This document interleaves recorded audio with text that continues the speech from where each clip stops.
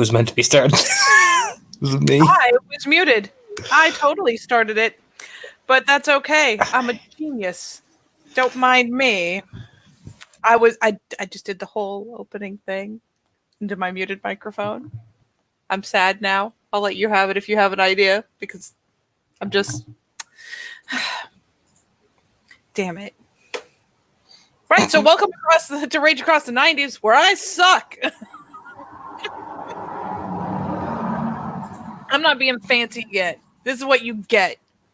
We're at the fucking pack house. It's been weirdly peaceful today, I think. I haven't checked the chat. I'm assuming it's peaceful. So, fuck it, we're starting in the goddamn house. Or at least I am. Because, you know what? Featherlight has an idea. The last time she talked to Artemi was in a bit of a state. And she has invested a great amount of time since then, just being around Artemi while she is scribbling things that make no sense and doing as she does. But she has at least briefly divorced herself to, give Artemi room to do things like sleep and shower and, her own shit. Though after, some little bit of time apart, eventually there will be, kind of that mic tap through the link. Just the dink, dink, dink. Yeah, you hear residue sounds of like an arrow being loosed off a bow. The distinctive shaft click. You know what I mean? Yeah. When you're done, I want to teach you a game. A game? Hmm? Okay. Be in a second. And just to make it easy for Jacqueline as well, I don't know what Jacqueline's about, but should she happen through the kitchen, Featherlight has gotten like shoulder deep in the fridge, digging around through what has been bought up for movie night. Because hot wings are not for movie night. They are for the right of the hot wings. So she feels completely unashamed in thieving more of the wings, because there are many packages. Let's face it, Alexandra got a load of them, expecting them to be like mass consumed on movie night. So Featherlight has pulled out a container and is going about the process of flitting through the cabinets. She knows where the sauces are. She just reaches up and has grabbed a whole fistful of small bottles, like 6 of them. Has gotten out the bucket. She's watched David do this part several times. Gets out the bucket, fills it with ice, takes the milk gallon out of the fridge and just kind of plunges it in there to set aside for when somebody fails out. And essentially has begun kind of setting the table in the weirdest fashion. There's not really plates. There's just the container of wings. She's setting up in line a series of hot sauce bottles. There's the bucket nearby. There's maybe and there's an entire roll of paper towels. But she's just arranging things, just so. It's definitely not a meal.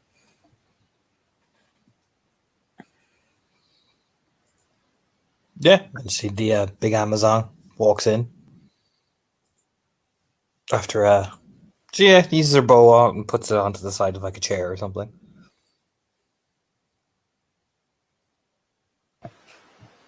Yeah, Jacqueline's not not gonna be too long before coming into the kitchen herself.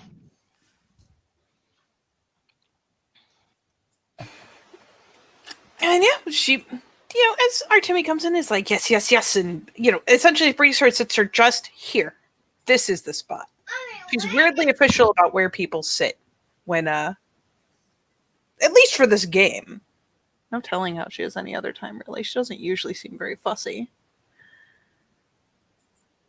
But she'll, it kind of glance back as she, kind of takes her to me and says, you sit here. That will be your spot. Yes.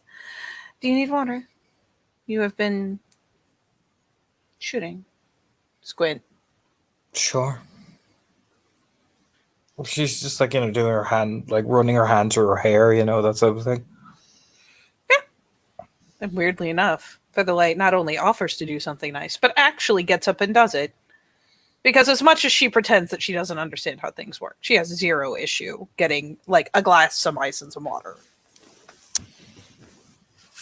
So as Jacqueline comes over, there's like a squint, a thoughtful one. She finally points to one of the seats around the table.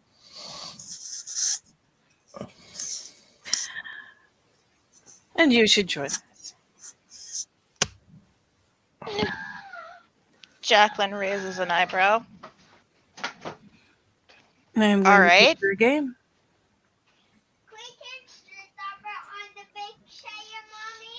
Sure. Jacqueline will likewise be driven over like, this is your spot. Plunk. Can't sit in any other spot. Gotta be that spot. And once she is content that everything is arranged, she will bring her Timmy the glass of water, will climb over into her own seat, and begin pointing to explain. David thinks it is funny, but I call this the Rite of the Hot Wings. It is a very simple game. Every round, everyone eats a wing. Which bottle we use changes as the rounds go on. She's pointing to things as we go. The goal is to finish your wing. And if you can finish it and do not choke, you are able to ask a question of anyone else at the table that they must answer honestly. Not necessarily completely, but honestly. Are you letting them in on the Hot Wings game?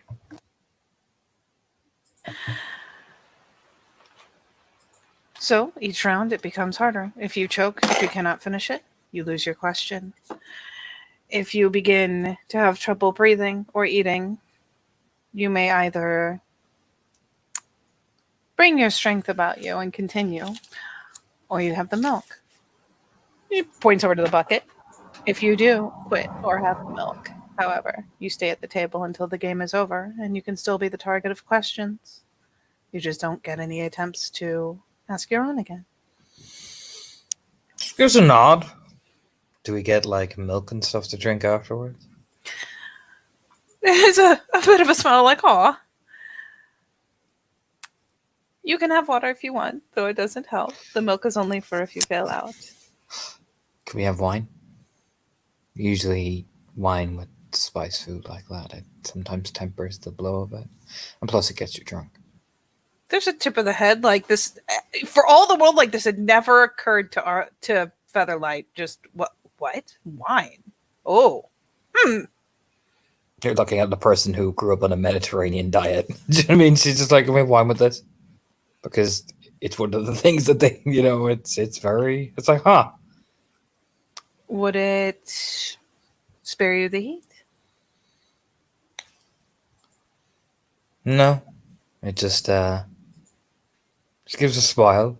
It's just a nice aroma with certain spices. It's a couple blinks. That's over. And finally, of all things, Featherlight gives a very normal shrug. In that case, I don't see why not. She just walks over to the fridge, you know what I mean? And just eases up and gets out that nice Cyprian wine and just pours herself a glass like... Featherlight is taken comically off kilter because what? Sure. She's like, wine. would you be able to cheat? And she's like, no, I just want some wine. Oh. God, Featherlight. Do you know what I mean? What's wrong with you? Jeez. Does Jacqueline offer any kind of questions or clarifications?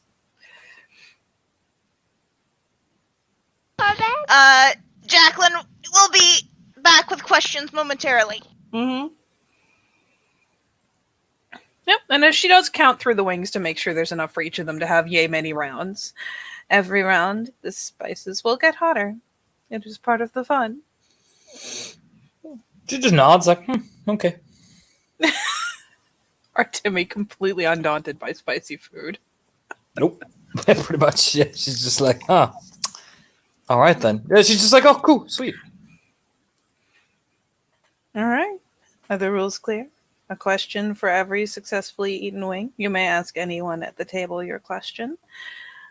Whether you succeed in eating a wing or not, you must answer if you are asked. The answers must be honest.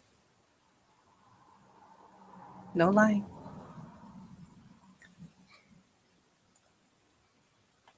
It is a very good game for the Ragabash. Kind of, cracks your knuckles. It should be interesting once we are all at a table. Should be.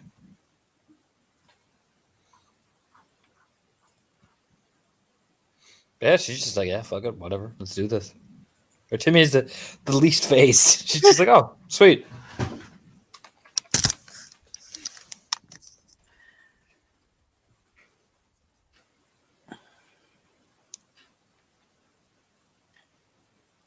Okay, so dare I ask what kind of hot sauces there are? Essentially, you see, like, Featherlight's pulled down a bundle of them. So it's a line of little bottles of hot sauce that go from everywhere from, like, one of the mid-range ones has, like, a little pineapple flavoring to it and stuff. But as you get further up, it goes to, like, the little symbol on the bottle is like a little cartoon drawing of a bomb. And the very last one, the 6th bottle, is a cartoon drawing of a scorpion.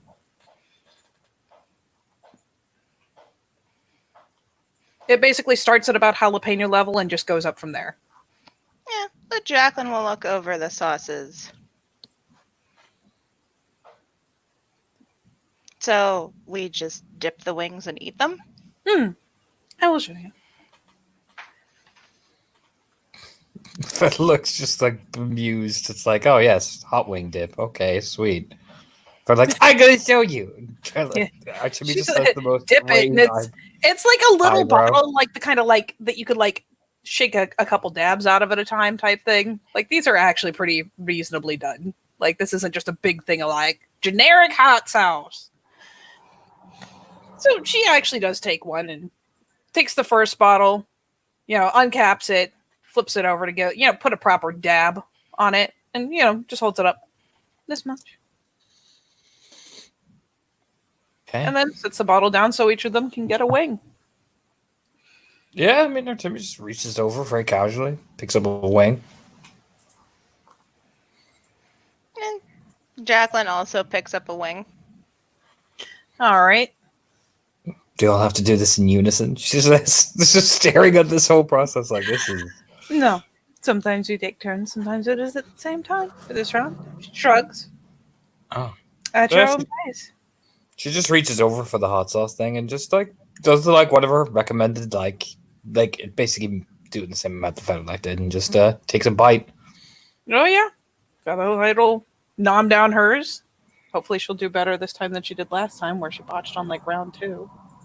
Fucking shameful. Okay. All right. And it is a stam check. I think unless you guys are your characters regularly eating spicy food, like very spicy food? Yeah. I mean, Jacqueline. Yes. Jacqueline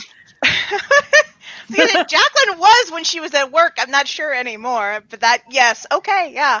Essentially, does Jacqueline have any real tolerance for spice? Like for actual hot shit. Not just for like, oh, it's a little spicy, hee hee. I mean, Artemi's been feeding her, so I'm gonna say yeah.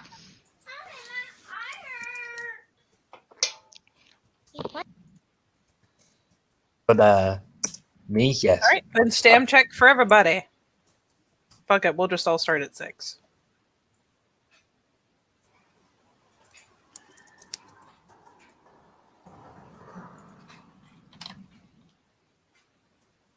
It helps if I can actually pull up the roll 20, but I'm pretty sure I just have 3. Okay. Stamina check, diff 6. Yep, stam check, diff 6. Actually, let's see. No, we've got a good amount of time. Diff 5 for the first round. Oh, okay. What? Stop! You're 6 stamina. Oh no, I'm. What the fuck? Stamina. What the fuck am I doing? She's excited, okay? She double stammed. Wes, your eye is fine, okay? She's got help, okay? It's distracting. All right, let me check Featherlight. I'm pretty sure was at 3. She is. Okay.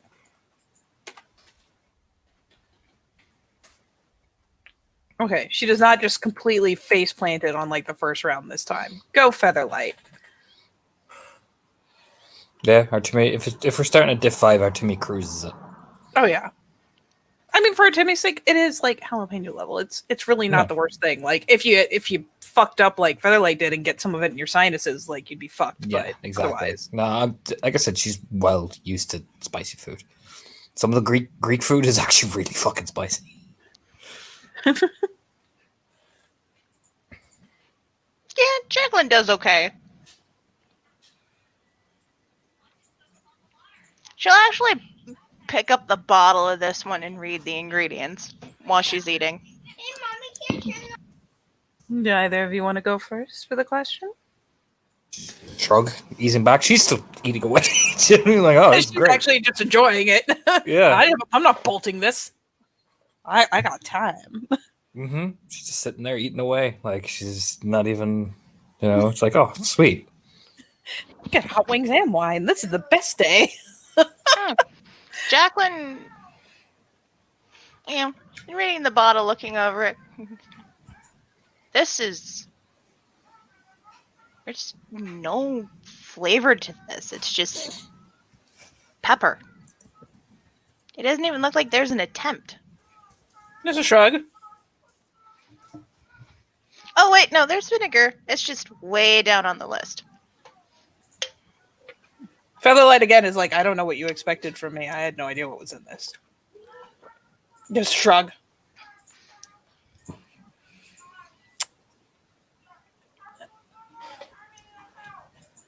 Very well then.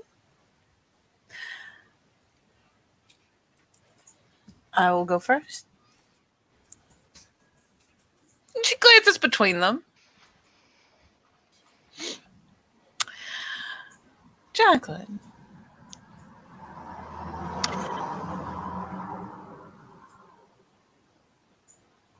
Yes.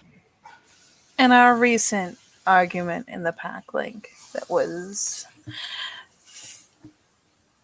well, quite the show, you accused me of saying nasty things to our Timmy. Did you honestly believe that I was speaking to her when I said those things?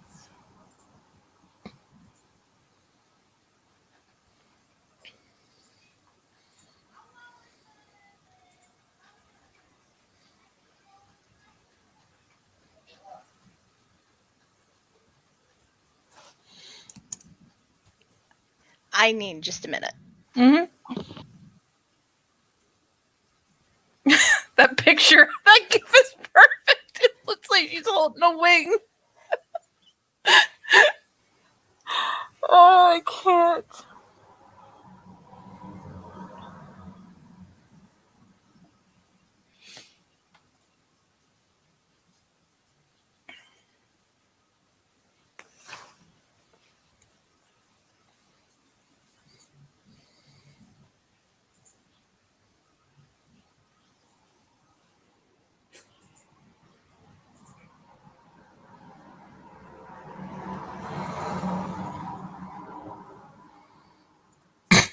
I got so much passive aggressive eating gifts from this face claim. I wasn't ready.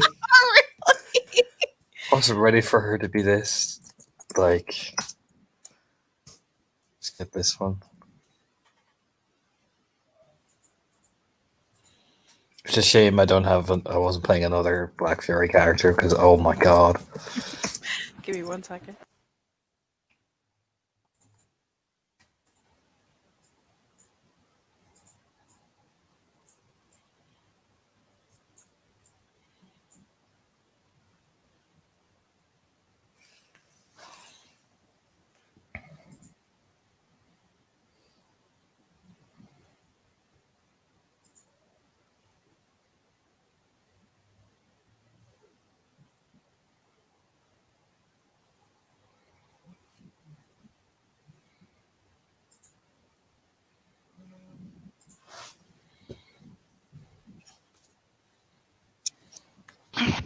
Okay, I'm back.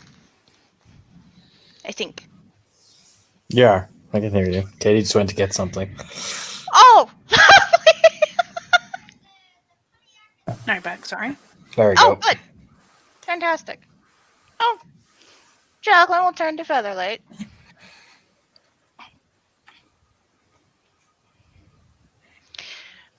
In our argument, I accused you of being sassy and condescending to Artemi. I didn't ask that question.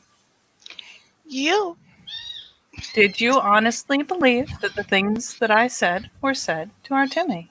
That is the question.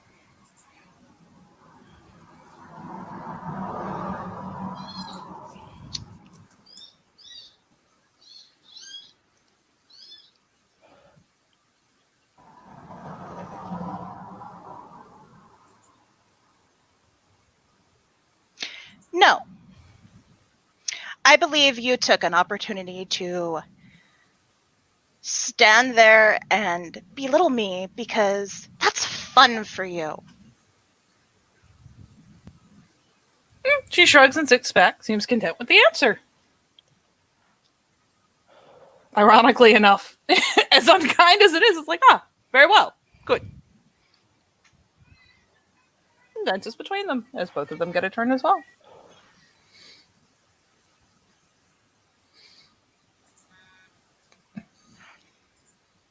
To me, meanwhile, it's just like finishing the wing, just watching you guys, just like, you know, yeah, promote the eyebrow raise, you know, with that right at the end.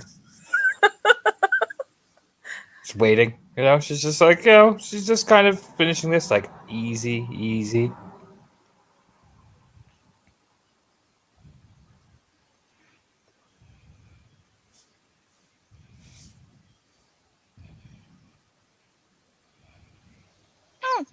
Jacqueline takes a minute. Featherlight, Yeah, why is it the only time you're capable of handling a matter of some seriousness, with the seriousness it deserves, when there's a direct threat right in front of us?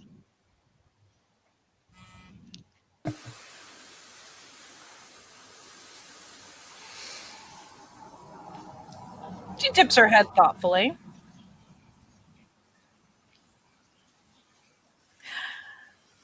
Trick question. The answer is that I always regard threats seriously. I just don't regard you very seriously. And whether or not I display my concern is up to me.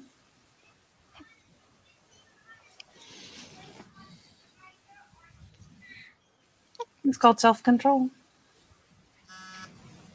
Jacqueline sits and waits for Artemi. Yeah, Artemi just finally puts the wing mode down on the plate, like, whew, okay. Well, the only thing that was spicy in her mouth. She kind of glances around, takes a sip of her wine.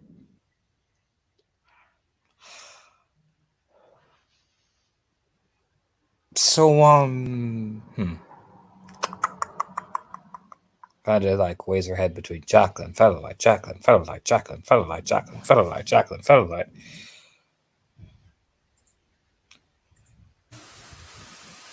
Da-na-na. So, I have to ask a particular person. I can't ask a group, right? It's like one person, right? Yes. Okay. You choose a person to ask a question.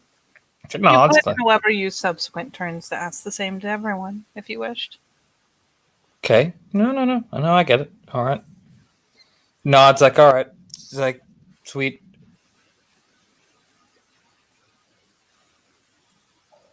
Whew. She kind of, you know, she leans back like, fuck, this is actually harder than, you know what I mean? It's that type of life for poor Artemi. She's like, It's a glance, and I mean, admittedly, an unusually kind smile, because yes, it seems very simple and silly on the outset, and then it's your turn to ask a question. You're just like, whoa. Artemi has the face of I was more focusing on the hot wing, if anything. The very Arun response of at food, what? But she eventually just kind of leans back.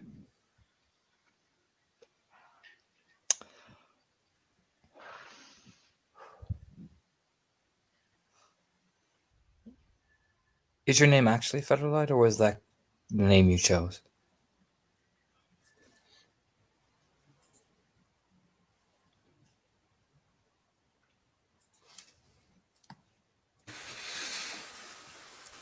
There's a bit of a smile.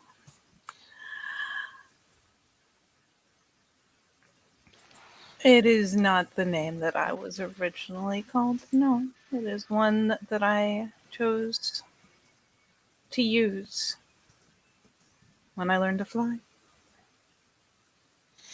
It's not like she seems happy enough. He's like, oh, sweet. Picks up the next that way.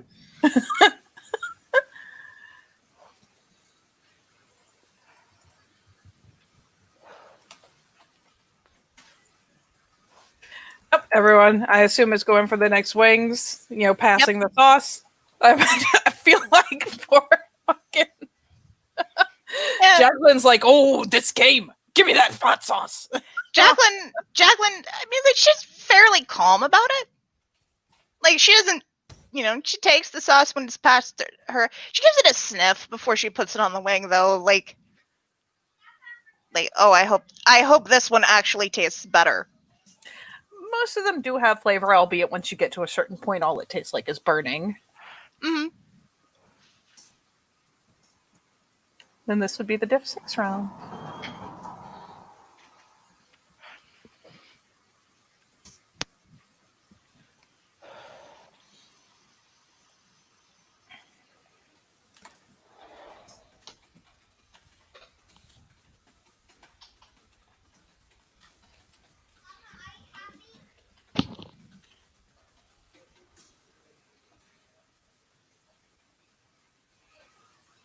All right. Got it. Does Jacqueline got it?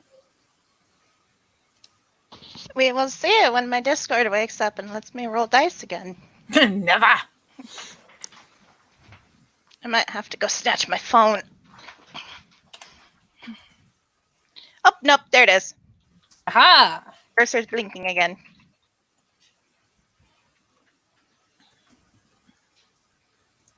No, all pass. Yeah, this one definitely has a little more oomph behind it. The first one wasn't nothing, but this one's definitely got a little more oomph, got a little more staying power. It burns the nostrils. Not quite one of those ones that hurts before you even put it on your food, but Yeah, it's just like, got a little weight behind it, a little punch. Mm-hmm. Yeah, Artemia just chews it. She coughs a bit because that's sometimes you do that in spicy food. You know what I mean? 'Cause, oof. But she plows on through it. there's something fruity in this one. I like this one.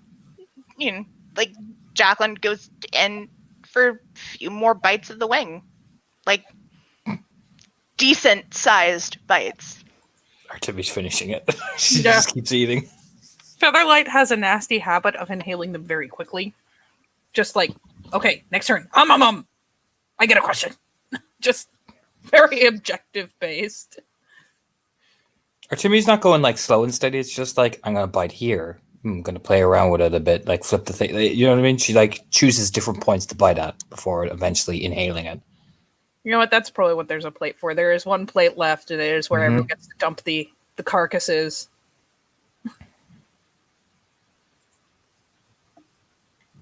So yes, Featherlight goes pretty quick like through, just I'm gonna get all this meat off of this, make sure I'm not leaving anything, nibble nibble, plunk.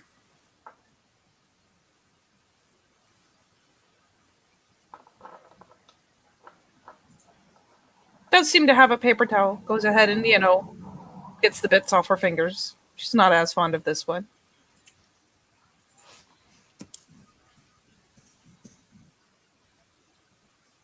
Featherlight just kind of glances around the table, see if anyone wants to go first, since they haven't really set it up in a turn round yet. Artemia's just like, man, no, nibble, nibble, nibble, nibble, big bite, nibble, nibble, nibble, nibble.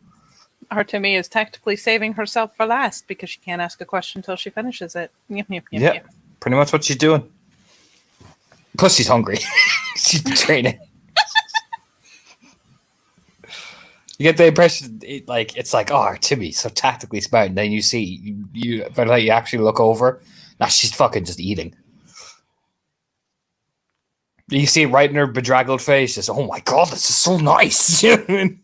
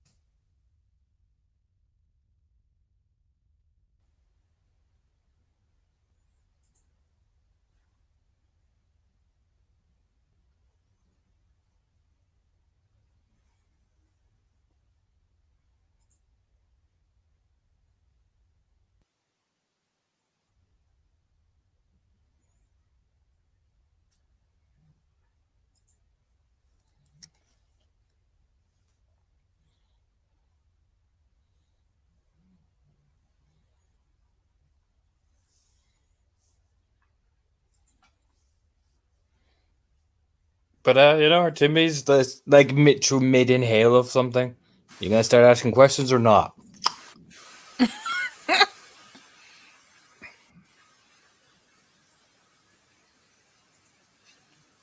No, we were being quiet. Sorry. I was typing. I'm getting distracted. So, Featherlight buffs the last bit of hot sauce that has slid onto one of her nails off, kind of like, no. Out from under the, no. I get cuts under those periodically. That would be terrible. So it does look up from scraping the paper towel under her fingernail. Glances between them.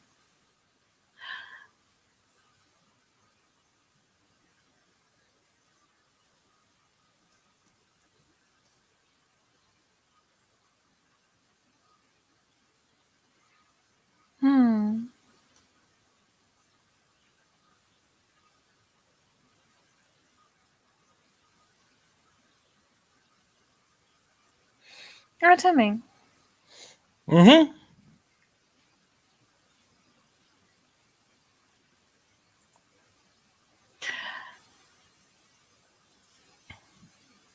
If you could change one thing within the pack house, what would it be?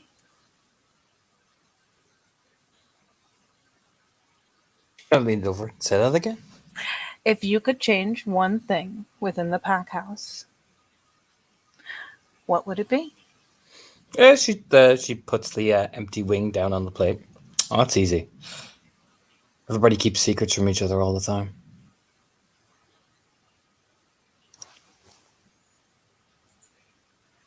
We're the most like non-communicative pack ever, so more communication, less secrets. That'd be pretty swell.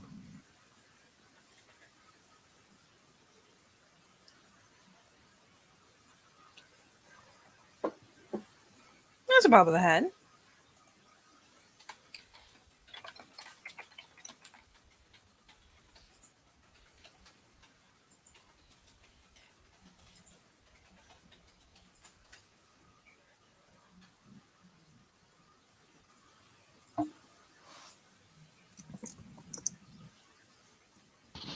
Okay, can y'all hear me? Mm-hmm. Okay, perfect. Right. Did you hear the question and answer? I did not. This time, Featherlight turned to Artemi and asked, if you could change one thing inside this pack house, what would it be? Artemi's answer was that we keep too many secrets. We're very uncommunicative, and if she could change anything, it would be that. All right. To which Featherlight sat back again, content. It was a very open answer, or very open-ended question, and she got her answer.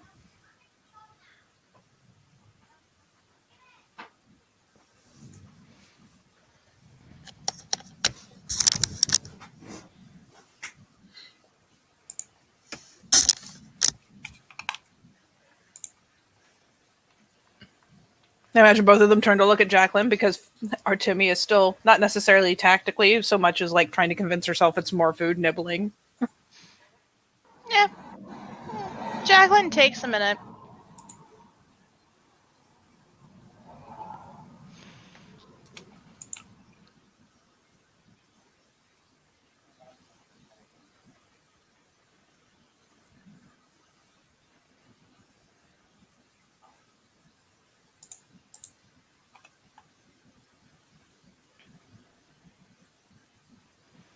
You'll look at Artemi.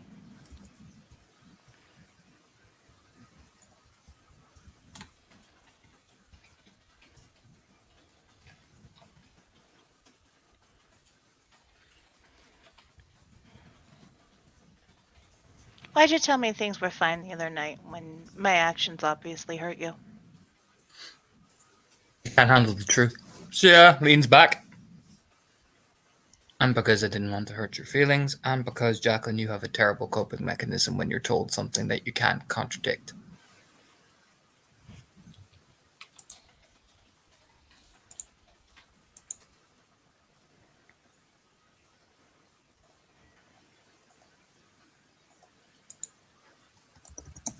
Eyebrows kind of pop up a little bit, like, oh. But to her credit, Featherlight doesn't comment. It's not. There's no, but for Jacqueline, there's no harshness in it. None. It's just very flat, very plain, very straight to the point, as she always is. Mm-hmm.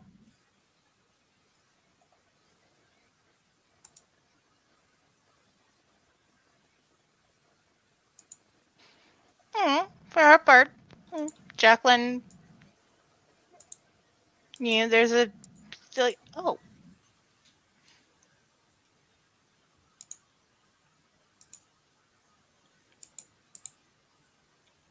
And she waits for Artemi. She leads back. So, Jacqueline, what was your favorite band growing up? My favorite band growing up.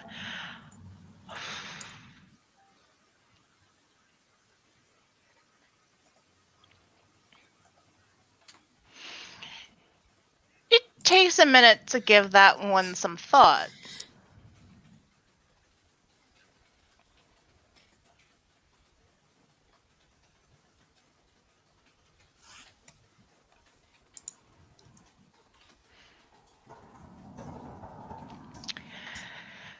I'm gonna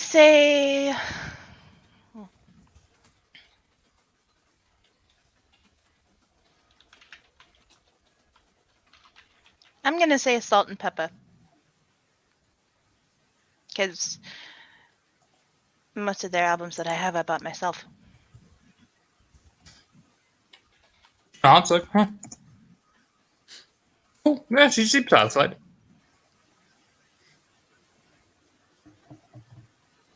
And as the two of them finish up their question, Featherlight will go ahead and prep herself so that the next bottle of hot sauce is free. This is the one with the little pineapple on it. She goes for the F7 round.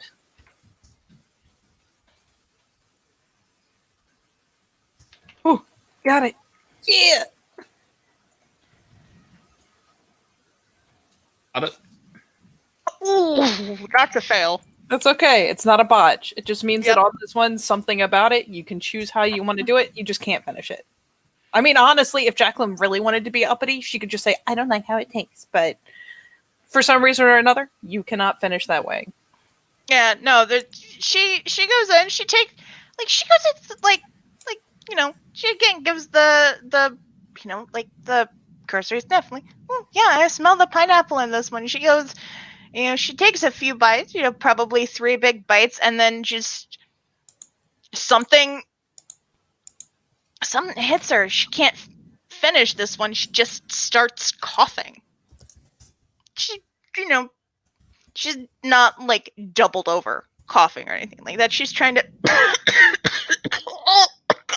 how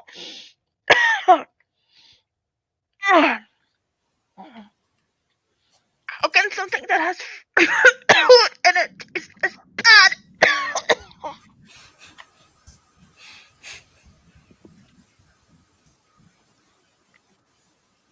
And you know what? I'll give you an empathy roll since you can't ask a question this time, Jacqueline. Sure.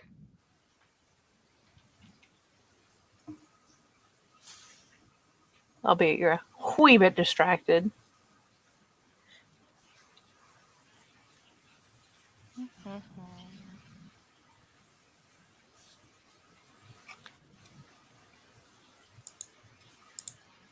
Oh, Jesus. Oh, that's ass. She's too busy coughing to catch anything. Then I will just not quantify any further than the fact that Featherlight has that kind of faint amusement is like the happens and she's just like, oh, well.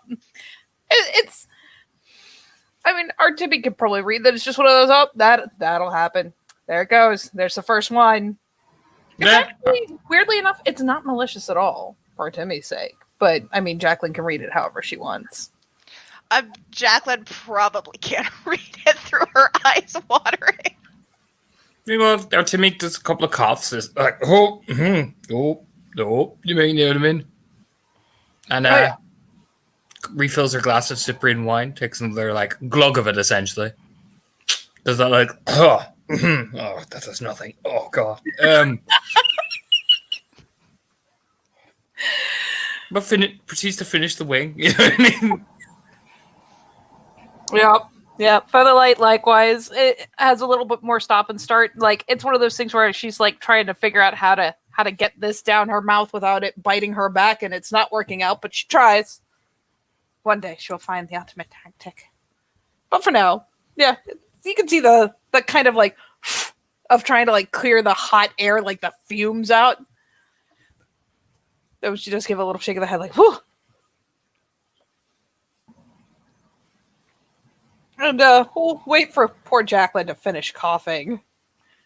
Because I mean that's just not even nice. There's no need for that. She can wait till she's done coughing. Jacqueline takes a minute, gets it under control, probably made it worse trying to, hold it back and stay composed. And, when she's done, she takes a paper towel and, blows her nose and kind of does the dab at the corner of the eyes because, whew, those are watery. But I totally wasn't crying. Outrageous. I don't cry in front of people.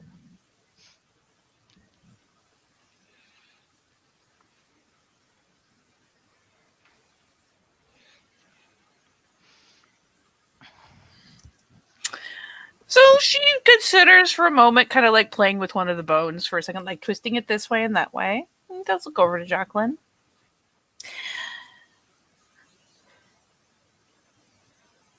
Jacqueline, did our dear Sept Alpha give you any directives that directly contradicted those given to David that you have not yet brought to light? No. Seems content, flicks the bone onto the plate like, huh, well, there you have it.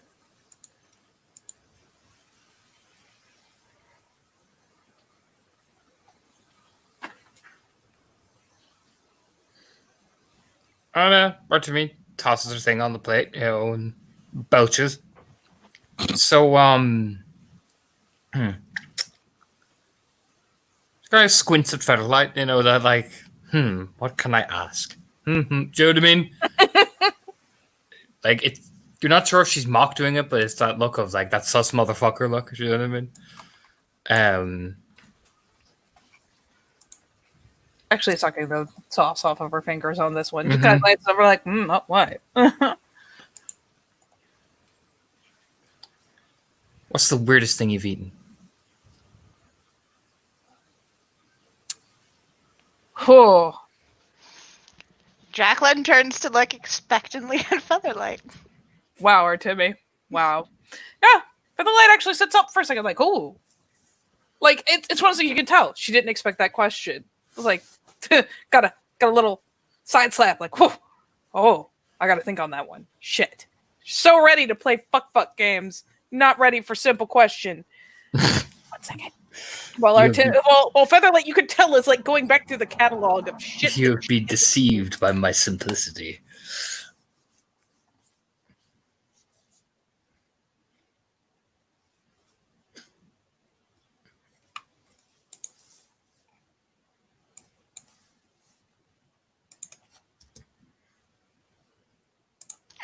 Featherlight's thinking, you know.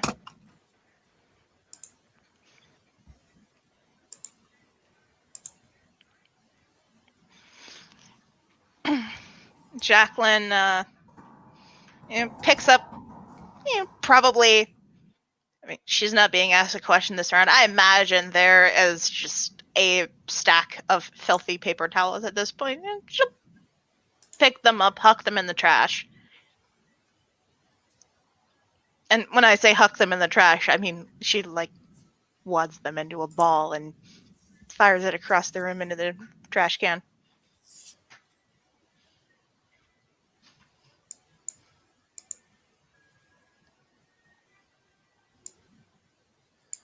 Yeah, Timmy, meanwhile, is pretty relaxed.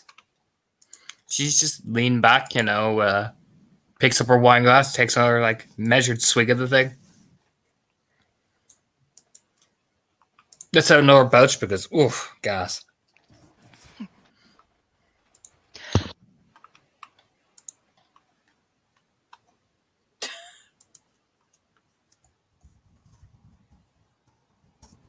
Okay. I had to really think about the perspective here.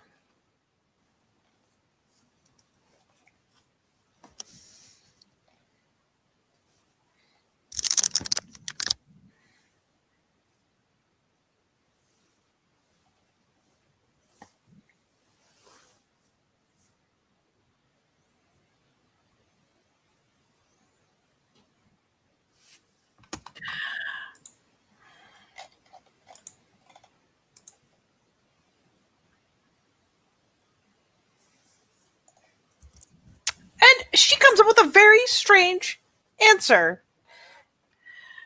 And kind of glances over. Raspberry candy. Do you know what they make that flavor from? Or Timmy just starts wheezing. I found that out, and it may be the strangest thing I've ever eaten. Jacqueline, hold that figure. Wait, you mean the ones that come in the little foil wrappers? Or the ones that are blue? Apparently, raspberry flavoring is made in part. No, we're not allowed to ask any more questions. Slaps her hand down. Just, do you know what I mean? There's the okay, yeah, fuck it. Next swing, come on.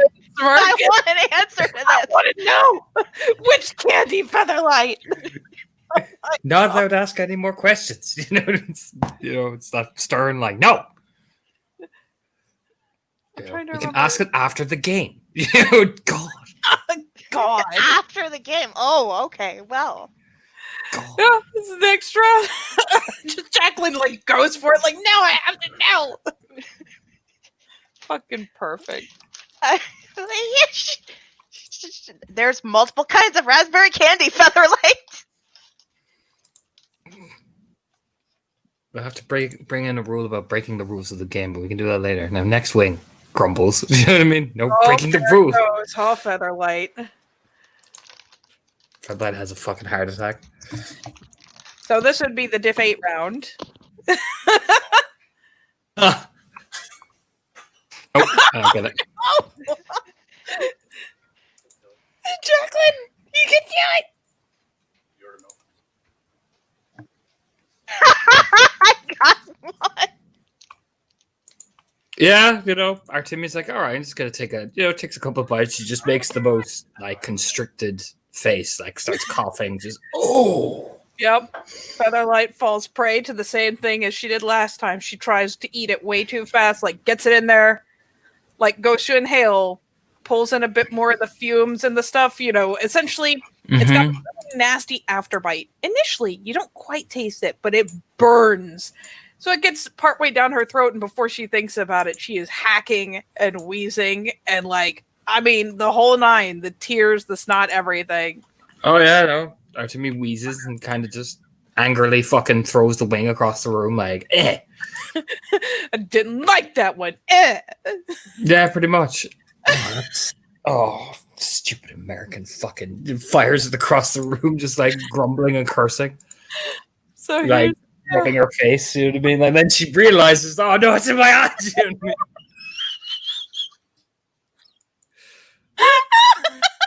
that's a bigger a botch for me. You know, it's shit. You know, grabs the paper towels and just wiping her face incessantly, like Oh! Jacqueline is very, very grateful she had the foresight to pick up the dirty paper towels that were covered in hot sauce and huck them in the trash. Because, oh, poor Artemi. Featherlight and Artemi suddenly start just suffering and dying. Jacqueline's like, ooh, I'm just gonna take this one a little slow. How's Featherlight doing? Is she acting like it's Featherlight in her eyes or in her nose or anything like that? You get the impression from the way she is like hacking that it probably somehow got up in her sinuses. God knows how it got in there, but oh god. Everything is running out of her face. All of the mucus is fleeing. All of the fucking liquids in her face are just fleeing. So she's got like paper towels and is hacking, and it's like the dog like horking noise. Jacqueline's just gonna calmly get up and get more paper towels. Gets another whole roll. Yep, gets another. Actually, yeah, no, she's just gonna take the whole roll and put it on the table because we're going places tonight. The sad fact between Featherlight grabbing a fuck ton of them and then Artemi probably half smacking it off the table because she's blind. Like, new roll. Yep. So at this point, both Featherlight and Artemi have the option of spending a willpower to continue, or saying fuck it and going for the milk and being out for this round, and the potential two following if the other people keep going that long. no, Artemi ain't backing out. Yep, Featherlight neither. But for this round, Jacqueline is the only one who can ask. But yeah, as the two of them are like composing themselves, Jacqueline has plenty of time to think of a question. I mean, if anyone is looking at Jacqueline while these two are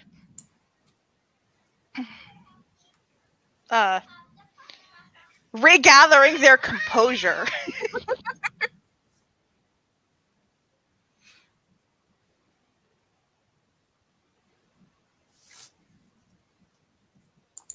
Or rather attempting to.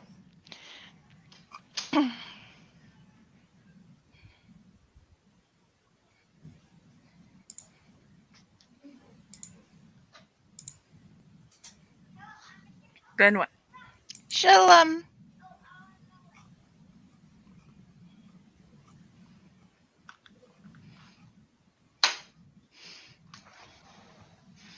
to Featherlight and ask,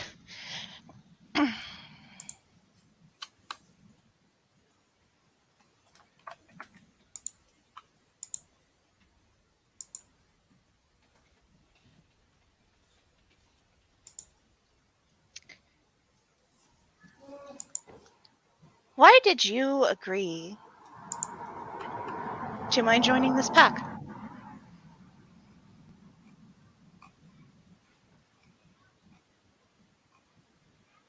Because eventually I mean, she's not stalling. She just needs a minute. But as she finally gets herself pulled back together, blows her nose one last time, pretty sure there's no fluids left in her entire sinus system. But she finally seems to find her voice again. Does look up. Thankfully, does not touch her eyes. She learned that one already.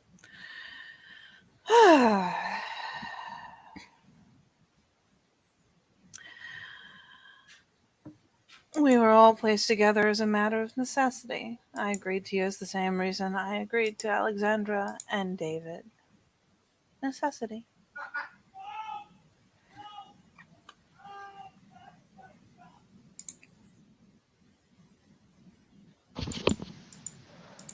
There's a nod from Jacqueline.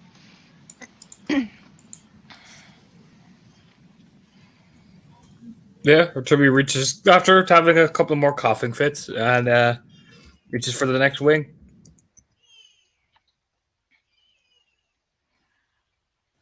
We can have anything we want to drink to go with this, right? As long as it's not milk. As long as it does not dull the burn. We were saying water only before the wine was an interesting choice, and I didn't expect anyone to ask for it. Alcohol doesn't do anything for spices. She gives a smirk. It's way the hands like I don't fucking. I'm gonna get this wine. Yeah, Jacqueline is. She shrugs, goes and gets herself a beer. And yeah, here we go again.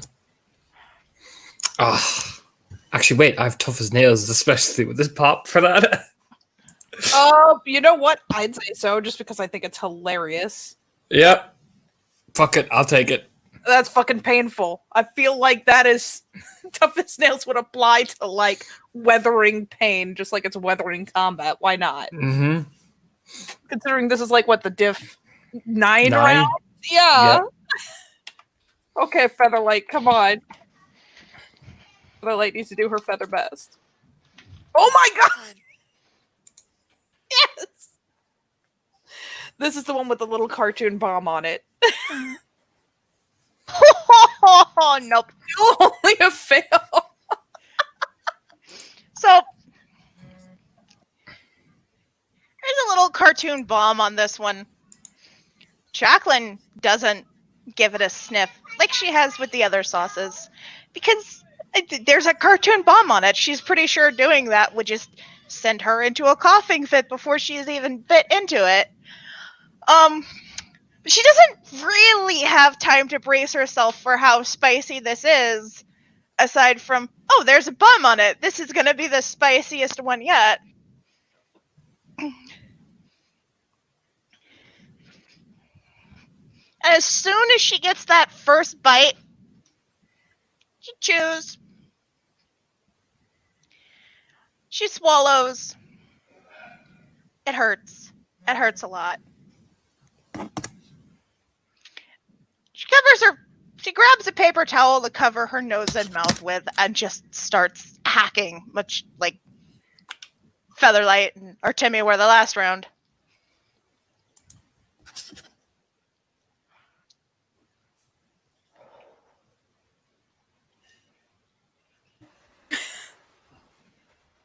Oh, buddy.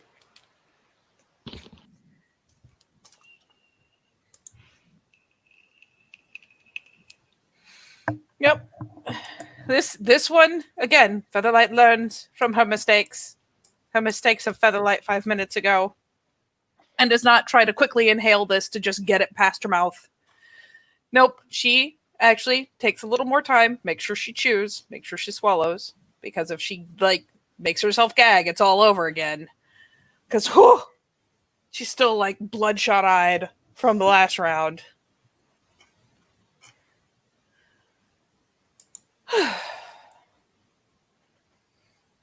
Finally just reaches over, drops the bones on the pile, I am victorious, but the price that I paid, it only cost me everything. Just plunk.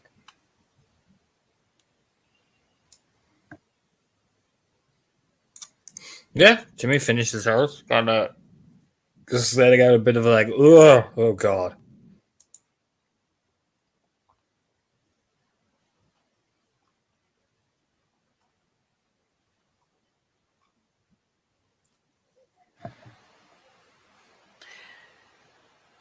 Yep. So, Feather wipes her fucking fingers off before she even considers touching her face. Glancing over just to see if Artemi has a particular burning desire to go first. Nope.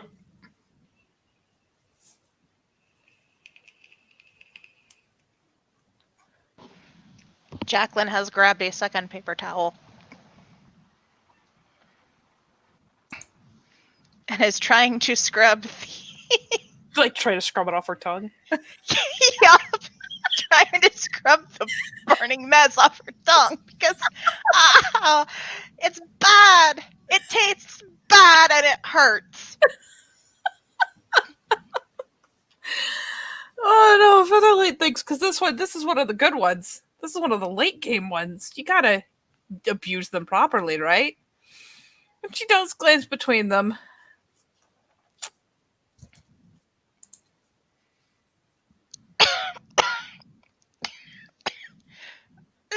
still made that think pain is a flavor. I'm fairly sure they do. Oh. All right.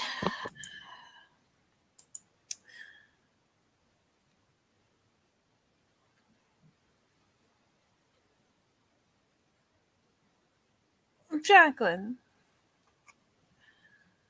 what is one thing that you have told another member of this pack that you would never tell me under normal circumstances?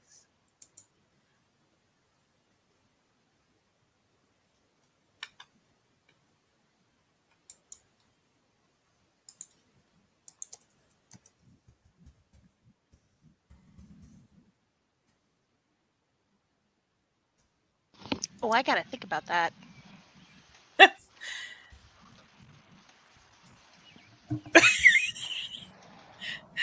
It's one of those things where I mean, if she honestly says that, Featherlight doesn't mind. She can wait. Yeah. Jacqueline's just she puts the finger up. I gotta think about that for a minute. Yeah, there's an easygoing shrug. She's guaranteed an answer. It is a very open-ended question, so she'll give her the time. So she'll glance over to Artemi just to see if she is waiting for the finish or wants to come at her. No, should be just gonna sit back and like listen to this. Like, that's all right. Let's see who's gonna outcat each other this time.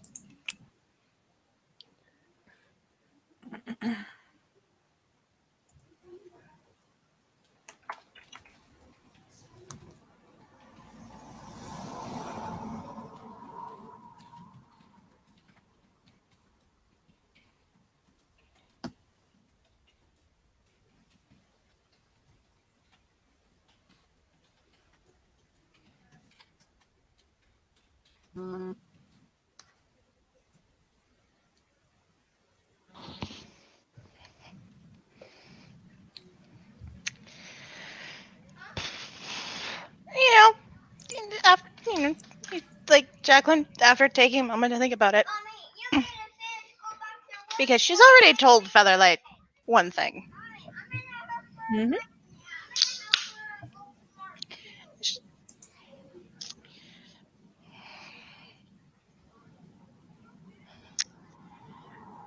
How scared I was to try climbing again after my accident and my first change. The eyebrows lift a little bit. Huh, interesting.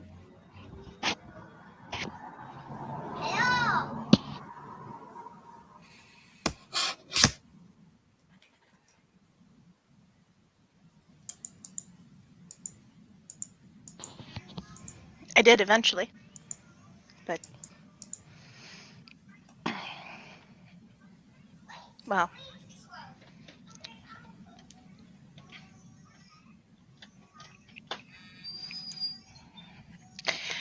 I figured I almost died once and didn't, and I didn't want to take a second chance on that for a long time.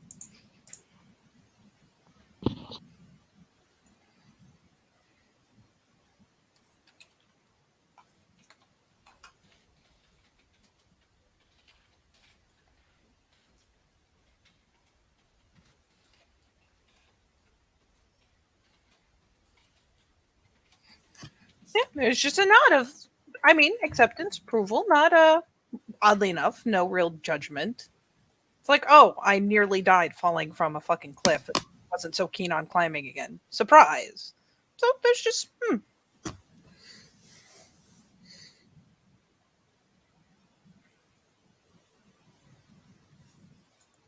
Yeah, she'll glance over to Artemi.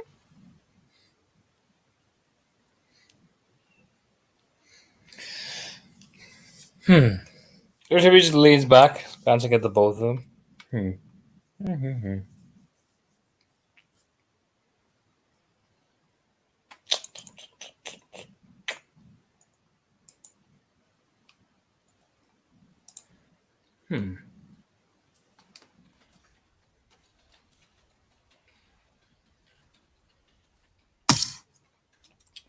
Kind of thinks.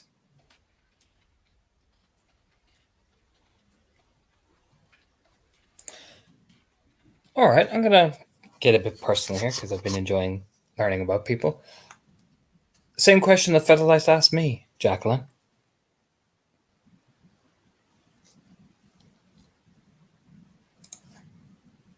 You know, the one about what was it Featherlight again? Glances over. There's a blink. If there was one thing you could change in this pack house, what would it be? Clicks her fingers. But imagine me saying it because my throat, you know.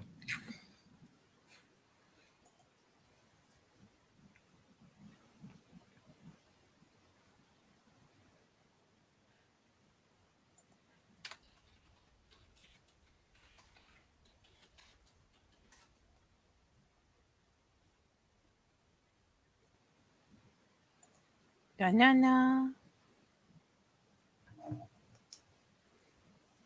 She's speechless. It's all them spices.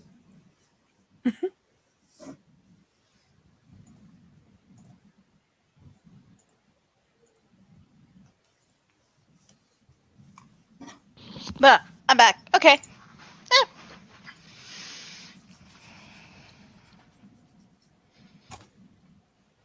If I could change one thing in this pack house.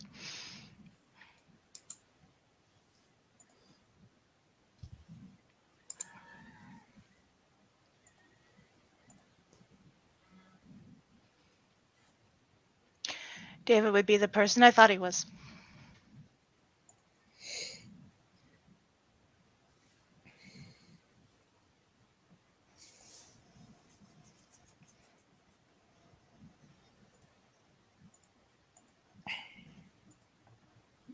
The eyebrows come up on that one. Just the spicy.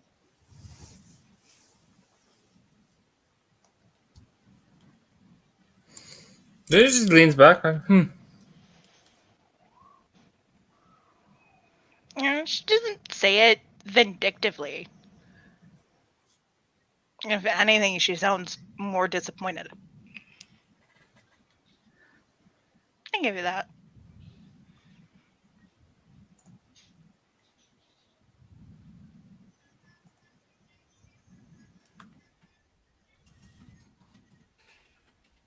And the time has finally come for the scorpion bottle. The last 3 wings. Before Jacqueline puts the sauce on her wing, she actually reads over the ingredient list this time like she's expecting there to be like scorpion venom or something on the ingredient list. I mean, it does not actually have scorpion venom. They're just cool little pictures. Yeah. Sad. It's one of those like, ooh, just barely. yeah, Ooh. I'm gonna check this one. I mean, Just- the fact that you got it at all when it's the Diff 10 round, Yeah, just barely failed it. No botch, just a fail. but still, that's pretty fucking close. This is the round everyone's supposed to fail. Whew. Oh.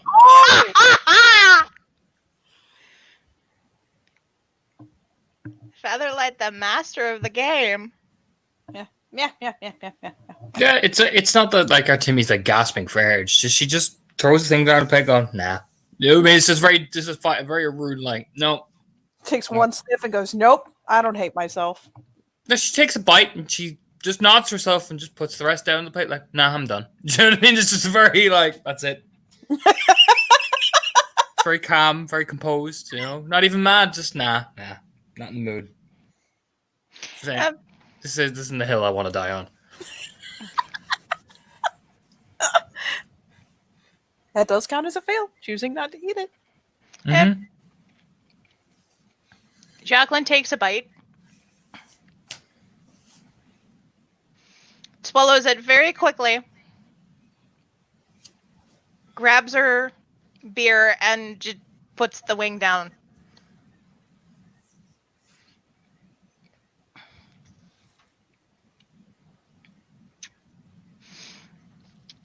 Nope, can't do it.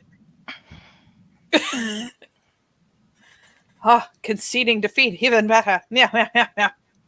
No, Featherlight Oh, she approaches this thing with caution and does take a moment. Doesn't she makes sure she wipes it all off back on it, but takes a finger and actually spreads the sauce out this time. Usually she just leaves the dab on there and says, fuck it. But nope, she doesn't want that all in one dollop because if she gasps, she's going to be suffering for the rest of her life. God forbid that she like make it into her airway. But no, she approaches it tactically, but you could tell this is not the action of a woman who loves spicy food. This is the action of a woman who is purely determined to get that thing down and keep it down. She is. She looms. Does the little like avian bobble this way, that way. Okay, I'm going for this spot. Little snakehead bobble. Zzz. Even does the tongue flicker once before she finally goes for it. She's got to size it up. Got to take the measure of this one wing. This poor wing that has been doused in death.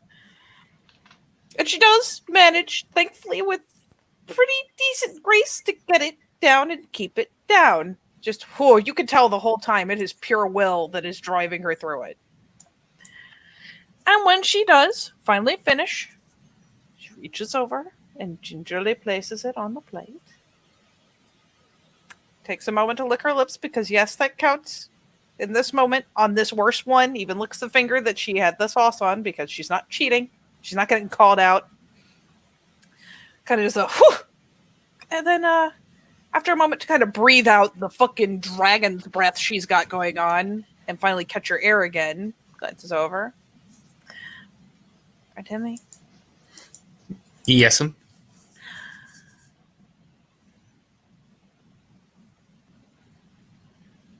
What is one question that you wish you had been asked over the course of the game? She just leans back like, ooh, spicy. You know what I mean? You can hear her whisper under her breath like, ooh, ooh.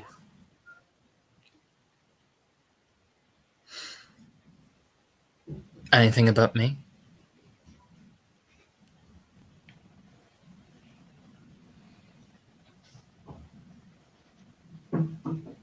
There's of all things, it's like the tip of the hat nod, like the respectful little nod. Though as she does that, she reaches over and shamelessly just pulls the whole jug of milk out of the fucking bucket, pulls the cap off, and like swigs several mouthfuls. Because game over, she gets Nope.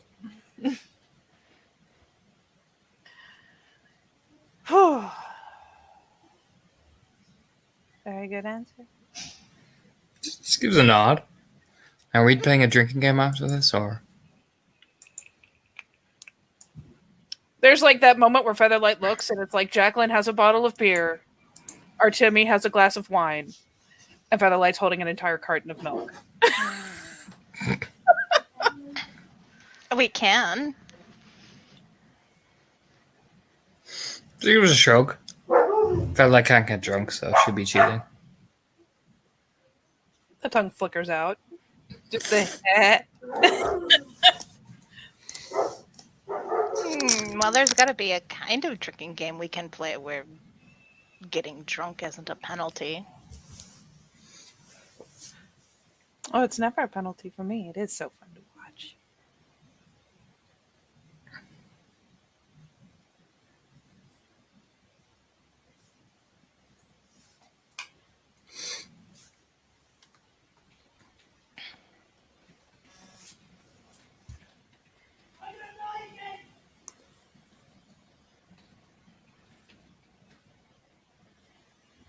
We did teach the game to Alexandra. She did something very novel and new.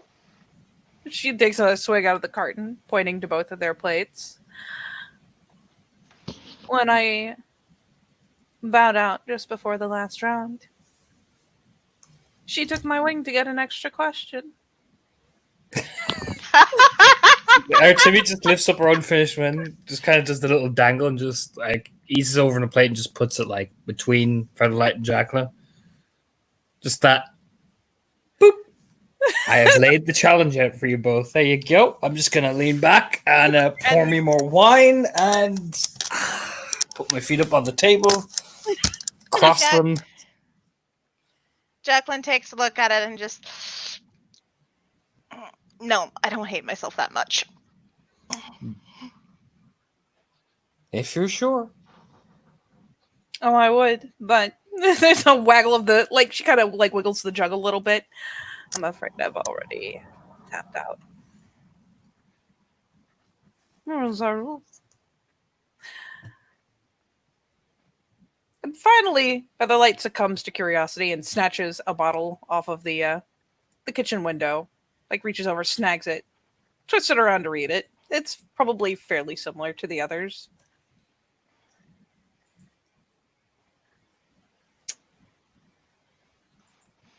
I don't know what any of these mean, but I suspect it makes for a bonus round. She finally plunks it on the table between them. Aren't you, well, then you need to stop drinking the milk.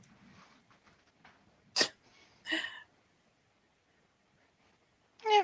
Jacqueline picks it up. With the moment, like, our Timmy's like, I see your shit. You fucking commit, young lady. You know what I mean? Huh. Look in the chat. I believe Link has put what it is there, and I will. Mm-hmm. Jacqueline picks up the bottle, takes a look at it. The Reaper. World's hottest hot sauce. Lol, our Timmy fails. She's like, nah.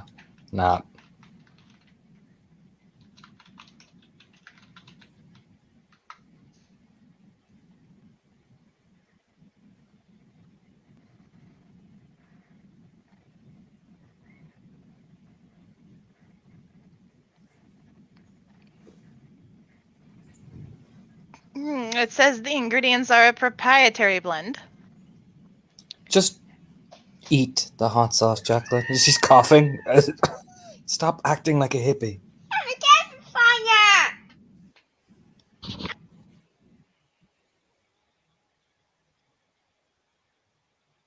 It was like her eyes start to water because, oh my god. Yeah, no, I hate myself. Yeah. It's official. Jesus fucking. Whew. Ooh. Yeah, it's a bonus round.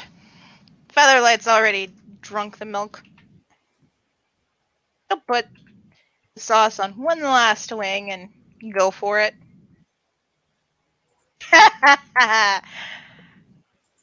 Oh, You botch. Oh no. ouch, botches. Oh no. Jacqueline fucking eyes start fucking bleeding or some shit.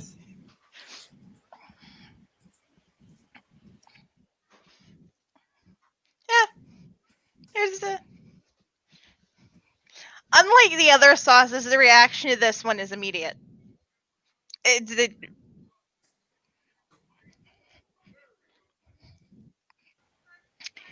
bite doesn't even get swallowed.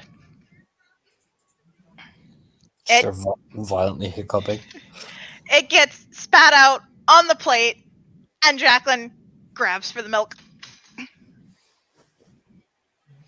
When the milk isn't enough, she gets up, she goes to the refrigerator, grabs a big tub of plain yogurt, and just starts eating it.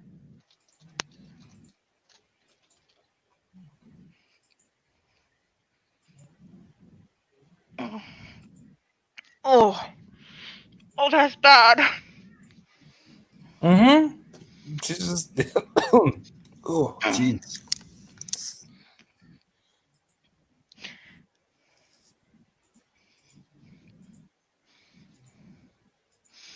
Oh.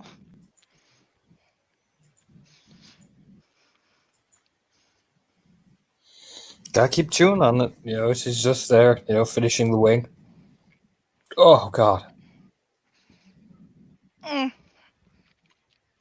Oh, I accept defeat.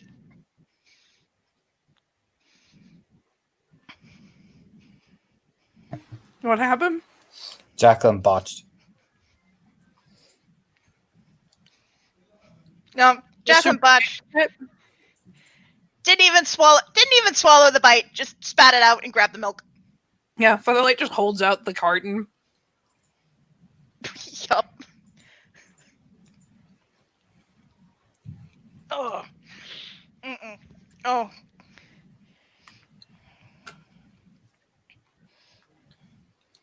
There are Timmy's hiccuping and all that because you hiccup when that level of this. Oh,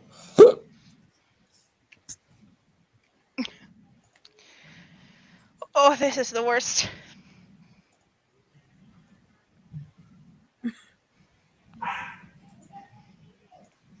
I just saw the picture of it. Jesus Christ.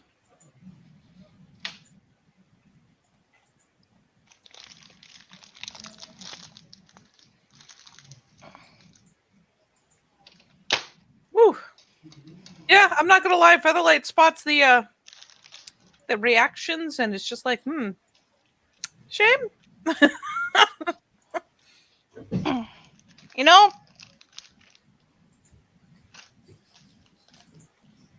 Hmm. maybe we should get a bottle of this and give it to, oh god, I can't even think through the pain. Bootlaces. yeah. If nothing else, he could use it as a weapon.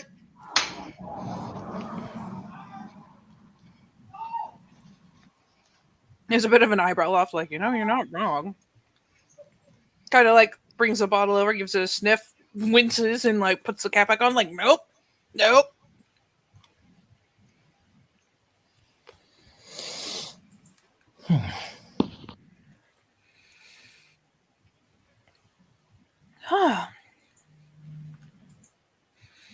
And that is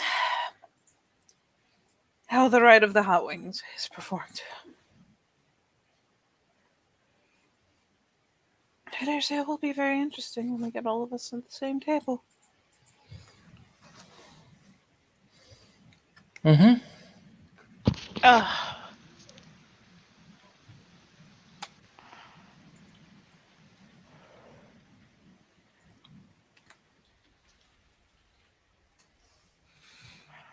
It will be.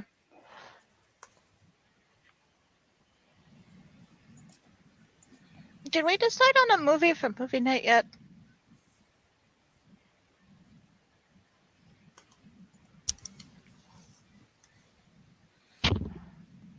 And the one with the Lizard Kings? So, she almost sounds hopeful. Yeah. I don't know. It's everybody bring their own movie from the looks of things. Oh, everybody bring their own movie. Okay. Well.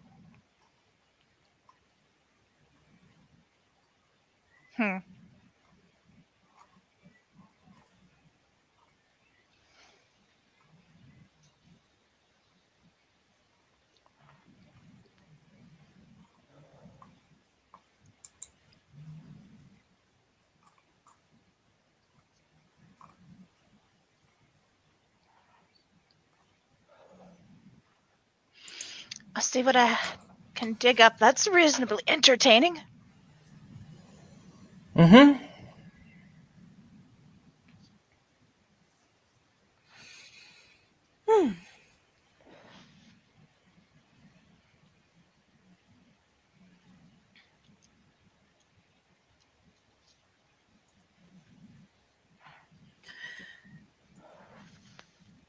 Did you have more practicing to do it, Timmy? Are you done? I'm probably done for the day. After ingesting all that, yeah, no, I think training would be a bad idea. I I do have one more question now that the game's over. Glance. Yeah, Jacqueline looks at Featherlight. Were you talking about the raspberries that come in the little red candies that come in the little red wrappers, or the ones that are blue? The raspberry flavoring is made with beaver anal glands. Heard that. Which brand matter?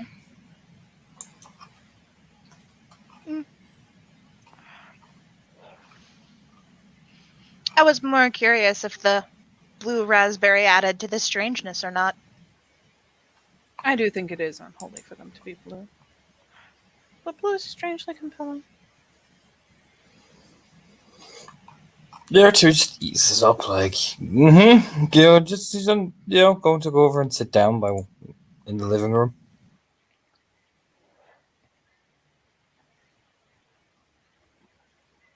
You know what?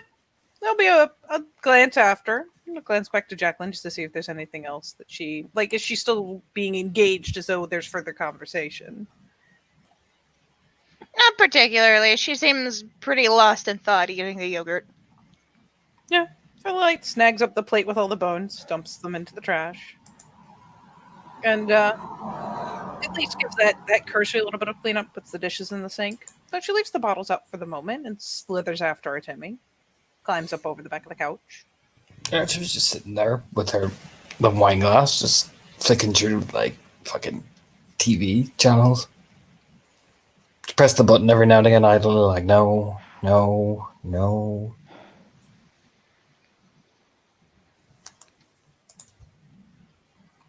I have one more question. Sure. She kind of just wiping her like hair, like the.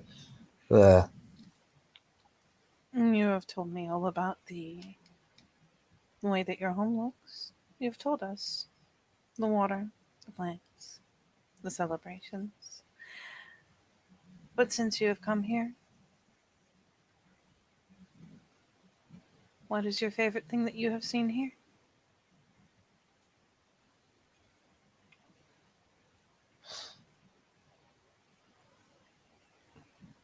Just kind of scrunches up her face. Garden of the Gods. There's a head tip.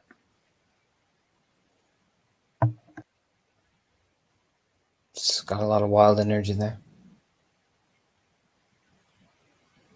Especially in the Umbra.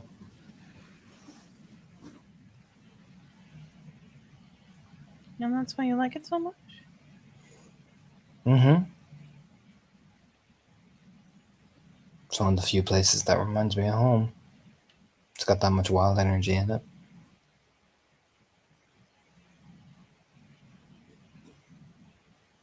This is a bit of a head bob. Like, just taking it in.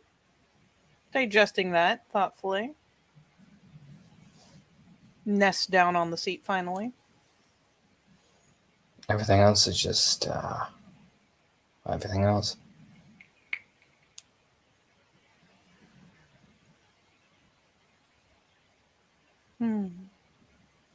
Plus, people here don't know how to appreciate it. So, just a shrug of her shoulders.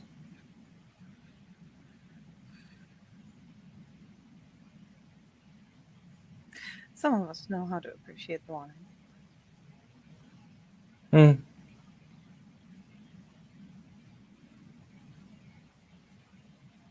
The glance are out at that, like, oh, damn.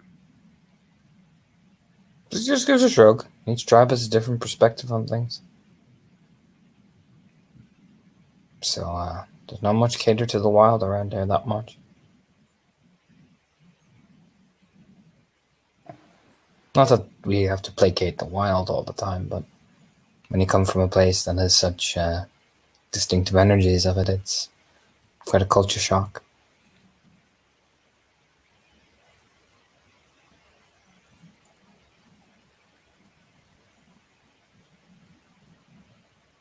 Yeah, she does bob the head in understanding, though.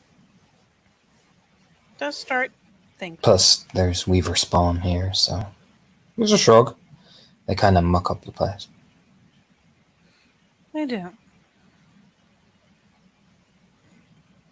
And plus, the children who follow them usually do more harm than good in their attempts to convince others to let the webs grow deeper. So it just kind of fucks up the whole thing and has a stink here that doesn't quite leave my nostrils.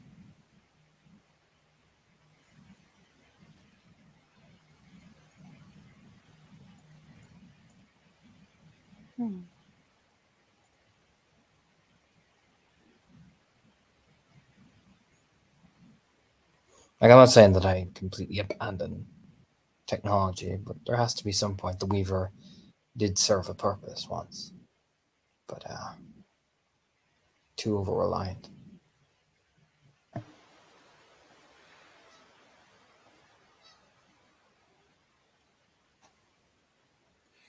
so again, it's not. It's just a bob of the head, like, okay, just Because, thinking. by technical terms, me crafting an arrow is serving a function of the weaver, because crafting, making new things, you know what I mean? In the most like basic primal sense. Perhaps, but it is not in overrunning. No, it's not this. It's just like makes the most uncomfortable, like ugh.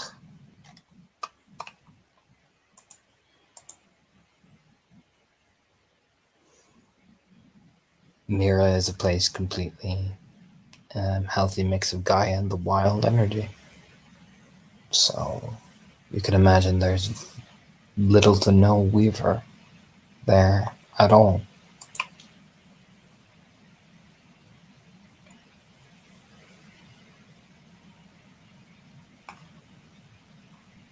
Florida had a lot of weaver, which Layla and I kind of avoided by staying out in the swamps. What are swamps like? Swampy.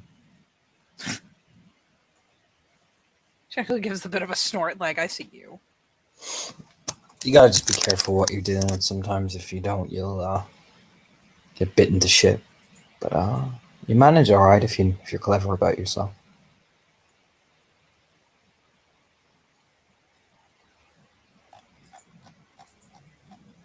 A lot of good food. Hmm? A lot of good food. In Florida or in the swamp? Both. It's a quirk of a smile. Wait, you never had a lizard before? Of course I have. Well, you cook it right. It's nice. Oh. There's like the little chin scratch of, didn't occur to me to cook it.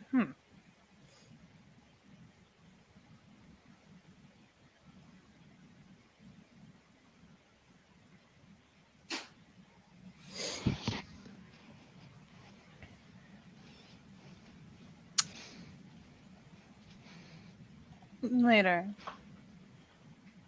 After the battle. I'll show you something.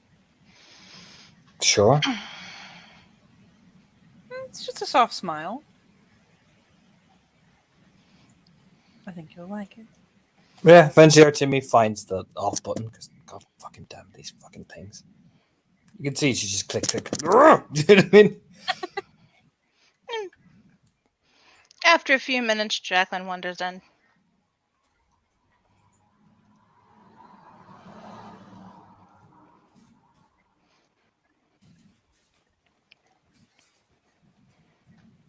There's the glance over the So, this is one of your rights then, Featherlight? The shoulders kind of heave faintly. I've not made anything official of it, but it is very much like a right. I like calling it one. There are rules, there are places, there are rules.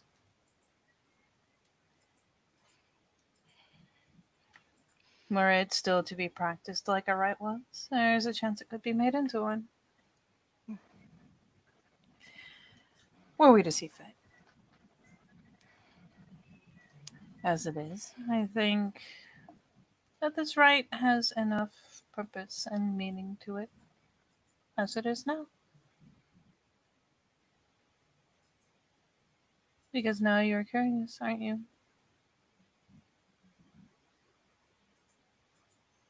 Somewhat. No, I was thinking next time we do something like this, I'd share one of mine. The roll-offs. All right.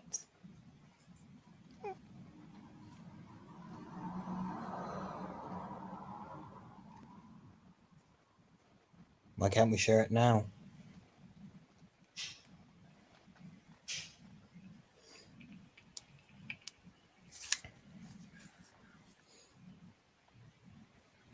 Do you want to?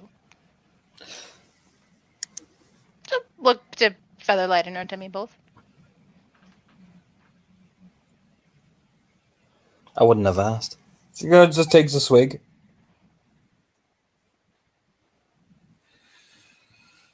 I'm willing to participate, depending.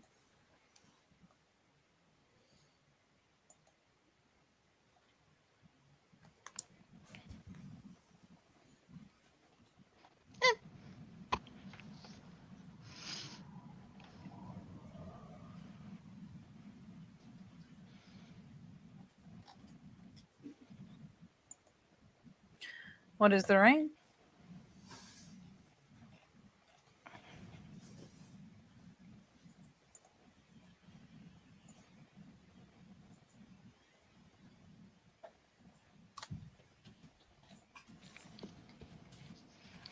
Something my mom and I do every time we see each other after we've been apart for a while.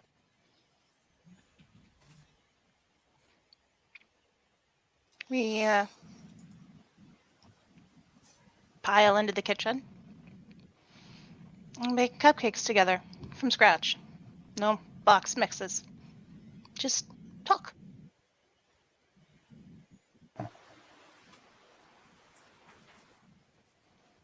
Featherlight has it's brief, but like a comically like blue screen moment. Like, what? That's not right.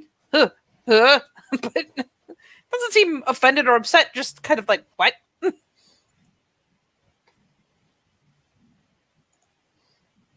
Yeah, I mean, Timmy just shrugs. Yeah, sure. I'll bake.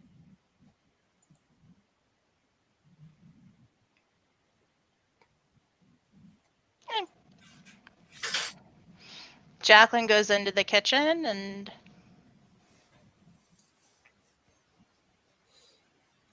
starts getting the bowl, the mixer, the ingredients down.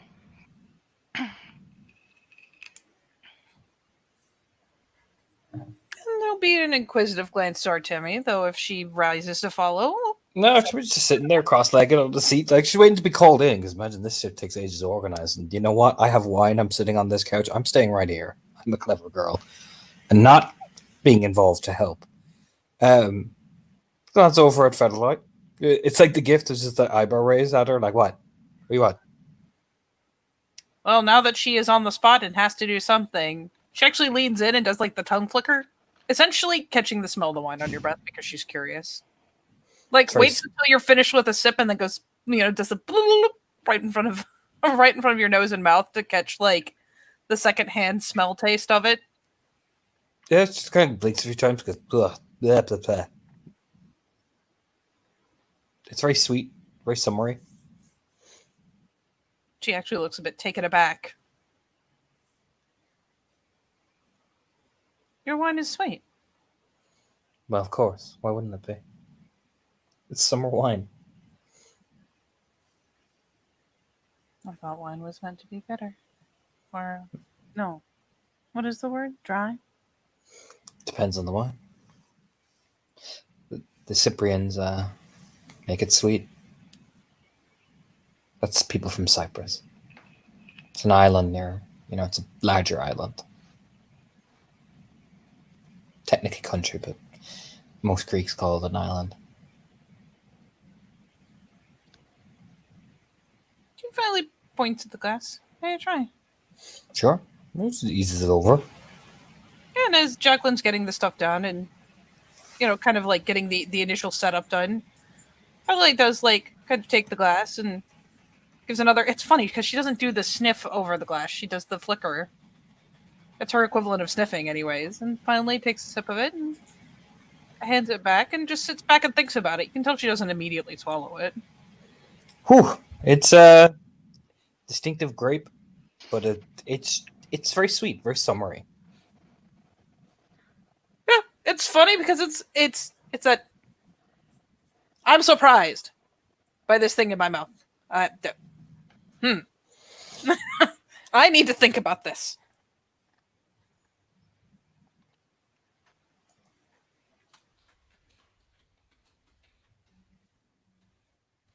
They've been making wine for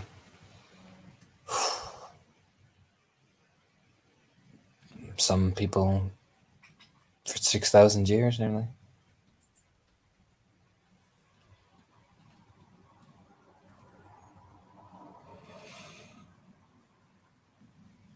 She finally does swallow it.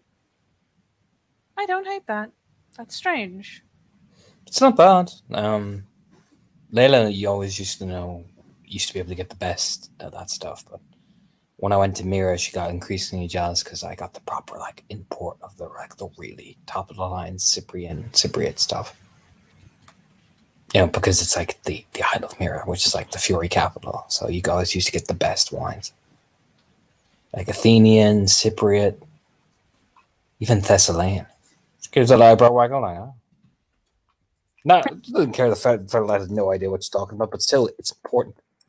It's one of those things where it's. I hate to make the comparison, but it's like talking to, like a dog or a small child. She has no idea what you're on about, but she can tell that you think this is important or this is scandalous. And I mean, you can tell she's kind of playing off of that as she's like, oh, wow. Just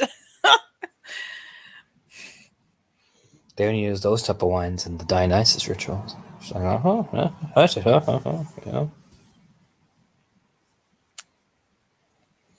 as a bit of an experiment, Featherlight plays it up just a little bit more. Hand to chest, kind of. Oh my. You should. I'll try and find some stuff from Crete that's really warm. It's like really warm. Warm. Smooth and fruity, but also very warm because it's where it's from. The Isle of Crete is one of like a really hot place.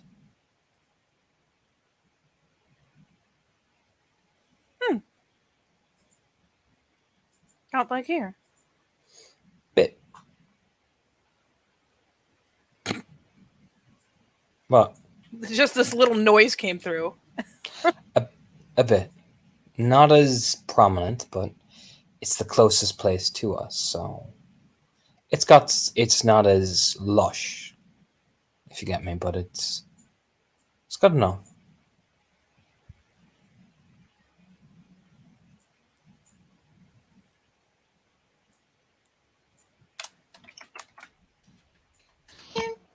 After a couple minutes, Jacqueline pops in.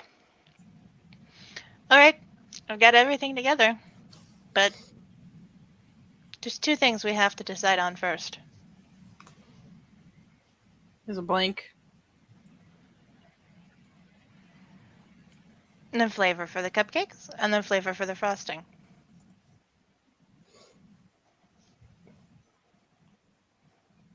Choop. Motion for the two of you to come into the kitchen.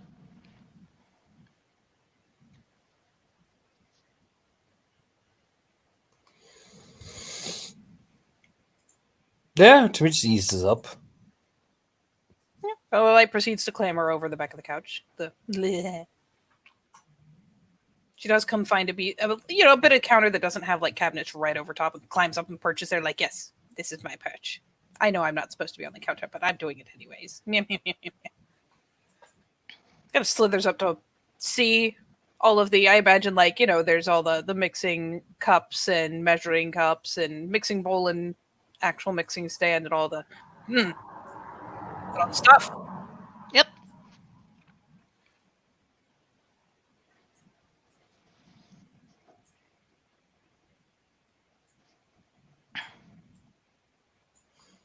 There, to me, just stands there. Yeah, Jacqueline lines up on the counter.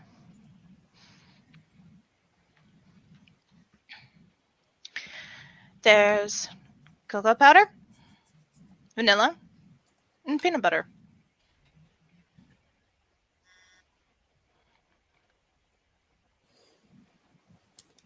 Why not all of them? It's blank. Yes, all of them. All of them. All right. Change the recipe a bit.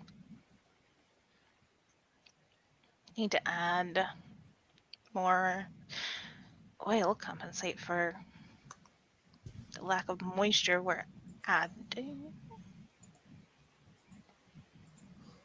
Timmy opens the fridge, gets more wine. Slides out a bottle, lands over Featherlight, just turning with it, like, oh. Featherlight proceeds to make what she's fairly sure is the right face. She's going based entirely off social cues here. And she's only picking them up because Artemis being over the top. So it's like, just ooh, and Featherlight does a, scandalized look. Just again, just ooh. As though she's taken aback. It's such a ridiculous kind of... It's practically, acting, really. Featherlight is not that good at it. You ever baked before, Featherlight? On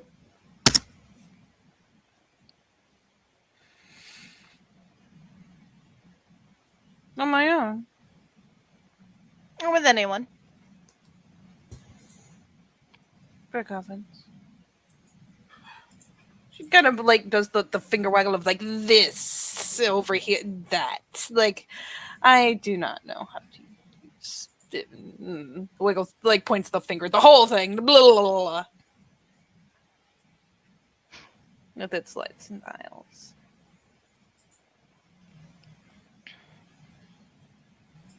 No?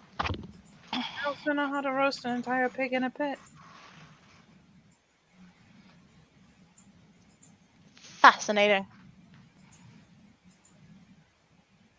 There's a great deal of digging involved. I'm very good at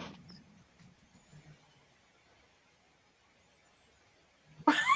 What is this? Somebody's just, you know, ready, getting the gloves on.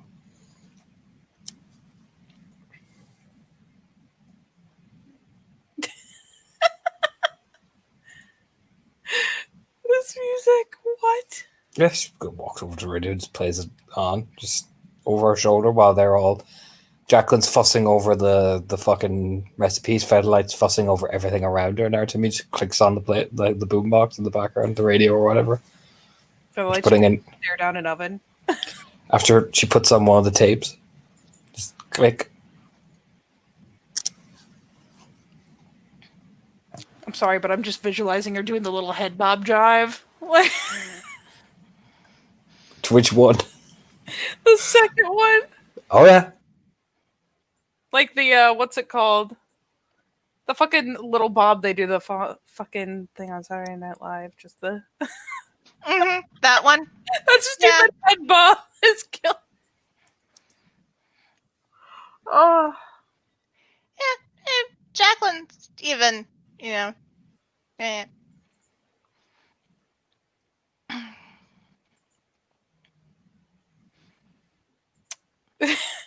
They go through, do the baking. Yeah, I mean, Featherlight does, like, is about as helpful as a cat. So, like, you know, Jacqueline looks away and there's like a the little glance over to Artemi and just like cocoa powder. Like, it's just helping.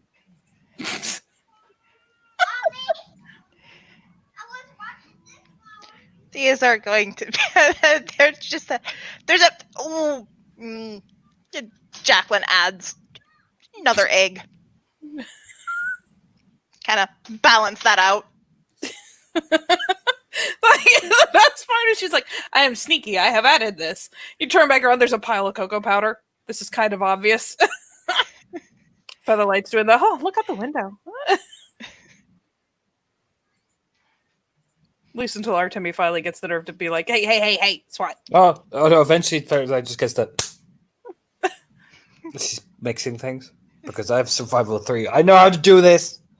The SWAT scampers. Ends up sitting up on the fucking dinner table. Yeah.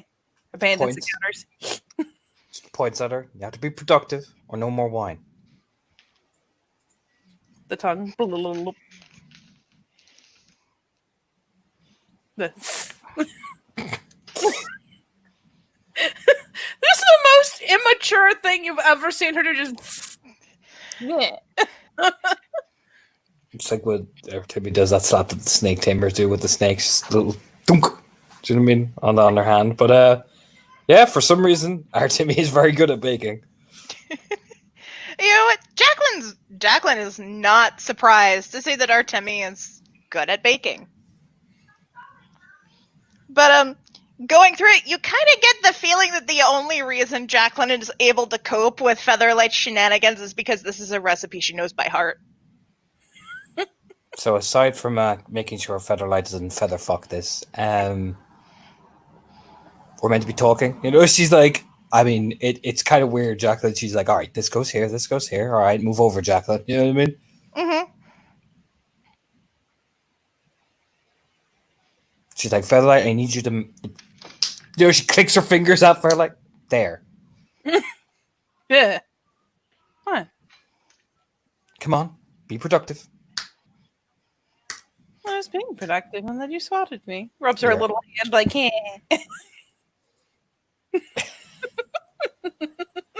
Don't be a baby. Come on. Clicks her fingers at you repeatedly. Fucking weirdly stressful. Exactly. Put the pressure on her. She doesn't like it. Come on. Whisk goes with whisk, Featherlight. Ugh. Featherlight suddenly has a bowl and a whisk. Bad. Stirs like a fucking 5-year-old. She does not know how to use a whisk. This is new and alien, and eventually she ends up whisking way too fast, not because she's good at it, just it's not stirring anything. It's got holes. It's made of holes. She finally, it's whisking her. You pass it over like whisk Featherlight, and she's like whisking. She's like, this is not doing anything. This is made of holes. It is working. It's a whisk, and she just doesn't get it. To me, it's about to turn into fucking Gordon Ramsay.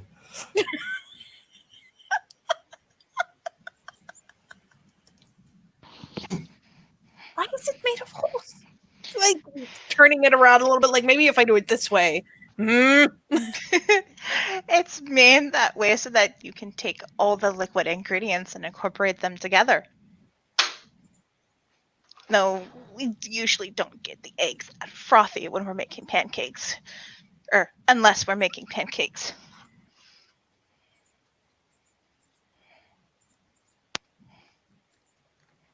Well, are we talking? You know what I mean? She's like yanks the whisk off her, like, let me do it, Jesus fucking Christ. Do you know what I mean? She retreats to her table. Oh, poor Featherlight. Starts just whisking. Yeah, Jacqueline will come over. I had the feeling you like combining things together more than you like any else of this process. Is that accurate? She's gonna glance over. Yeah. Well, when you have to cook for a bunch of people, you're normally under a lot of pressure, so everybody's got to pull their weight to glance over for lead smirking. Because otherwise, the sisters will make you cook again, except even more under pressure. So, and plus, I'm on a ruin, not a fucking ragabat. It's just whisking.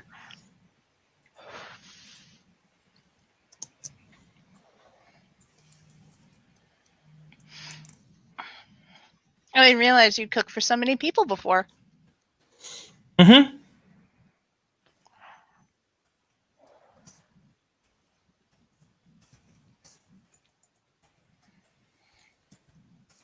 Did you guys do it assembly line style?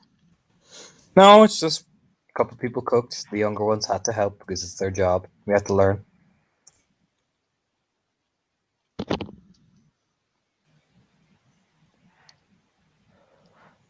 There's a nod from Jacqueline. Come on, Featherlight.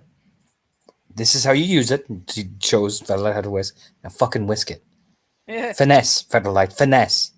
She gets like the thing shoved back in her hands, like, huh, Jesus. You see the little glance at Artemia, like, holy shit. Oh yeah, she's completely transformed. She changes her hold. She just, Featherlight pulls a lot of bullshit, but in this case, it's time to learn how to whisk. Fuck me. She is hilariously focused on this.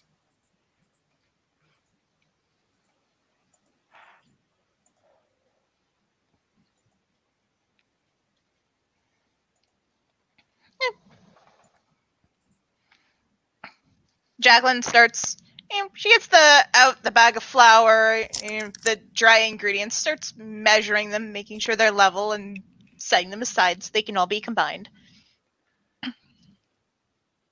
What did you and your mother talk about then?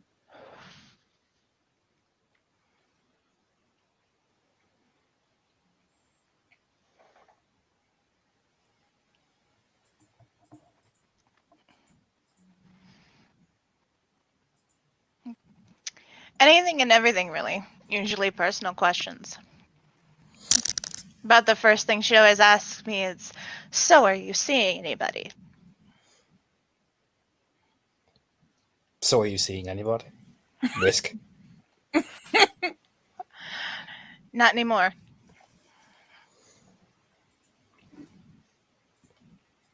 That's sort of offended. Are you seeing anybody? I see you. Are you Staring at her. Whisking.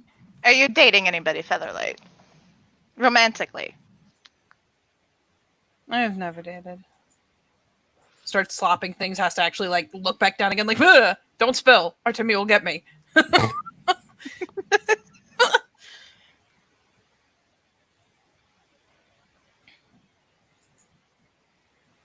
Bird says that we have a date. I imagine this counts. You have a date with the bird? Only if you consider hunting a date. Depends on what you do after the hunting. Yeah. Or during. So yeah. Mares some sugar out. It's good to like, oh really? Artemie speaking from a perspective of personal experience. She's not even like she's not even like looking over as she said, oh, or during. It's like very casual, like so it'd be not even aware that she said it. Wouldn't that ruin the hunting? Makes it more challenging. I imagine it does. Mm-hmm. No, she's got her back to you. You can just hear, mm-hmm.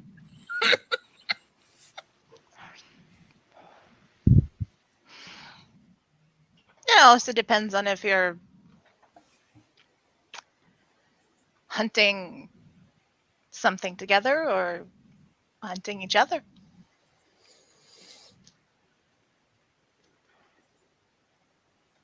I don't feel like that would end well for the other participant. Stirs studiously with a whisk. Oh. Well, it won't if you go out there with the intent that you're going to kill and eat them, but if you're just trying to catch them, it can be quite fun.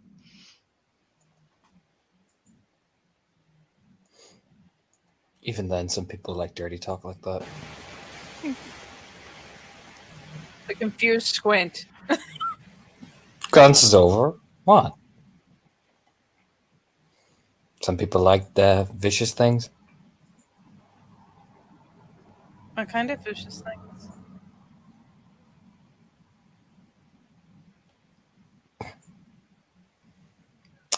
I don't know. If somebody told me they were gonna run me down in the woods and rip out my insides after what we've been doing, I'd be pretty aroused. This is smart. As long as you understand that I do it back, so whatever.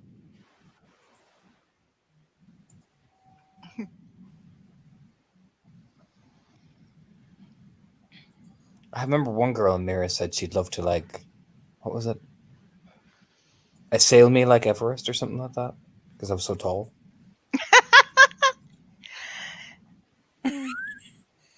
The best part is how much this is just flying over Featherlight's head. Like, oh, sounds wild. Everest looks over. Everest is the biggest mountain in the world. Huh. Takes quite a bit to get up it, from what I've been told. Sorry, that was a KB snort. That was not a Featherlight. Takes quite a bit to get up, but our tip is just like, huh. She's, Fucking Artemie over there, like, yeah, it does. A test of strength, skill, stamina, endurance, will. Precision. Precision. Yeah. Precision. Just glance over like, duh.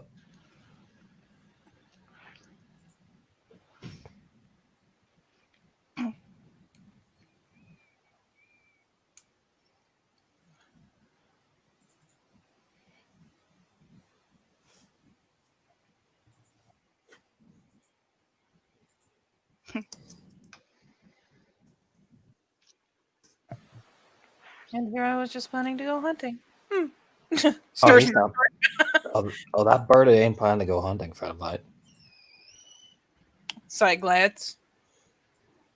Glances over. Like, just gives you the most, like, really look. Fucking really. We agreed to hunt together. Oh, yeah. You agreed to hunt together, but he's gonna fucking come over you and be eaten by your praying mantis self. Of course he will if he helps with the hunt. It's part of the. What, that you, like, eat him? I think I can abstain. Depends on the definition of eating, really. Blake. Yeah, if when Look. you are You need to tell him that you see this as hunting and not anything else. Because he thinks it's something else. I saw that look in his face. He said hunting counted as a date. Mm-hmm. Hunting does count as the date. It's what happens after the hunting, by the way.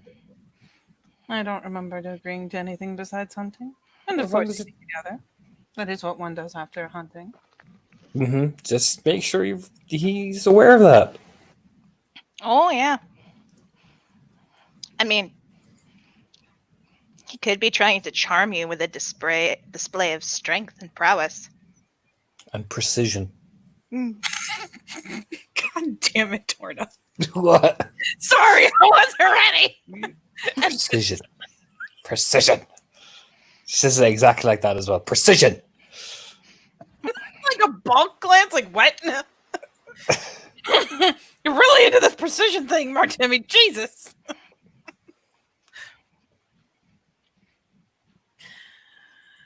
And here I thought the idea was to create the mutual bond of hunting and eating together. Oh yeah. It's just what type of bond he's going for. wouldn't be framed as a date if it was a mutual bond of hunting. It's even though the mutual bond of hunting. Do you know what I mean? She goes by. Just the, Even we'll start with a mutual bond of hunting and living together. Playing together. She just puts the bowl down with a resounding thunk. You didn't call it a date. You called it a day. You. She just had a breath like, I'm calm. I'm calm. If we did a pack hunt, you wouldn't call it a date now, would you? No. No, you wouldn't. But he's calling it a date. Date implies, in the Hamid term, something far more entirely, and that dirty little fucker is implying it.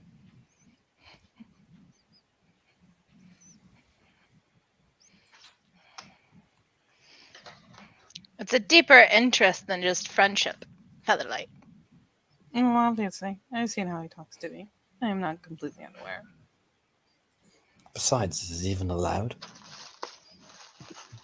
I'm not even sure why he's interested. Little tip of the head, like, huh? Oh, there's plenty of qualities.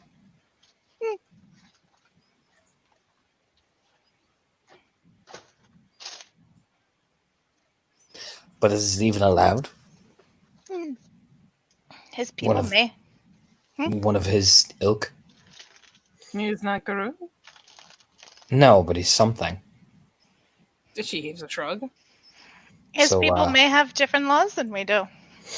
I wouldn't chance it. I wouldn't let something crawl up my fucking my passageway like that. I don't know where it's been. Is that what normally happens on his first date? Oh no. No, not on a first date. It better not fucking happen. His glances over like, whoo!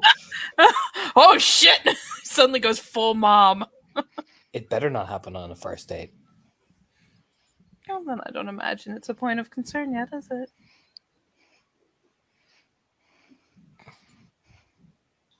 But good, it better not. Pointing. Besides, the worst I've done so far is lick the blood off him. I think he'll survive.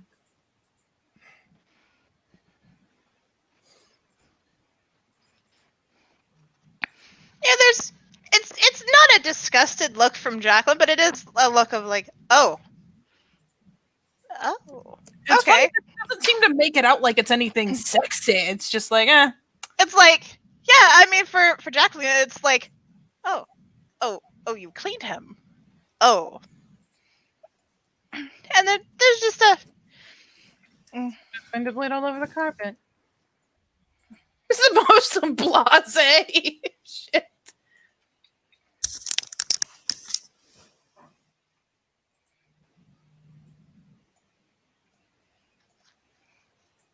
Oh my You- god. She just. Yeah, Jacqueline doesn't have a lot of experience with birds. Yeah, just ask by the way. Birds view social grooming the same way wolves do. I don't think he's coming at that from a bird. He is Hamid born. But he's Is that- he's very strange. He's Hamid born and he is approaching it like if he was a bird, he wouldn't ask you on a fucking date. No. But I thought it did make sense for a bird to want to hunt with a wolf. A crow. True. It does. It makes perfect sense from an animal perspective, but he's not thinking like an animal. He's thinking with his dick. I was going to say he's thinking like a man, but yes, I think Artemi Glances is right. Glances over. Thinking like a man has nothing to do with it. Doesn't define gender. You can think with your vagina and you can think like a woman. He ain't thinking with his brain. He's just thinking with what's between his legs to use.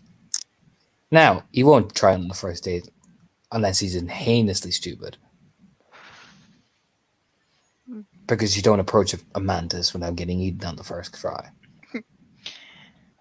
And when that's all they want, people usually are more upfront about it than that. No, they're not. Chiga rolls her hands in some of the flour.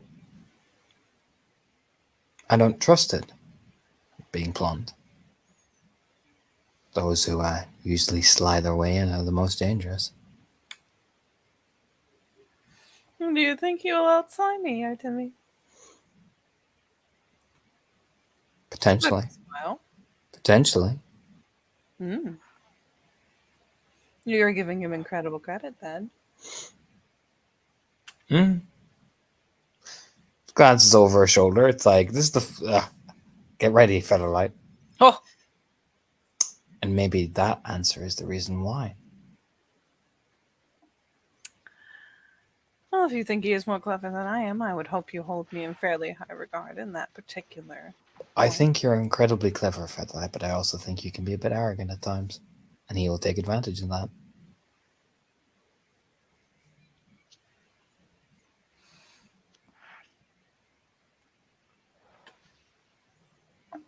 Tip of the head, like, oh, you're just gonna put it out there. Jesus.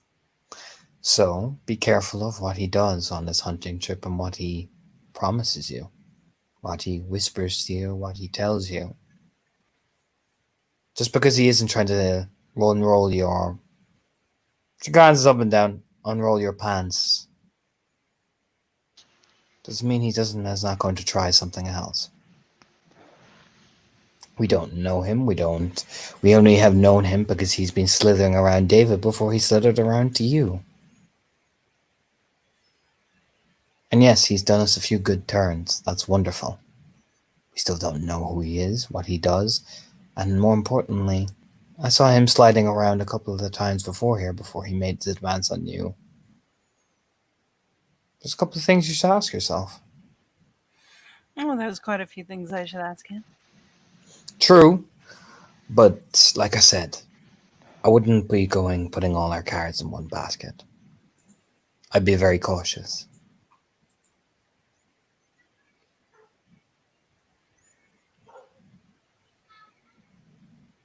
This is Black Fury advice. It is appreciated. Just a shrug.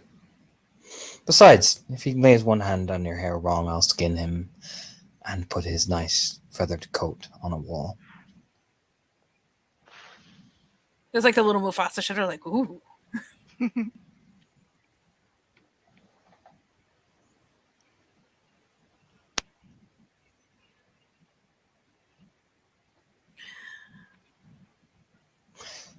She should always stick to the ones you know, which is your own kinfolk. She glances over her shoulder with a smirk on her face. That way you know what you're expecting. It would be out of place for me to try to claim kinfolk. But claiming, you don't have to claim to fuck somebody, Featherlight. You say that as though I am especially motivated to fuck someone. True. But there is simple pleasure in it. And besides, she glances over suddenly like mom mode. She drops the plate down, dunk. Oh. Someone should have the right to claim you. Damn. Look, my sisters have sometimes negative opinions on Menace, but at the same time, those who hold themselves strong and independent. Well, just gives us a little, well, there you go. There's a nod from Jacqueline. We are social creatures, even Menace. There's no reason you should be denied the kind of companionship that we all have simply because of how you happen to be born.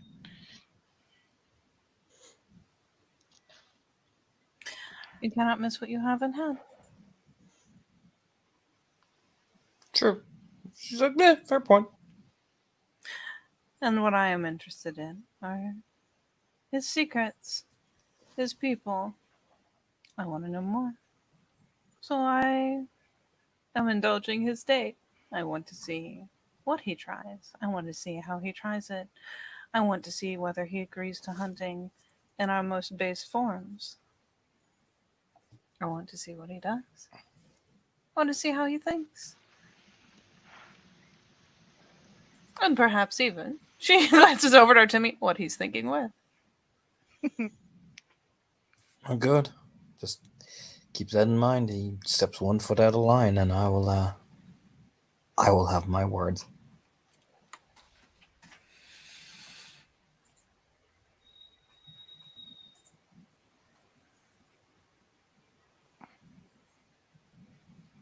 I'm sure you will. Mm-hmm. She's like, yeah, very matter of fact. There's no need to big talk. And she's just like, yep, I will. And it won't be pleasant. Then there you go. Back to baking. Baking. Like, got the little, the fact that baking delicately puts little paper cups into a muffin pan. Yeah, pretty much. You can tell how infuriating it is for her in a room because I have to be so goddamn careful. I can only imagine her trying to do this on high rage, rips the container open, little paper cups everywhere. Yep. She glances over Featherlight, just makes the most like he's picking up things. Yeah,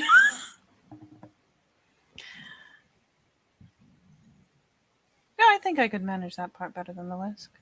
Points. Doesn't say anything, just nods, like just goes, yeah, you do that. That'll be great. You know what I mean? She tries so hard not to be snappy. Or they're like, I'm just going to ease in and do this part because it's kind of finicky and delicate. Just right through them. You know, pretending it's Spray them because, the spray can. She's not like spray cans.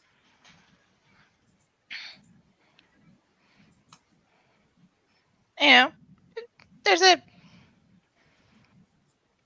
Yeah, Artemi gets a little pat on the shoulders. Jacqueline slides through and hands Featherlight a stick of butter. Here. This will help keep them from sticking, and it doesn't involve spraying anything.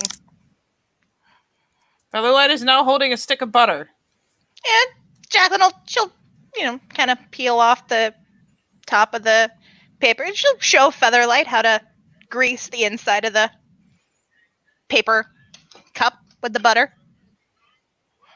I admit, there's a moment there where she is holding a stick of butter like, I've got it. Now what? This is ridiculous. I could eat this. Like, you see it on her eyes for that half second, like, I could just literally take a bite out of this. And everyone would be appalled. They always are. Like,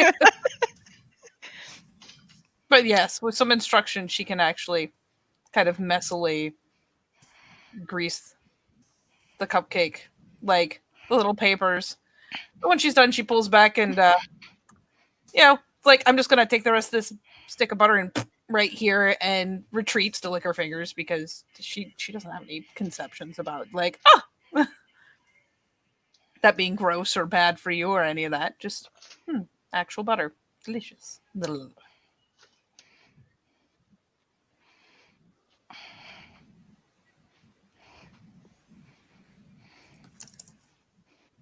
And there's a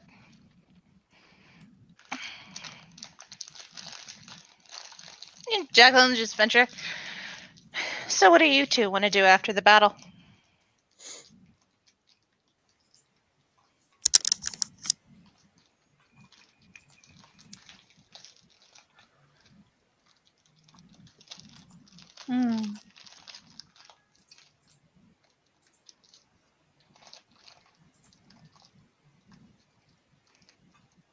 Lick my wounds, sleep, pay off however many of the debts that I can't put on somebody else. You know what?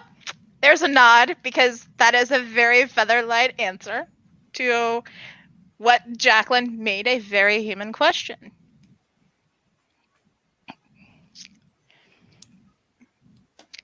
Is there anything that doesn't fall into those categories you're particularly looking forward to?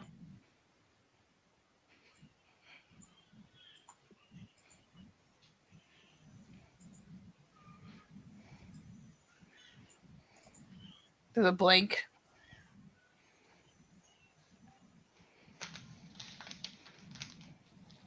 Then I glance over, finally from one to the other.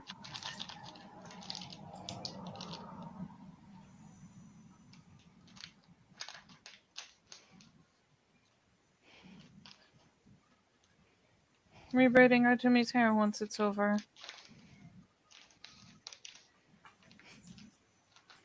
Once it is clean again.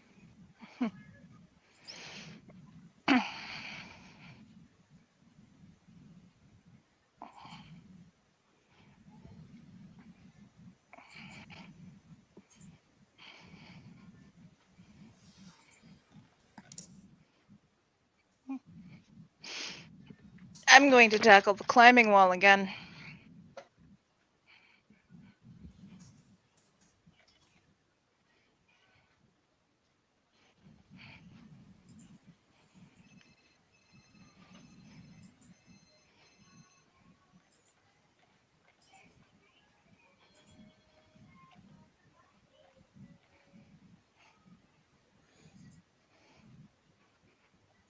Yeah, Timmy's just sitting there baking, like measuring her stuff out while you guys are having this conversation.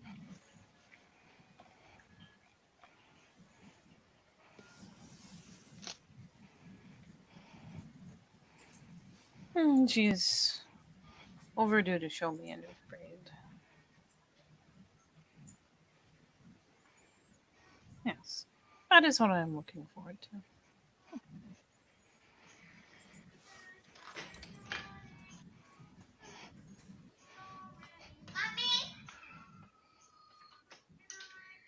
And you're only looking forward to climbing? I like to start making more trips out to the Garden of the Gods again.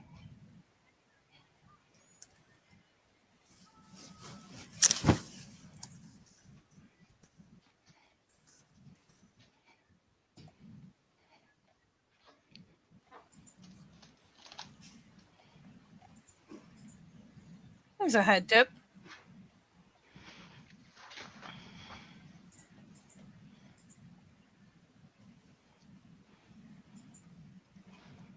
It is a place that interests you then. I used to go there quite a bit.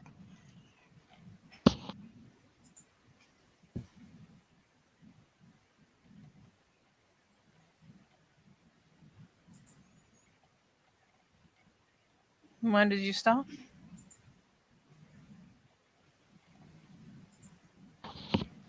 Right around the time I took the job at the bar.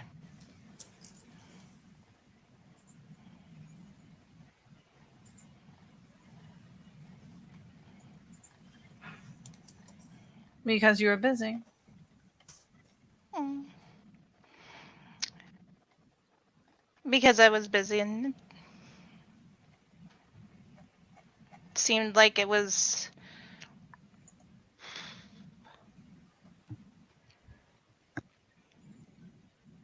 Seemed like I was needed closer to home.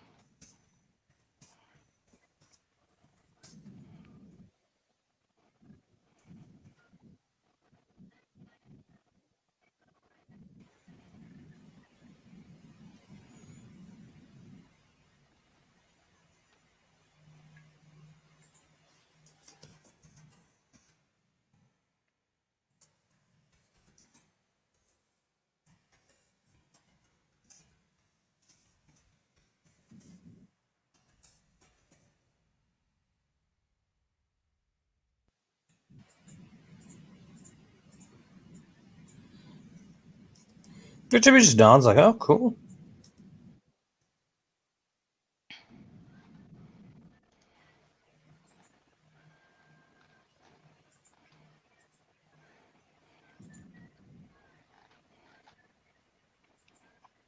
I'd like to time it so that I can go and get to the Seven Falls around sunset.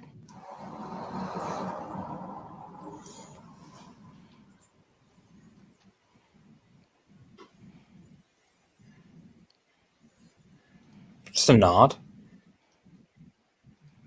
And they're beautiful when they're all lit up with the last rays of the sun from the day.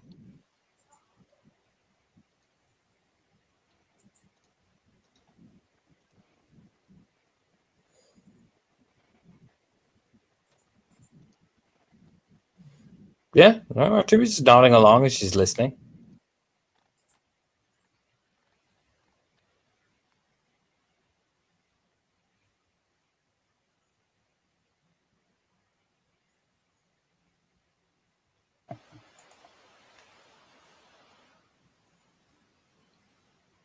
Ms. Blank.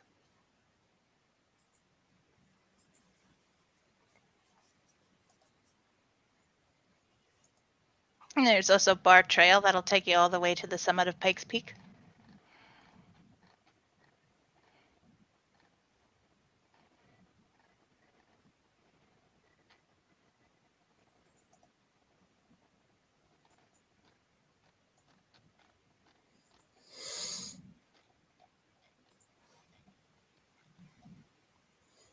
The view up there is gorgeous. There's nothing else like it anywhere in the world.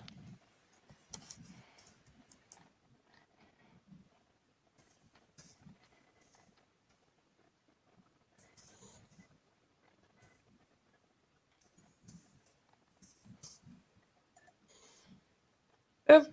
Timmy glance over her shoulder. Yeah, sounds cool. I'll definitely check it out sometime.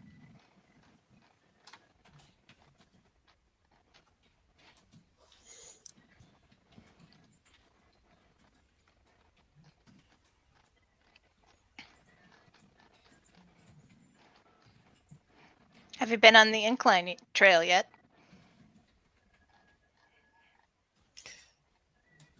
One or two times.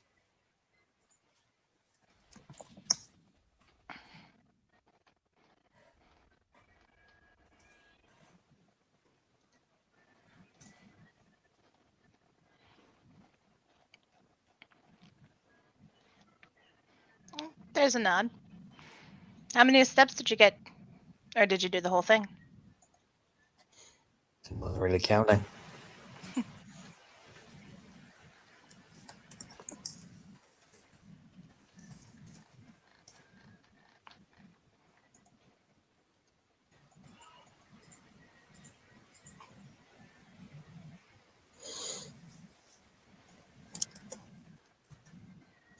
And she just, having successfully avoided talking about what she'd like to do after the battle, she passes things over and needs to go in the oven.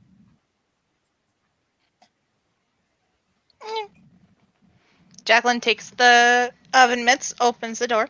The oven's already heated, and slides the cupcakes in.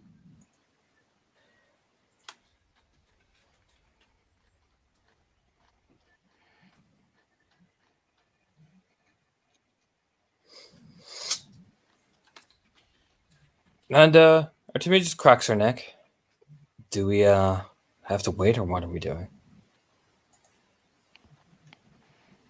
Well, they don't instantly bake. It's usually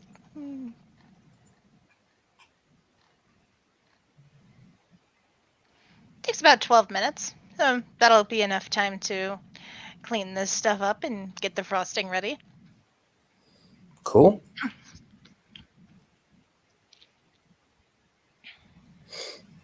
Kind of just tilts her head as washing. So is it always this uncomfortably quiet? She's opening up more wine, even pouring a glass for Fred. Like, here you go, honey. You get a glass with me.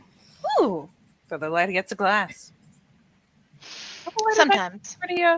pretty good about not just bolting the stuff, even though it won't make it wrong. Just No, sip. She's like, no. Sip it. It's better. It's easier. yeah. It's more dignified anyway. She gives a smirk. She glances over at Jacqueline then. That sounds incredibly awkward. My mom's more of a talker than I am, and she is very good at asking questions that keep me off balance.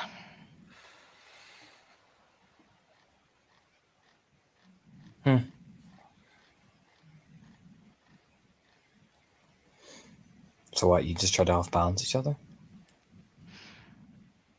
No, it's not intentional. Perhaps keeping her off balance keeps her actually talking. A little smirk over the glass, like, yeah. I mean, so far you haven't kept us off the balance at least. She takes like a swig, leaning up against the counter.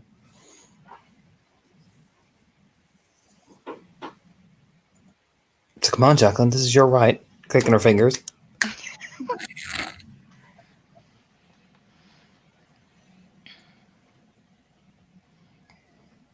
Oh, there's a thoughtful look over to our Timmy.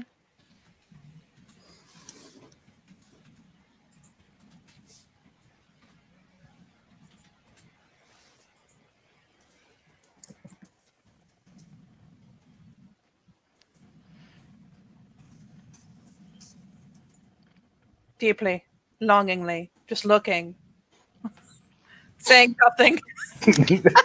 Just staring at her, wide-eyed.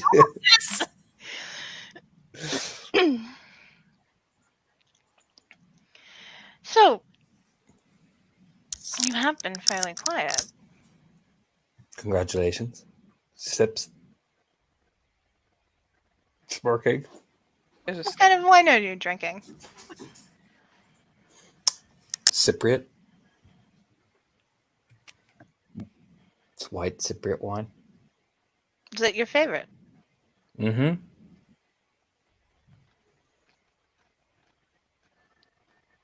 Why? What makes it stand out from other wines? Summery. Tastes nice. Doesn't leave me as lightheaded as other wines do.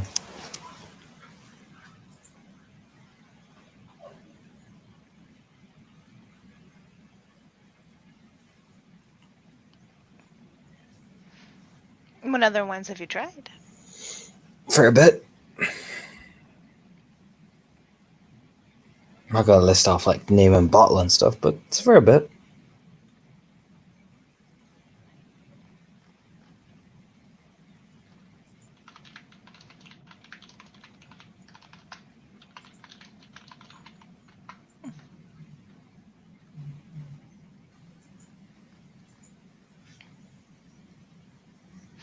Where does it come from? Cyprus.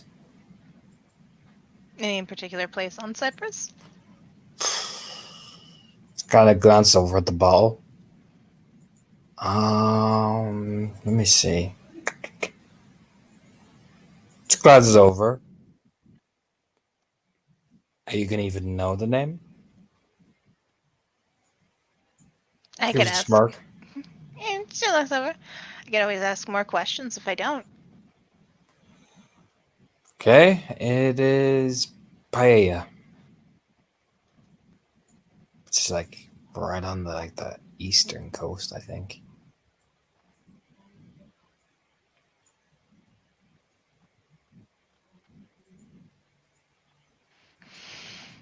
What's special about the East Coast?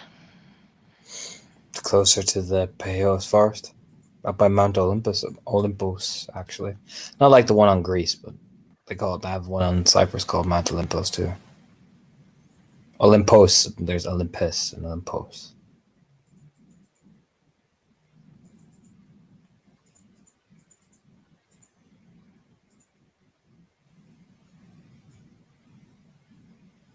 Yeah, Jacqueline knows. Yeah, okay, I see the difference. They tell similar stories about Olympus. Nope. And what stories do they tell? It's Temple Aphrodite there. Aphrodite. Yeah, we don't like going there. Why not? Women were forbidden to enter.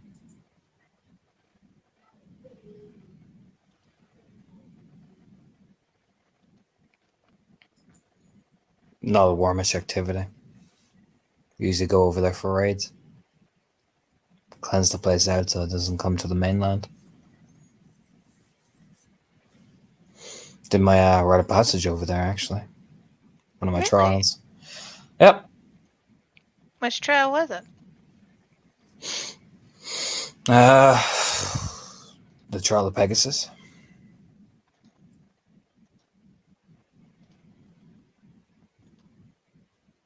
It's the big one. So like rite of passage worthy.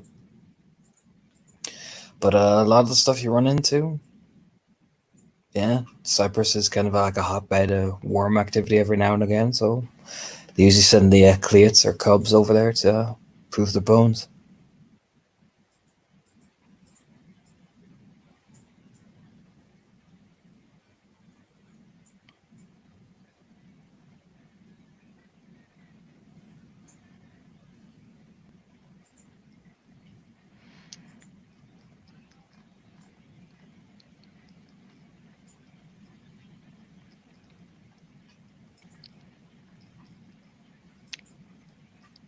It's very interesting. Do you use a shrug?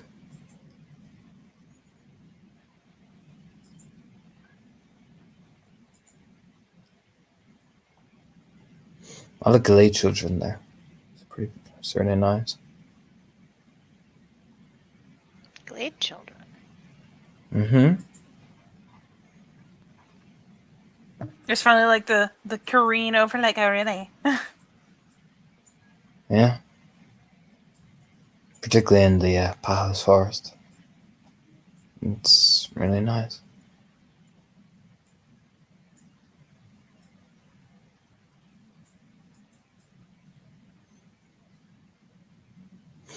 I haven't seen a Glade child here.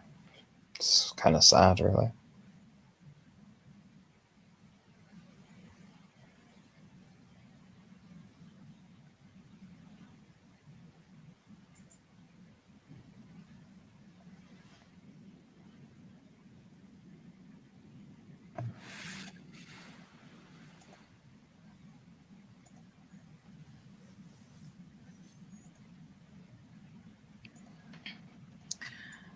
What is the forest like there? Oh, it gives a smile. Whew. Green, lovely rivers as well. There's a bridge, old stone bridge that kind of connects the 2 points. So you go along there and you wander out of old places. There's actually like tombs of ancient kings there as well. So on the Umber, it's really like it's like a myriad of things, you know. Like you've got like all the wild and the glade children and stuff like that, but you've got some like really, really old like spirits. So they're like it's kind of like a blend of the two, do you know? But then again, like you can imagine with that kind of ancient volume of death going around the place, it creates like an interesting cacophony of things. We used to keep our dead in the wildest of places. It only makes sense. So, but it's the trees are. It's hot like it is here, but the trees are still pretty thick, you know.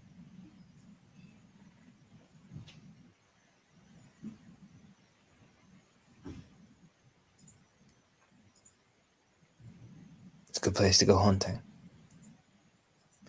And as well, the water, Featherlight, like it's crystal blue.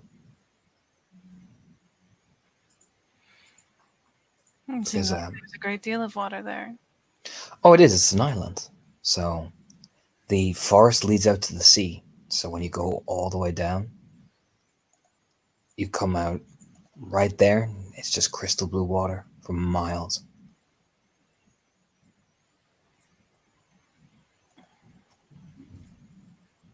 Don't you feel lost in that much water? No, she gives a smile. It's quite a Sounds chip. like being on a boat. It's quite an adventure, really. I grew up on an island, Featherlight. Grew up near on a shipping island, fishing island. So boats, never really made me feel like that. I used to swim all the time. If anything, this place makes me feel lost. There's no fucking water. Well, there is, but You do have to be willing to commit to the trek to get it. exactly. Come on, it's not an actual desert. David just kind of wanders in, like, And that is because of the Weaver. Where's the closest river that you know of, David?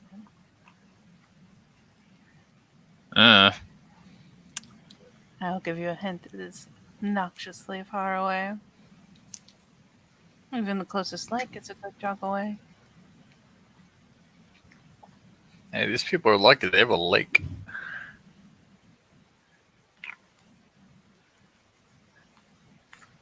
I believe it is a tourist trap.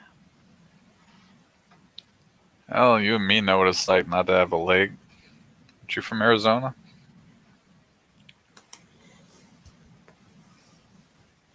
A desert. Wherever I'm that a New Mexico boy myself.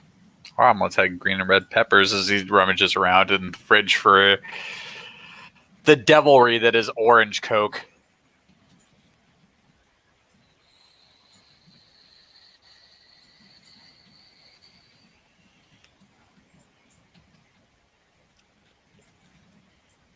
I think I had since I came here is like a fucking Albuquerque style omelet, It's a blank. What is that? Omelet, but like they do in Albuquerque, Featherlight. The fucking stare.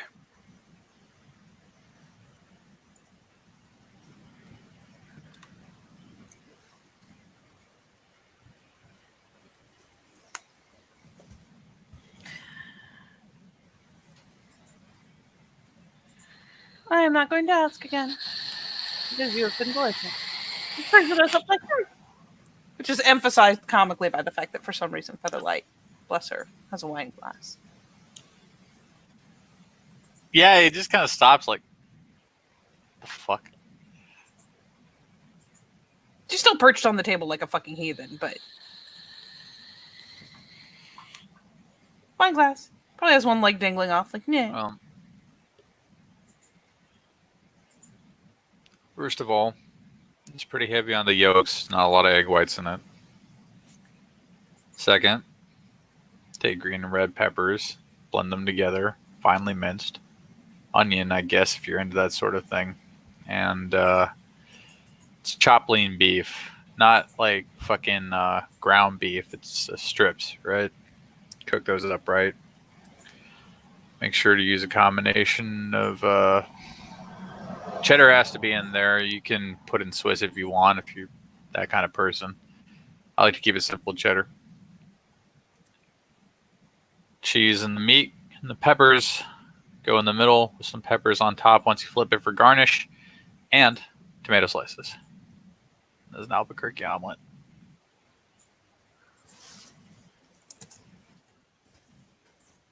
Some folks did it with carnitas. I've done it. It's all right.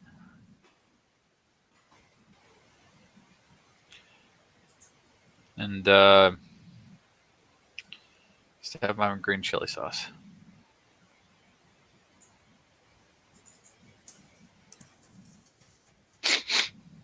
Somebody baking in here?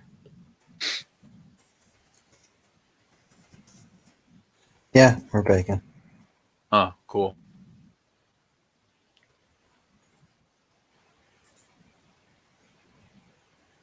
This is Jacqueline's ritual since we did Featherlights. David just kind of like looks over to Featherlight like, Featherlight just leans over. The rest of the like hot chili bottles are still set on the counter or on the table behind her. the new one here.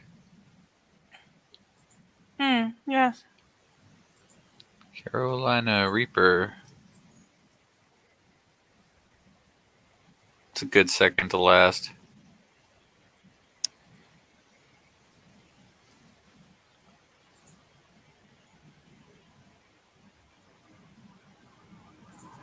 We get low on the megaton anyway as he like switches the bottles around.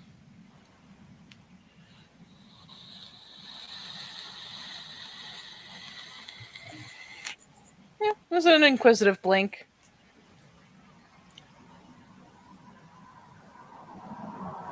And then of course, The end again. Made it all the way to the end again. damn, Scorpion's seen some use.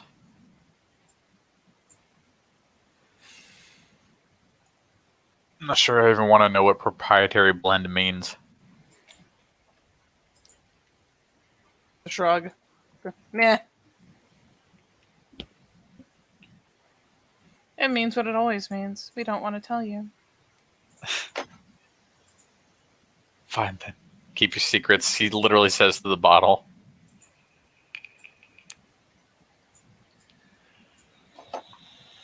So what about you, David? Join us in the right. Are you seeing anyone? No. You've made this boring. It's true, I'm not seeing anybody.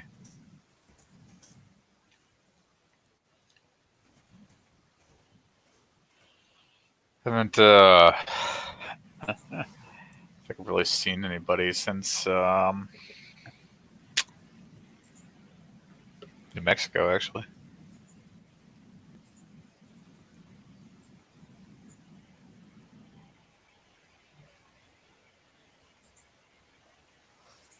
Just made it a long,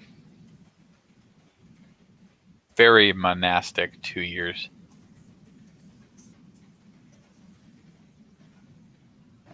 Is that good? Depends on how much importance you put on that kind of thing. It's not really been important to me for a while.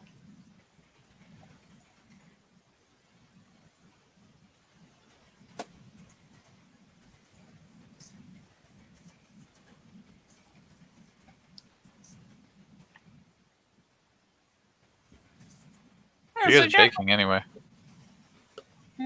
She glanced over to Artemi. Timmy's just been idly like cleaning up the various like bits of things around. Jacqueline says there are cupcakes. Oh, can't have dessert for dinner, so and he like pulls out like some bread. Why not? It's against rules. What rules?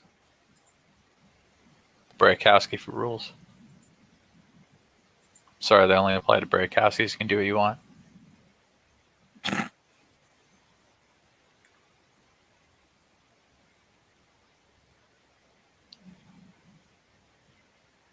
And why is this rule important? Because otherwise my mom would hit me with a wooden spoon, Featherlight. Your mother isn't here? No, she's not. He takes like a slab of steak and puts it on the bread.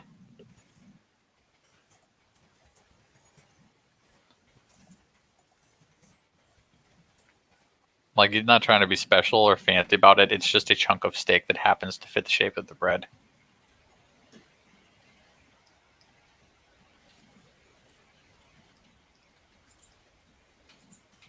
Besides, I did all the fucking cupcakes if you just left me to it.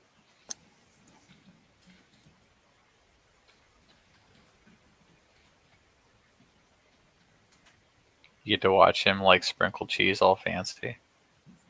He's using sprinkled cheese. He's sprinkling it on. An even layer. He's very neurotic about it. Every time a little bit of the cheese falls off because it's sprinkled cheese and it goes everywhere. Yes. But there's a plate, so it's fine. Wouldn't a slice of cheese have been easier? Yes, but that's besides the point. Is it? Yes. Watch. And he puts the plate in the microwave. Bread and all? Yeah. I'm offended out of character. I bet you are. Dude.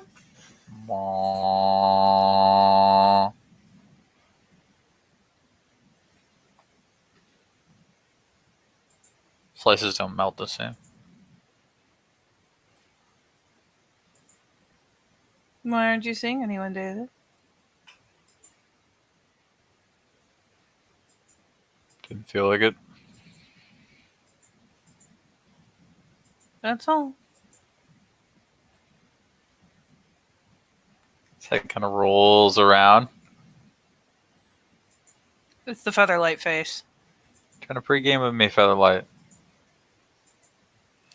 No, I'm trying to postgame. That ain't fair. My head's not full of capsaicin. She takes the new bottle and sets it just right out on the edge of the table, like, there you go. Think. Yeah, okay. So that means that, like, he takes the sandwich out once it finishes. You can see the cheese strands melting when he pulls the bread up and just puts some on it, like, fuck it. That floppy bread from being in the microwave. Oh, Yeah. why? Probably because he's a single guy in his early 20s, Katie. If we had to diagnose the root of this.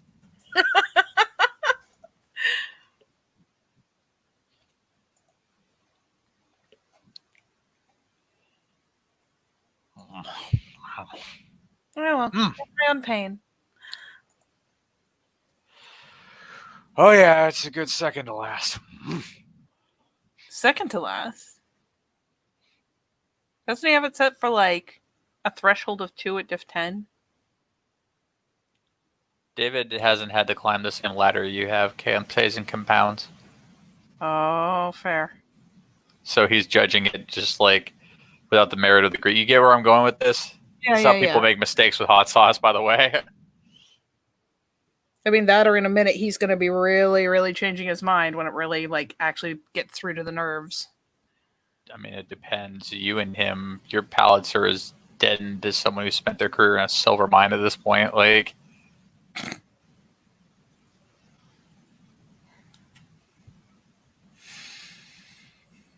Oh, now that you're in pain, David, why aren't you seeing anyone? ain't worth it. Isn't it seeing someone supposed to be a positive thing, as opposed to an expense? Relationships are both featherlight.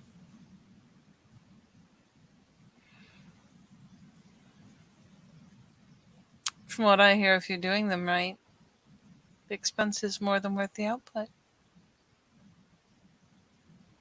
Many times worth the output. It's just stories kids tell themselves featherlight.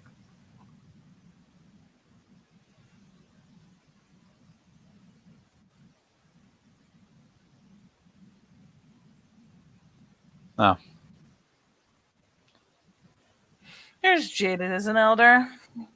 Sips wine. Call me old. Only on the inside. Jesus, I'm only in my 20s. I'll stop acting like a grumpy old man, David.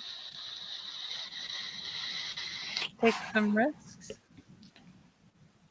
I tell you what, the day that I meet somebody in this forsaken place that I feel is worth the necessary sacrifice, I'll let you know. Oh, yes, do. This little wiggle like, ooh, yes.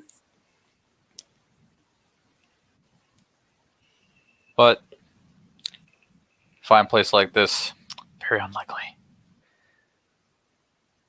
The odds are against you, David. The sheer human population is Fairly dense.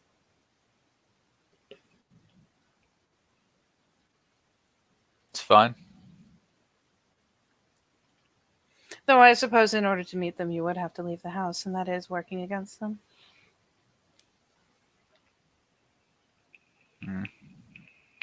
I ain't about bumbling around town looking for somebody to freak the fuck out. Let's face it, the kin here. No.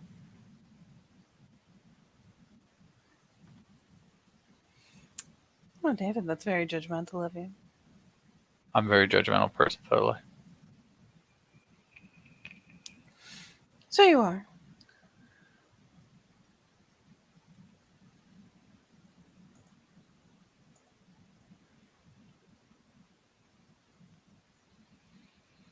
And Timmy was telling me about the sea.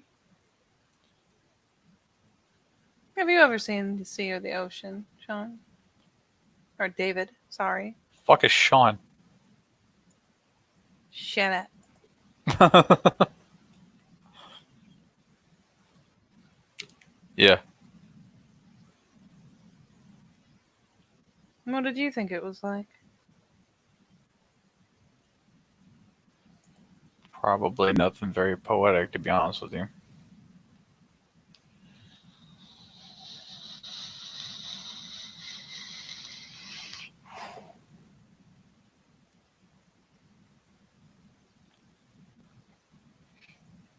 It is a living fuck ton of water.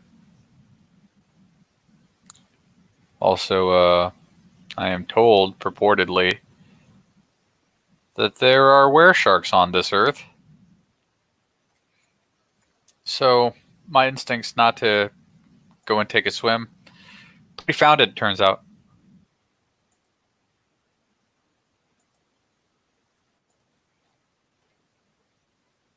Hmm.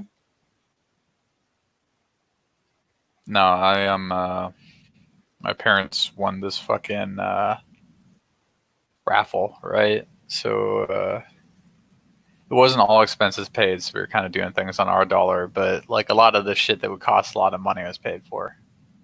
So we went, you know, I mean, dad wanted to go, mom wanted to go. Time to burn this summer. Bucket.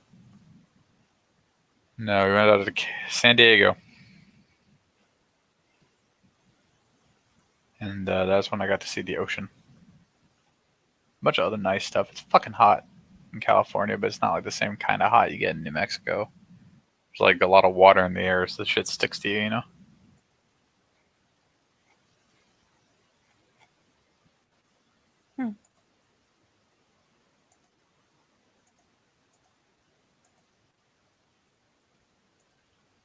Yeah, that's one thing I didn't like about being near a lot of water. The heat sticks to you. Around here and back, you know, back where you and me are at, get under the right rock, you're good. Follow you everywhere you go, man. Just end up being damp all the time. But, you know, all things told, it was cool to see like palm trees. Do you have palm trees? I glance over at our Timmy. Not really. I think every picture. More of a Caribbean. Hmm? More of a Caribbean thing. It's more of a Caribbean thing.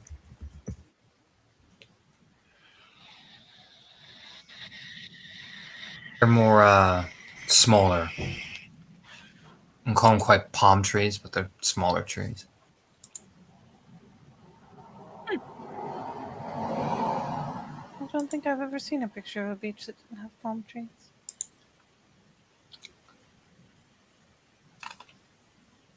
They're called like a fan palm, I think, or something like that. Oh, I know what those are. There's like the point of like, oh, I know what that is. I'm proud of myself. Oh, So they'd be more our equivalent to palm trees. oh.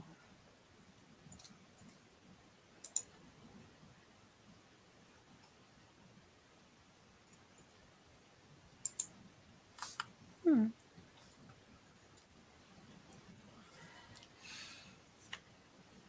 David stares at the sandwich. Yeah, that caught up to me. And he goes and gets his own milk. Featherlight pretends she's not looking smug behind the wine glass. It's not convincing.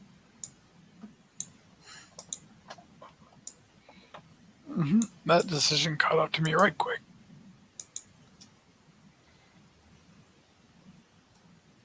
You can thank the bird. Knows how many times he's watched us go through that dance. Probably several by now. I've taught Alexandra, I've taught these two. Now the games can get very compelling. I mean, yeah, firing in 5 different directions. It's going to be interesting. And we only have 6 questions apiece. Makes every question more valuable. Get into that deep game and weaving your shit with other people's shit. Of course.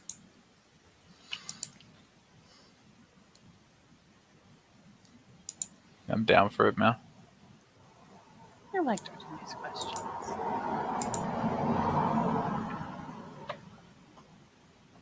It's because Artemi's smart.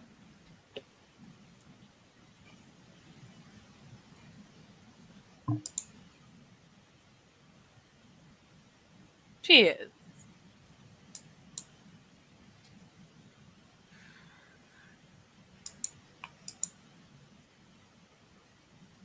Featherlight is kind of eyeballing because Artemi has gone fucking quiet. This she is. Yeah, it is not because the player has just come back from tea. That'll learn you. But no, Artemi is actually quiet. She's, you know, after packing up all the stuff and cleaning the counters and all that, because fucking flour gets everywhere. It's really everywhere. But she's just sitting down. Probably has poured herself more of that wine that she's been favoring, and just kind of watching the oven just slowly do that thing, that rotating thing, Rotating thing. or whatever the fuck it does. You know what I mean? Just cook. Rising. Mm-hmm. I was going to say, do your ovens rotate? Because I'm curious now. Say, holy shit. Like, come over to your What is- place and just watch that and go like, what is this next level shit? But no, she's just sitting watching that stuff rise and all that. She's been pretty quiet, but she's just staring at it. That intense, like, concentration of like, Maybe it will rise faster if I glare it down. We've all been there.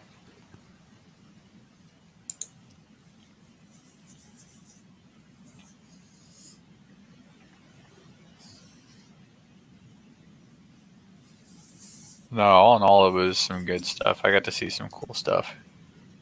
We didn't go to Disney or anything. Like,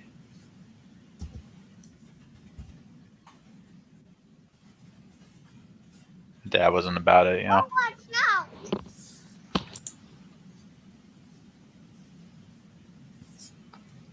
Of course, like, you know, as a little kid, I was like, "What?" But kind of looking back on it, it was a smart move. Good to do more stuff.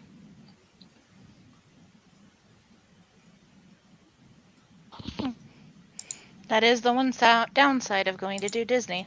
It's pretty much all you see. Yeah, so I was cool with it. I mean, in hindsight.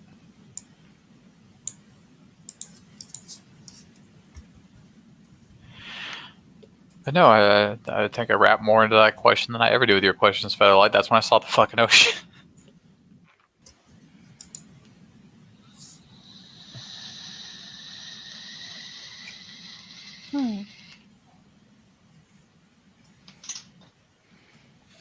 See, here's the interesting part. It does seem to prompt the desire to ask more questions, even outside of the game. Truly shocking.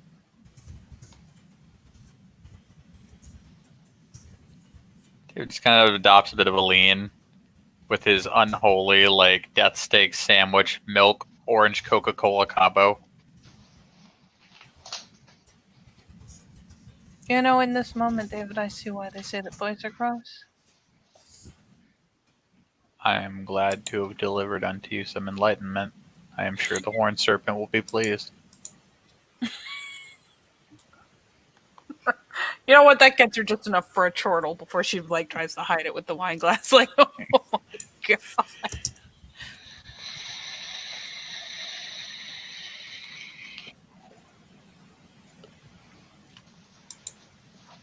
And you didn't even have to experience one of them eating paste in front of you. Featherlight. Yes. Did you eat the pre-baking paste? My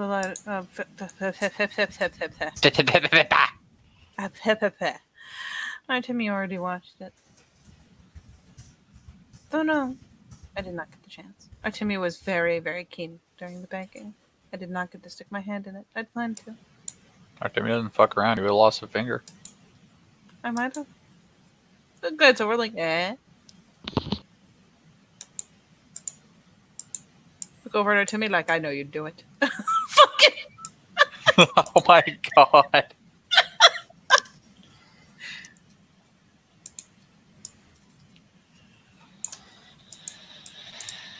Yeah, see, look.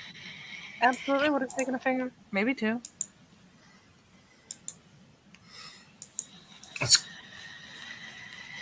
You just hear our Timmy. She's staring at the things rising. You'd regenerate. The smile! Because apparently Featherlight only appreciates the most vicious of fucking jokes. Just a fucking broad smile of like, oh, I knew I loved you.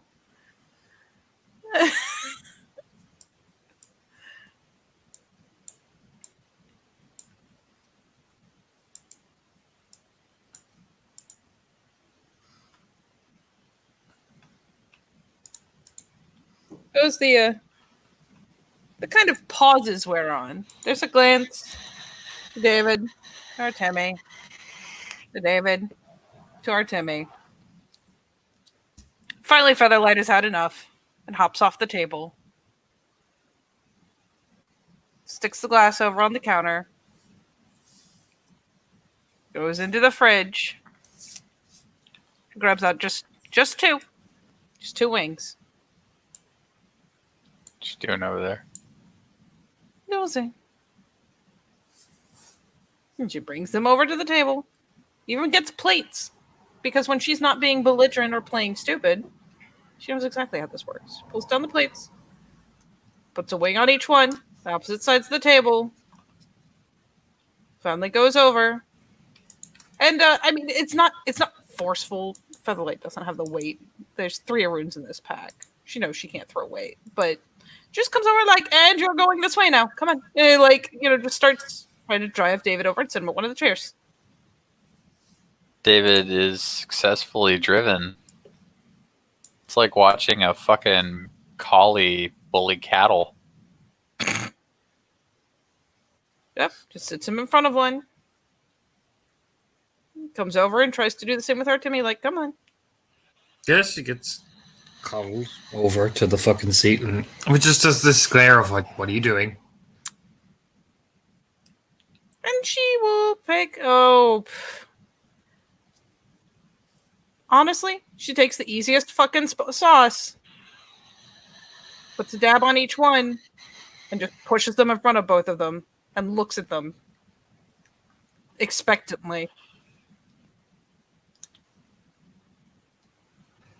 David looks at Featherlight, evaluates, and is like, well, okay. I think this is what, the 6er? For us, for all of us, I think at this point, at least everyone in this room, it's 5. Okay. It's an easy peasy. Essentially, she's giving you a free pass. Like, I don't even expect you to roll. She's essentially giving both of you a free pass. I rolled out of pride. And, Right.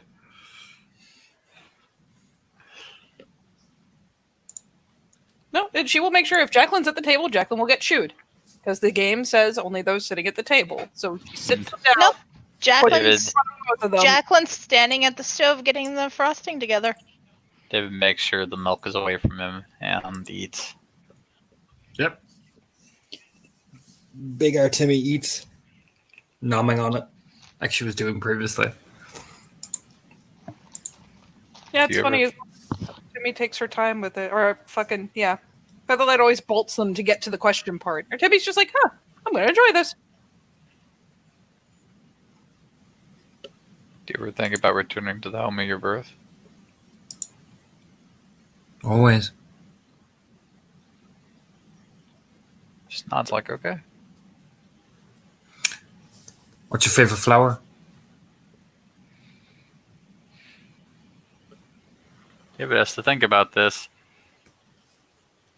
Excuse Bob while he does like a smidgen of research. Because he forgot the name of the flower. He knows what the flower looks like, but forgot its name. David's abnormally contemplative.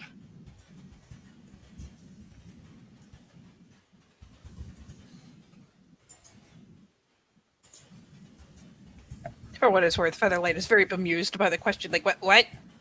That's. I gave you one question. What?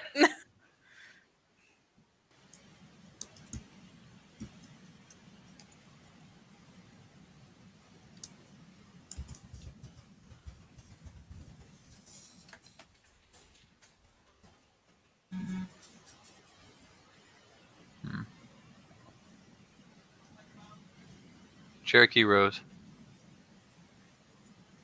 Not. Cool.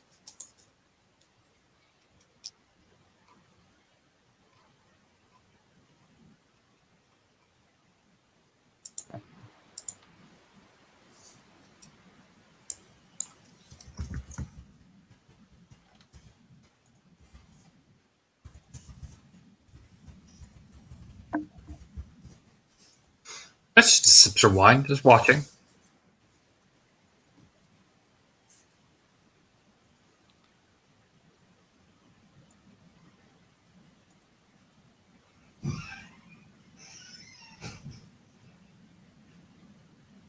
You know what? Fuck it. Featherlight's like, oh, good. I have done this. And you're both sitting at the table looking at each other. Conversation has started. I'm going to make frosting. I'm helping. By which I mean I'm going to do the opposite of help for a solid 5. Yeah, the ben- Over to make Jack comfortable. And Jacqueline hands Featherlight a measuring cup and a bag of chocolate chips and says, "Here, open this and fill this container with chocolate chips from that bag. Not all of them, just enough to fill the cup." She ends up with a peaked mountain of chocolate chips as the other two have a moment to talk without oversight.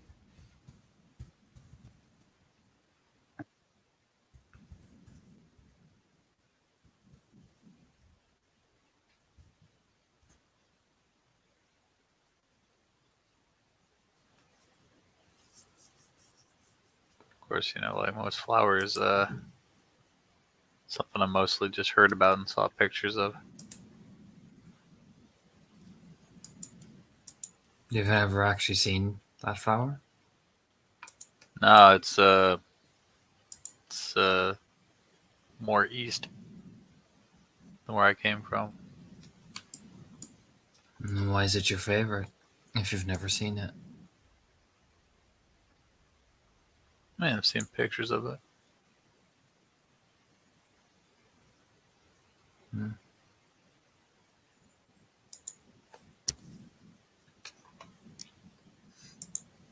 Still didn't answer why it's your favorite.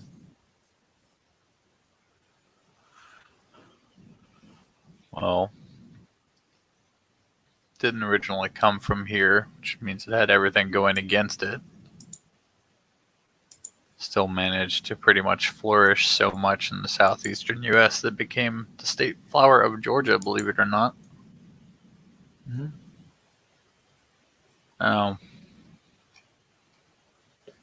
I just like the lack of quitting it, and the fact that it looks nice. If you ever see a picture of it, some people don't like it so much. It's associated with some pretty nasty shit.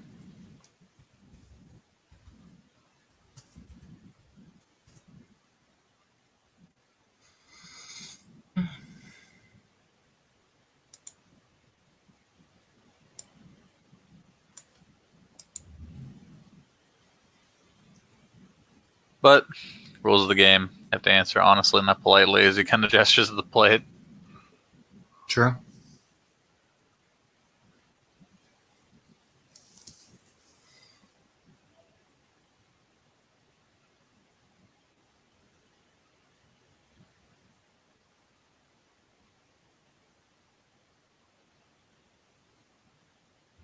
Will your opinion change when you see the flower? Can't know that till I see the flower.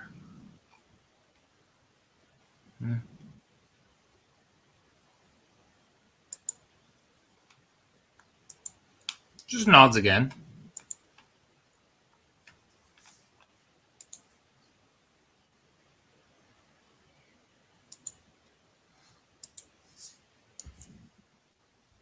Well, your turn.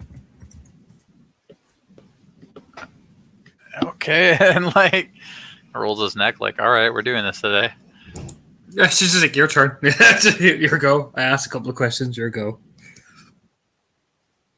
Oh, that's the magic too. Is like there were really only two like one wing for each of them. They're just talking now. Mm-hmm.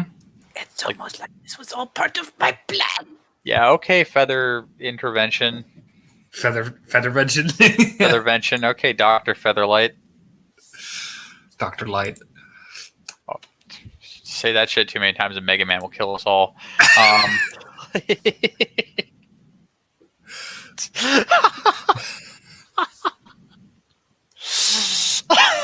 All right.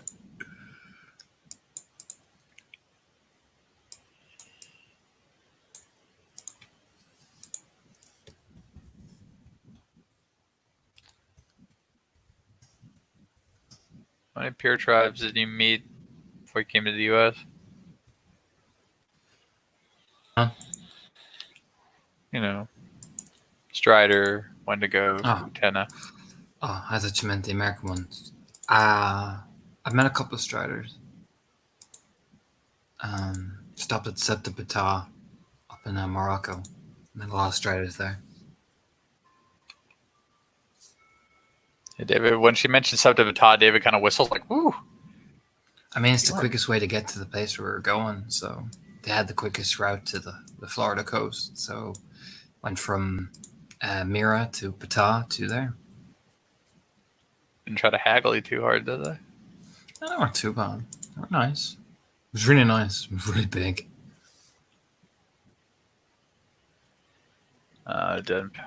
Den mother always said you had to pay an arm and a leg to get anywhere from Bata. They were all right. I think it's because we were from we're from Mira. We kind of had a certain weight about us as well. So it was nice. But we did some odd jobs around there, which kind of paid most of our way. So it was enough to get us like one passage, no return ticket or any of that type of shit. I'll do it.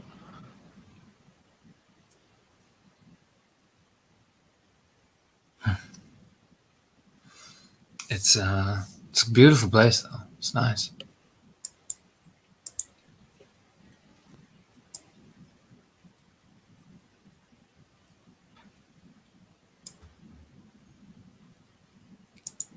I can only imagine the kind of things that must be going through a Get's head when they try to go through there. It's run by a Shadow Lord. Ragabat. Not even surprised.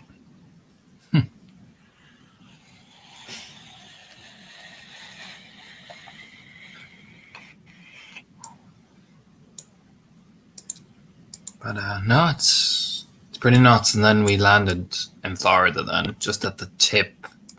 It's called Sunrise Birds. It was like my first meeting of the Octana. Down the far end of Florida. You ever go to Miami? Yeah. It's a shithole. I was gonna ask you how you fucking survive vamps down there are feral. I'm in a ruin. Yeah, he laughs at it. Yeah, we kind of left Florida left Miami area pretty quick. We started just moving up. So We're at the border of like Alabama for a while. There's a place called Blackwaters. It's like an antenna place. Yeah. I don't pretend to know everything about leeches. I just know that they're fucking extra nasty down there and they run around in groups. Mm-hmm. Yep.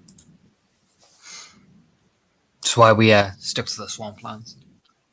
Didn't go much near the cities that often.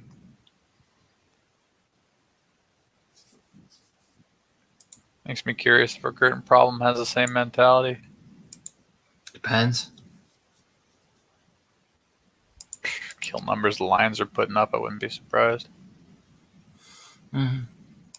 They'll usually back off, though. When they start realizing it's not for profit, they usually run for the hills.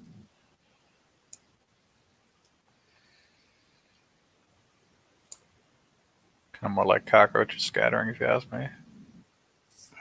Pretty much the same effect.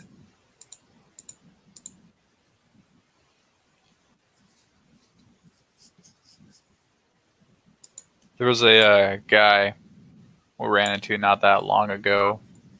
It's two fucking goons trying to press the kin down that bar that doesn't exist anymore.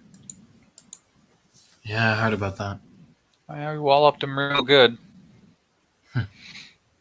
And I let one go.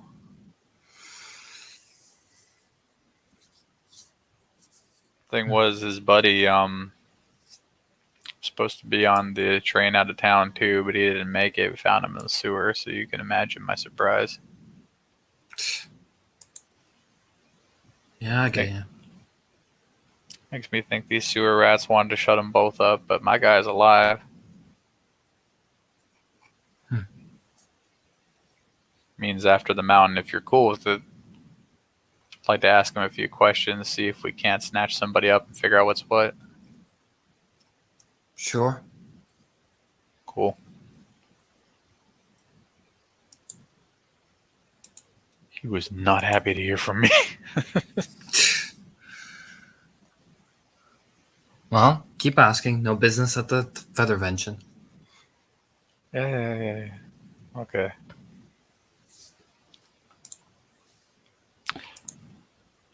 When was the first time you met Alexios? Arda. Florida. Mm-hmm. He was This guy rubs her forehead. He was doing carpentry work down by Tallahassee. I met him, and there was like a kin thing going on. So we all went back to Blackwaters, and I have this condition.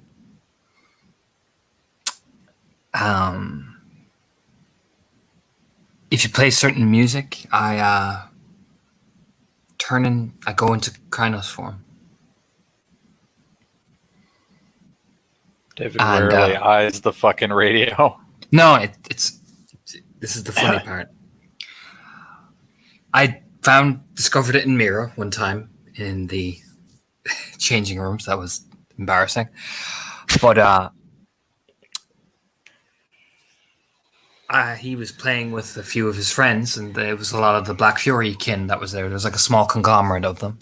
Uh-huh. And I went, and he asked me to come with him, and I said yes. And well, they played Greek music, and yeah.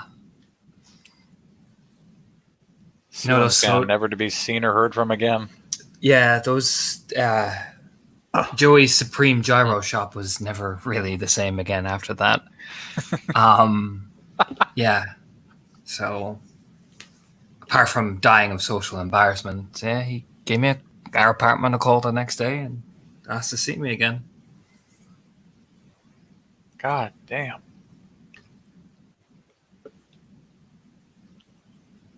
You made a hell of an impression on Timmy. I mean, how many dates do you go on and your date just pops into a giant werewolf, like right there and then? And then kind of does the oopsie, as if it's just a regular thing. Scratches his chin like, Can't say I ever did that.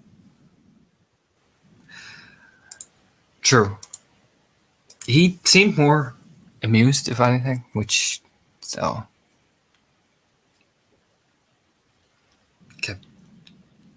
making fun of me for turning into a giant werewolf. Oh. Since I was already a giant woman. Well, between you and us, he says you and us because like we're all in the room. I don't know what you're talking about. I'm making frosting. He's a nice guy. He's very good at carpentry, but he cannot hold his liquor. Oh. Nope. No. There's been a couple of times where I've had to bail him out.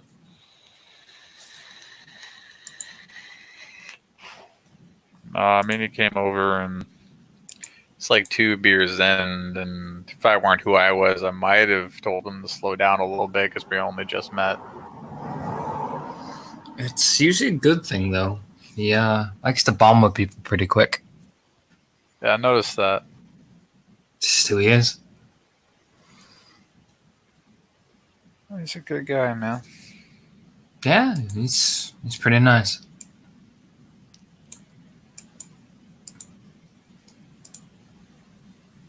He's pretty relaxed, Phoebe's good people too. They're both really good people. I really didn't mean to figure out the bit about the shotgun. I just want to know where it was. She's just nervous. She had a bad run-in with leeches, and it was bad. So she's kind of been a nervous wreck since.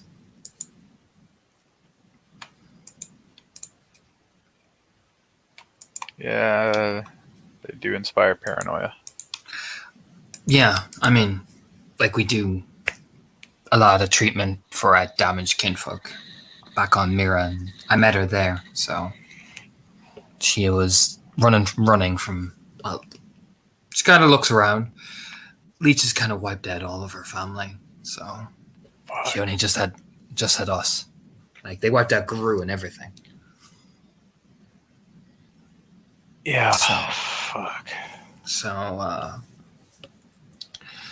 we, did a lot of treatment with her, and she kind of bonded with me because I was the one that would stop by every day to check on her and see what she was doing, and yeah, just kind of have, being able to separate from each other ever since.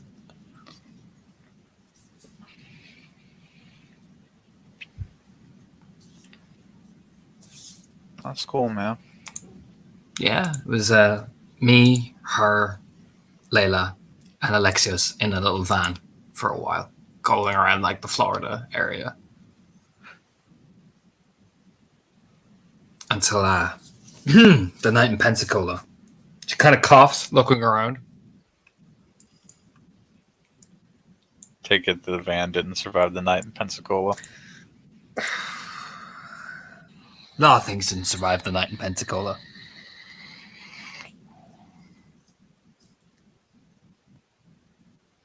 Y'all get into a lick of trouble, or was this a classic Grease style clusterfuck?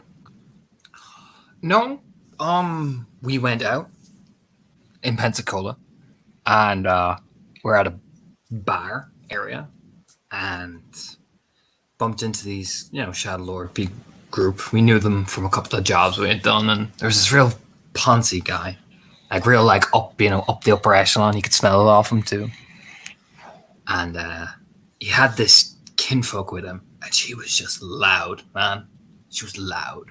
I fucking hate that shit. And so she started mouthing off, and just mouthing the fuck off. And then he starts mouthing off, joining in, because hey, we can't technically hit a kinfolk, right? Because we're Black Furies, and she's Yeah, I know exactly where you're coming from on this. Yeah, it would look bad for the PR campaign. If we hit a woman kinfolk. So Layla, being Layla, was getting a bit antsy. And you know what? I was too, because he was the dick. So he turns to the Shadow Lord, and she says, "You want to shut the cunt's mouth up before I go over and start her brain up properly." And then, so you can imagine, right? She kind of you can imagine. God.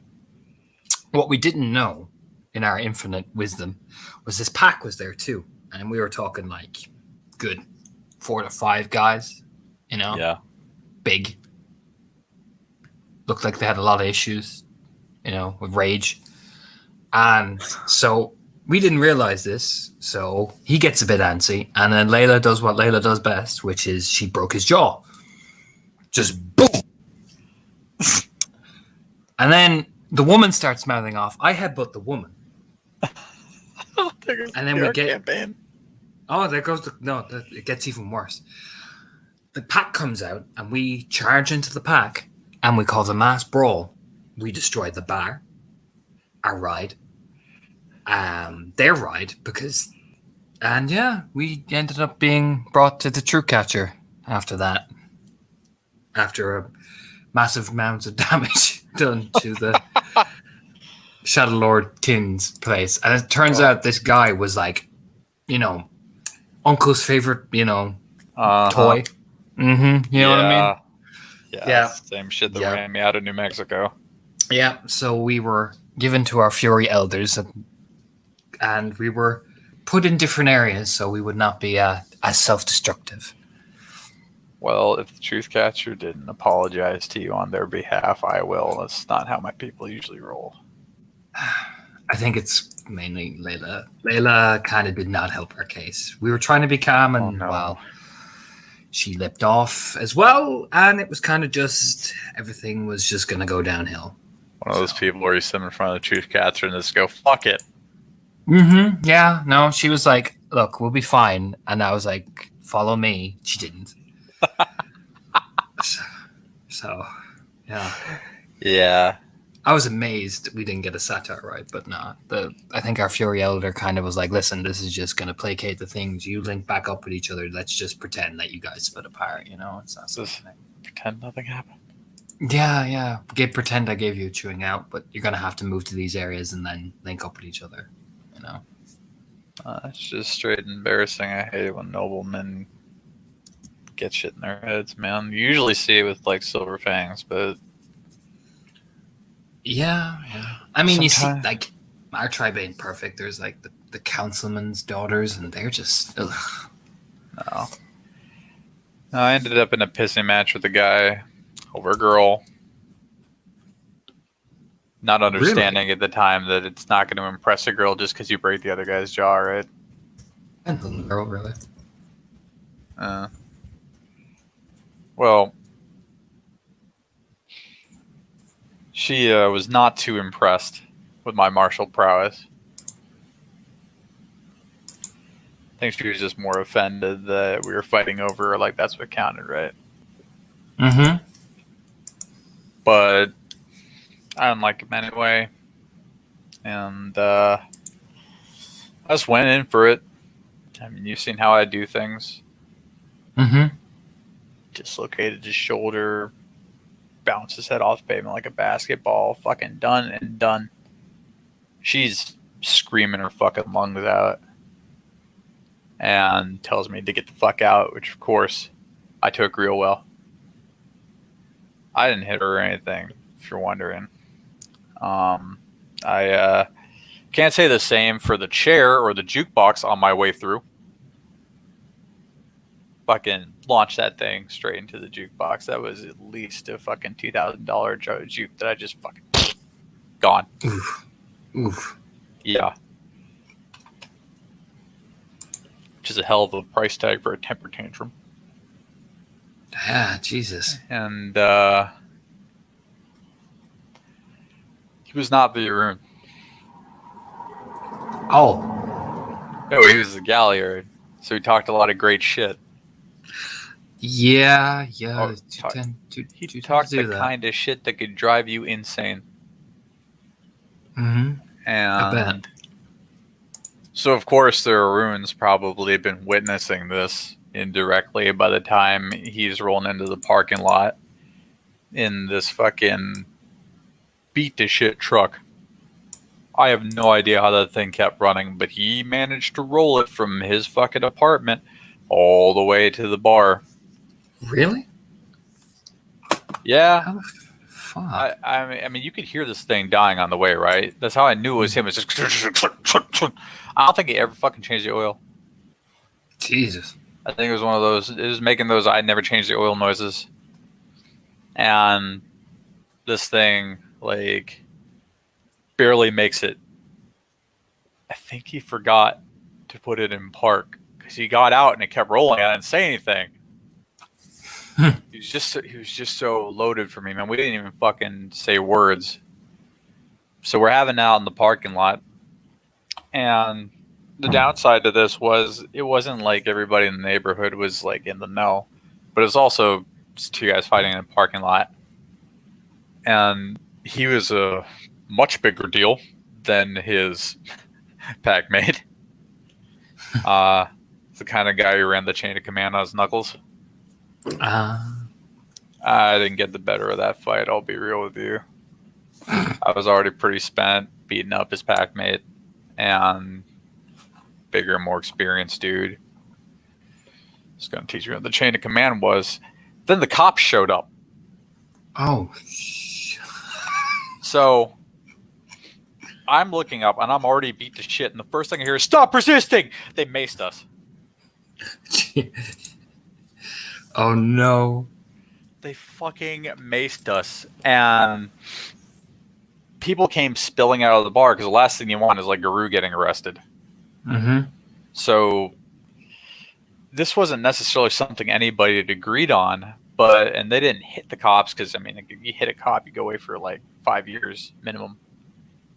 But they started screaming, formed one of those crowds cops hate, started freaking out, and it was enough that I crawled through this sea of fucking shins while they were distracted. I don't know what happened to Big Man.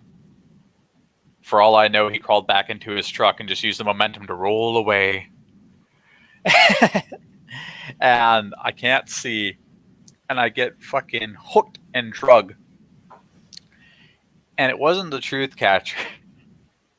It was the fucking warder. Somebody called him. And he looks at me. This big fucking Lieutenant battle axe. Dude had like a fucking no shit machete wound that ran from like the corner of his eye down the side of his neck. Like the bone had reformed, right? But Yeah. fucking deep muscle and shit never came back right. And that's the only thing I can make out through this haze. And he looks at me, and I know there's like this stereotype with the lieutenant that everything they say is kind of like a riddle. Mm-hmm. But there was no riddle when he said, "What the fuck are you doing?" He starts shaking me like I'm a fucking maraca, and I'm still full of just like mace and fury. So my only answer is,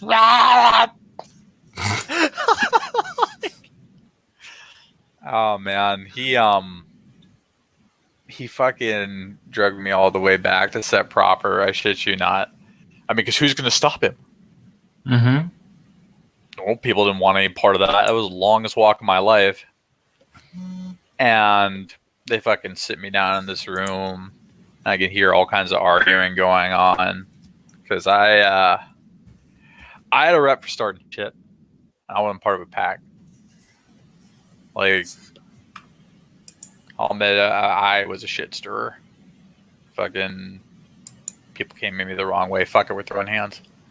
Which I guess would have worked in a get sept, but the whole point is to seek deeper knowledge and gain like actual power and leverage. It's not so much the thing all the time. I'd hit the wrong people enough times. The whole thing over Rosita, that fucking pretty much sealed it. They stuffed all my like shit in a fucking bag, fucking hucked at me and said, "Get the fuck out." Like, we're not gonna make a big public show punishing you. We're not going to make this something for people to argue over. Fucking leave. And I went to the bus station and I bought like a fucking bus ticket just going north. I think I don't remember where I stopped off first, but there were a lot of bus tickets after that, and man, I'll admit I didn't really know my way around. I'm fucking lucky I ran into you around Iowa. Mm-hmm.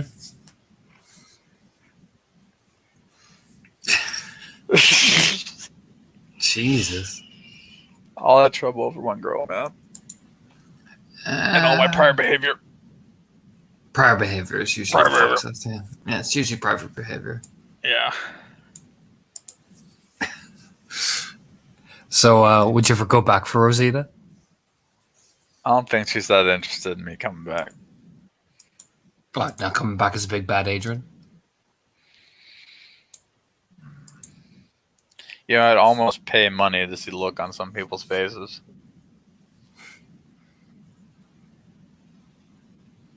But if I had to be real, like, there's nothing really left for me in New Mexico, man. It's been years. Mm-hmm. Sure, I could come back, do my guy in duty, but like, if I really felt like that, I could go to Nevada, fight the hard motherfuckers down there. You could.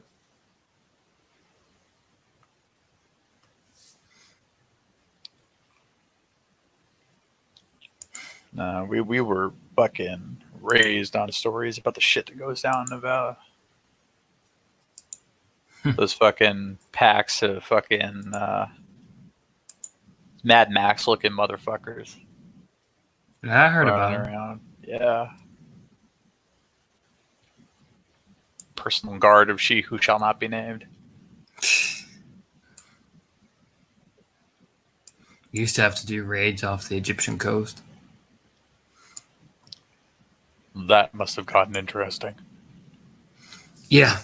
I was telling Federline and the people Cyprus was one of their landing spots. So we had to used to go over there. And they used to have to blend us in. You And, ever like, fight like ship to ship? yeah. No shit. Mm-hmm. That's what we train for. I've only seen that in movies, man. Can't even imagine. It's pretty nuts. Water's it's dangerous, but at the same time, when you know what you're doing, it's quite exciting. We've done ship to ship before. That bird was telling me there are were sharks in this world. Yeah, they're okay. Fuck me. You leave when they come. You leave. You don't look back. You don't do anything. You just go. They own that water. That's their land. You don't fuck with it.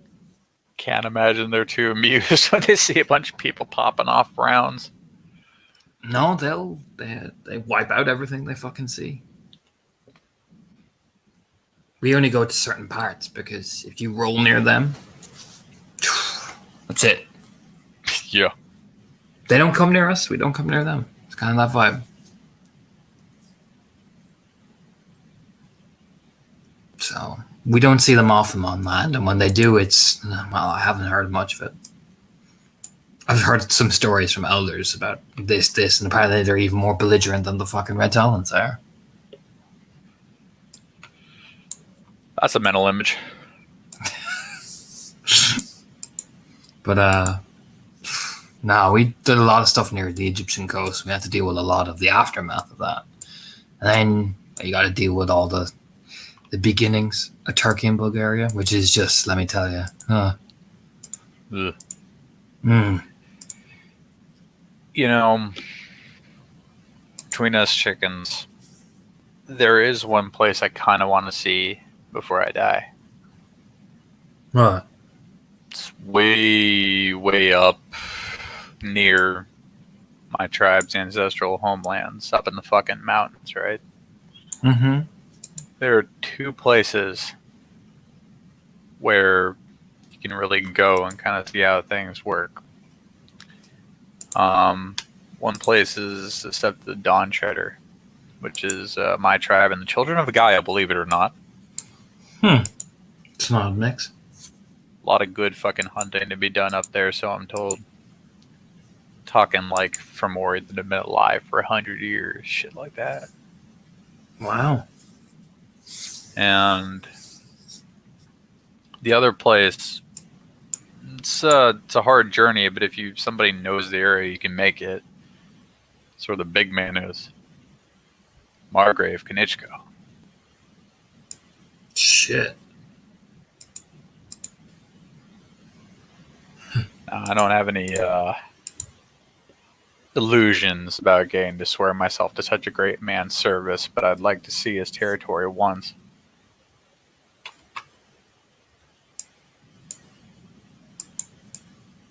Yeah, I get you.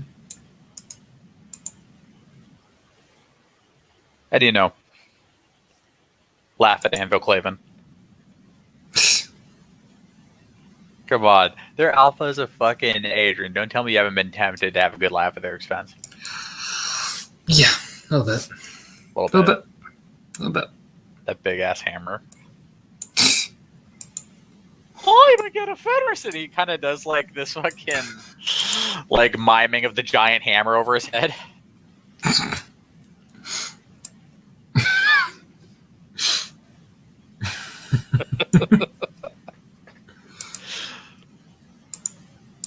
Oh man.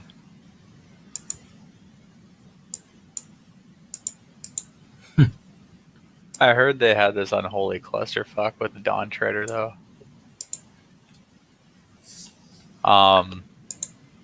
So this is how these guys think, right? This is why I was staring at Plastic Warrior like, really? They did like straight up old school peace hostages.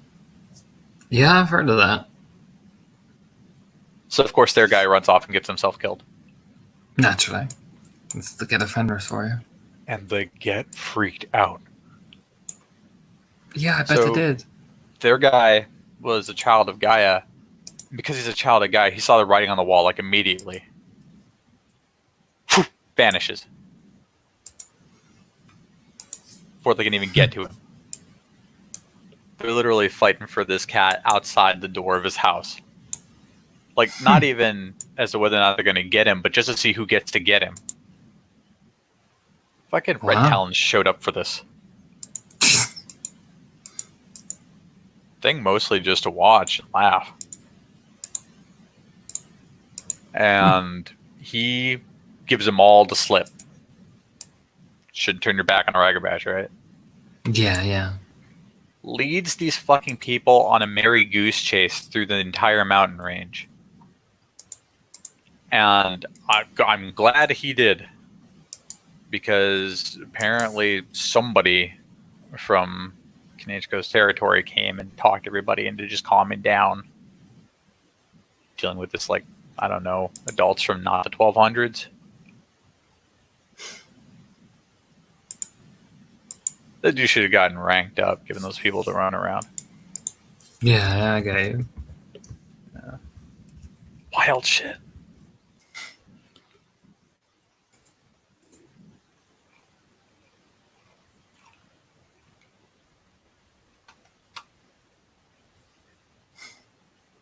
I love to go to the Dark River. It's just leans in. It's one of our places. It's out in the Congo. Huh. Mm-hmm. Can you imagine how fucking nuts that is?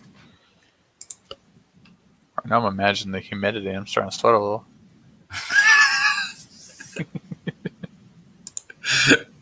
I mean, it'd be pretty interesting to see. Yeah, definitely.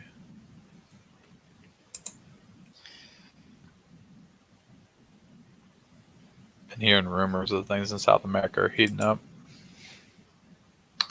Yeah. Can't imagine our guys down there are feeling too great with all this shit going on the throne. Or, well, the lack thereof. No, I can't imagine it. I don't pretend to know who all the like players and contenders are, but nature abhors a vacuum. That shit makes me nervous. I mean, it's Silverfangs. They're gonna be influencing us either way. $20, it ends in an absurd clave duel. And usually an observed Cave who has a lot of habits that lead to a lot of stupid decisions, which all the rest of us pay for. Yeah, it ain't even gonna be televised. Nope.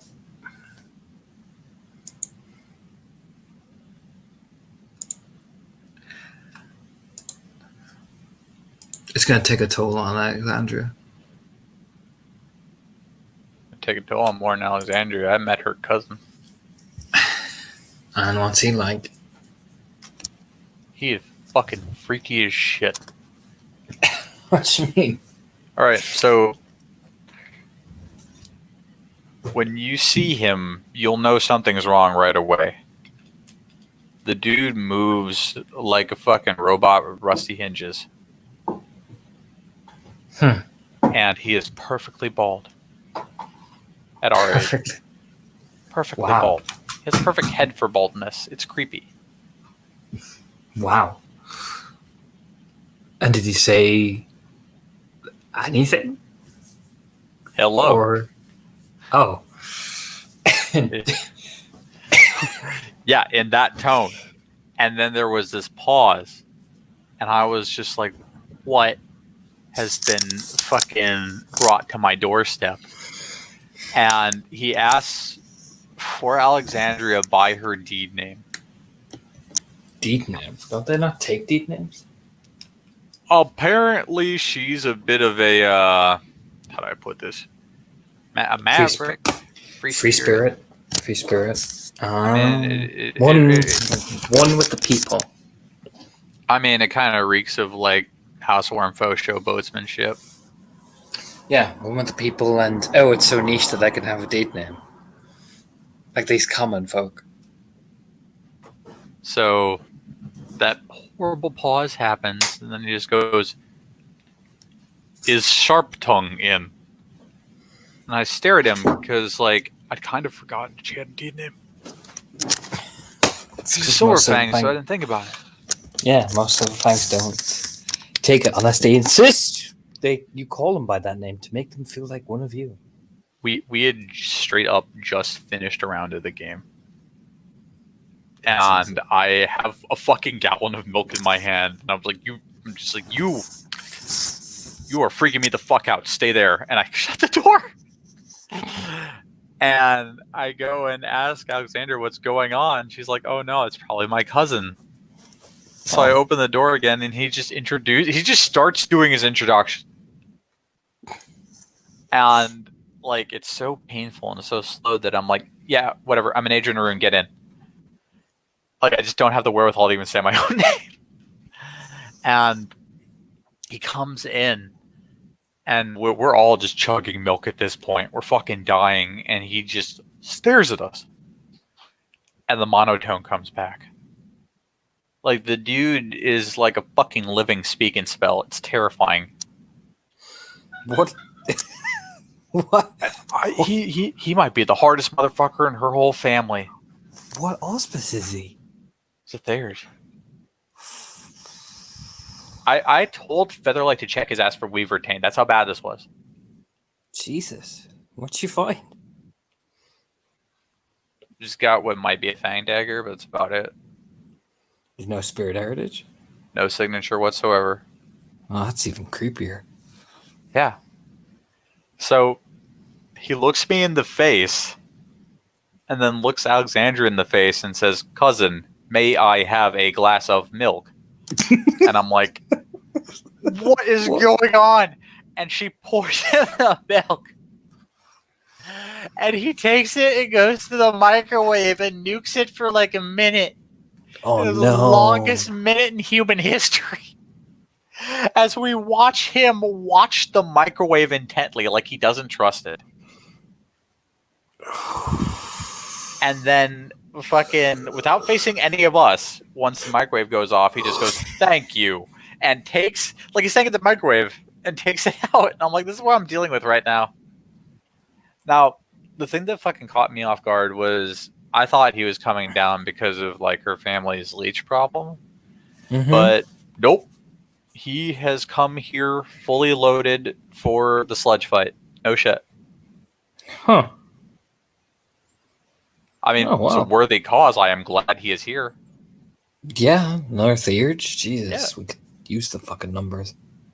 Yeah, I mean, I just kind of waved my hand like, for the let you do this, and him and her started talking shop about the whole thing.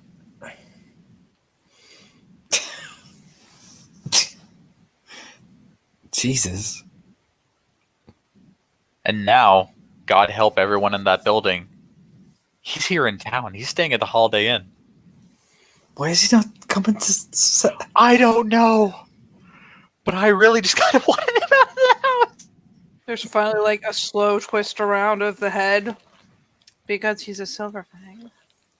Goes back to like At the Holiday Inn. frosting. At the Holiday Inn. Why can't he go to Sept? Just glance over his shoulder and Featherlight. I don't know. Oh, he could, but he's a Silverfang. What's that got to do with it? We need the numbers. That is why he's staying at the Holiday Inn. Jesus. This is... I'll pick him up. Like, he told us the exact room he's staying in. I'll take him there. Yeah, he needs to come up to Sept and introduce himself. It looks bad. I mean, here's the fucked up part. If he hadn't shown up at our house, I don't think we would have detected him until, like, down the line. Like, that's nothing. That's not a slur on you as Wormfo. You're looking for the worm, not Freaky Deaky. That's not my job. It's not your job. Nope. That's Mato's job, so I imagine Mato's going to have a fucking heart attack. I think he might lose his Minnesota Nice. Might get straight up Fargo wood chipper agitated over this shit. I mean, he might lose the accent and it just gets really weird. It's gonna be awkward for everyone, really. Now I want to see this shit happen. Dude, like, I mean, he needs to fucking let loose on somebody at this point. He didn't even get a scrap out of the entire thing. I mean, he was pretty chill when I talked to him. He was just fucking upset when I did what I did. I mean, when I was talking to him, he was pretty relaxed, you know? He used to mention how he, if hadn't found his pack, he was going to petition to join our pack. I mean, I'll give him credit. He didn't, like, jam me up or anything. He just looked, like, upset. I think it was, like, get pride or something. And I'm looking at him like, dude, you just watched me squeeze a guy so hard his fucking eye popped out. Like, come on. Mm-hmm.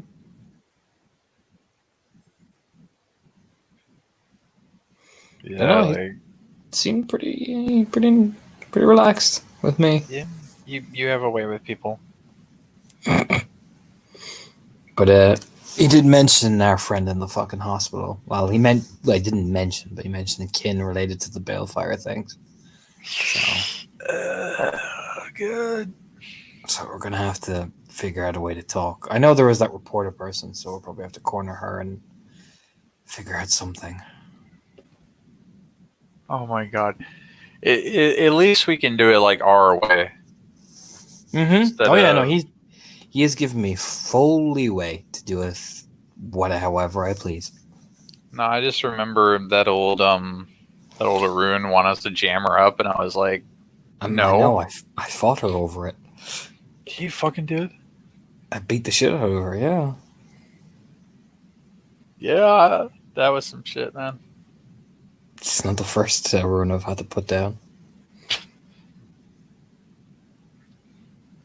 But man. I got word Steel Calligraphy is officially back, but she ain't back. She's probably a drone, I imagine. That's why I was against going to get him in the first place. I knew we were going to lose people trying to do it. I wouldn't step foot in the Cyber. That's like walking heresy for me. Fucking heresy for you. The fucking pass the communion plate around on that one. I ain't doing it. Yeah, but that's like double for me. It's like double, triple, like hell. I'm a Black Fury, David. It's we're in a pack with you. Share the sin. Mm-hmm.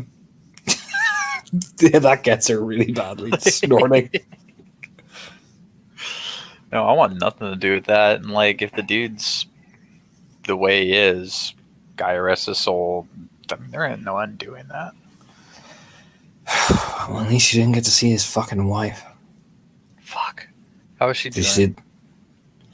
I had to send her to Actena. She has no memory of what happened that day when the scrag hit her.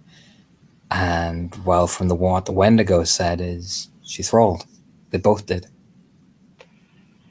Not that I heard about.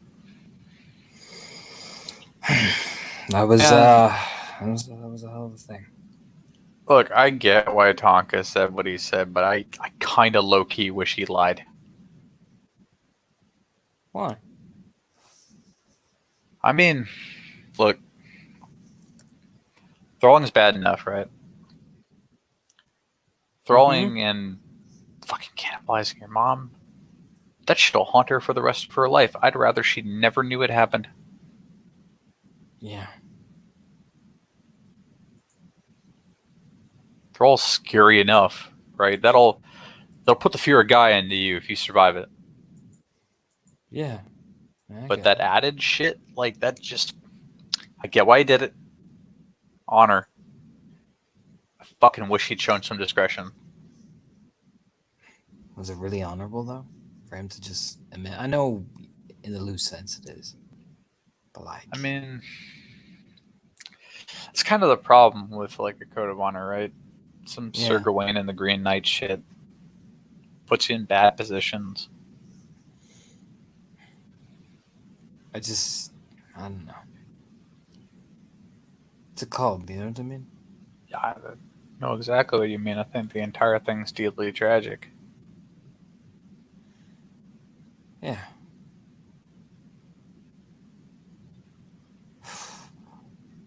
Look, you made a good call. If anybody is going to help her dig out of fucking the pit she's basically in right now, it was either going to be your people or the Uktena. Yeah, I thought the Octana, they're closer, and I can't get her to Wyoming. I mean, like, yeah, you'd have to have somebody watching her the whole way. Yeah. So It's- no, I agree. Yeah. Mm-hmm. Fuck. Oh, I know. And he's exiled for a year from this place. Wouldn't be surprised if we saw him again in Wyoming. We fucking should. When they go out there, plenty of fighting to be had.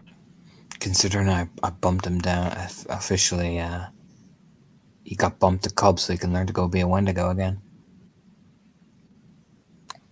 Wyoming would be about the closest place. Well, good. I should hope to see him. I'll be expecting him. I told him as much.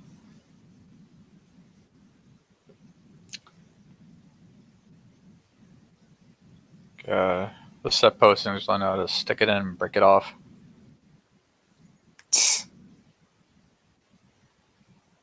Oh, well, had to be done. Yeah, it did. It did. David, like, suspiciously peers out the window, like, nothing's on fire.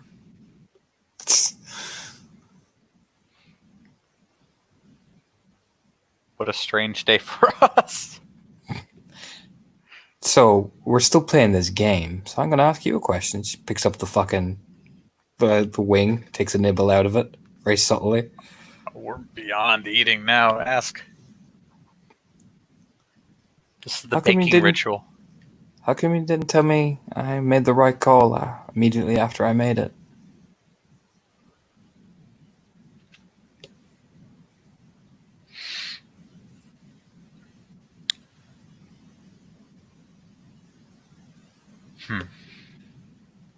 Well, the way that I was brought up, you have to make your decisions and stand on them. Mm-hmm.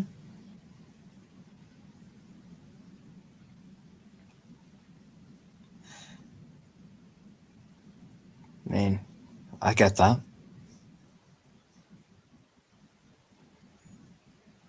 Made your decision.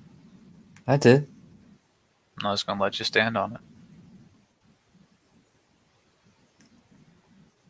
Well, to counteract Mr. Shadowlord, the way I was brought up is when you make your decision, you rally around others for support.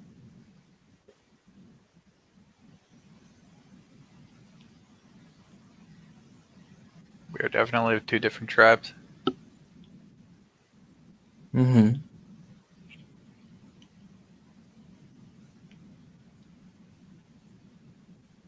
Well, many ways. One, Just physically with the pack, but get meat in your teeth. It's your teeth that meat's getting into. You die. Typically die alone. And you begin and at some point in the far-flung future end the eternal climb alone.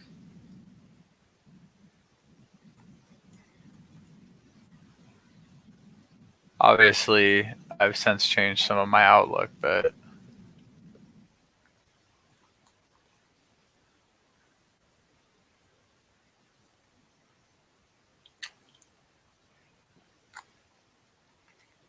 But still get taught things a certain way. It will stick with you for a time. it's fair.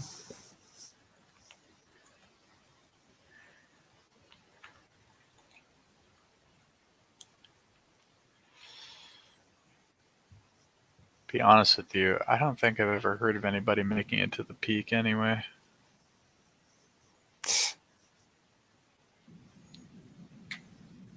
Living or dead. Maybe that's the illusion of it.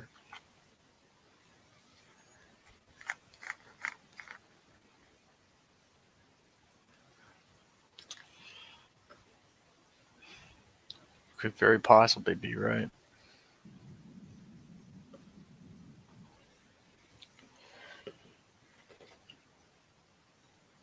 Well, next time I have to make a hard call, it would be nice if you were there.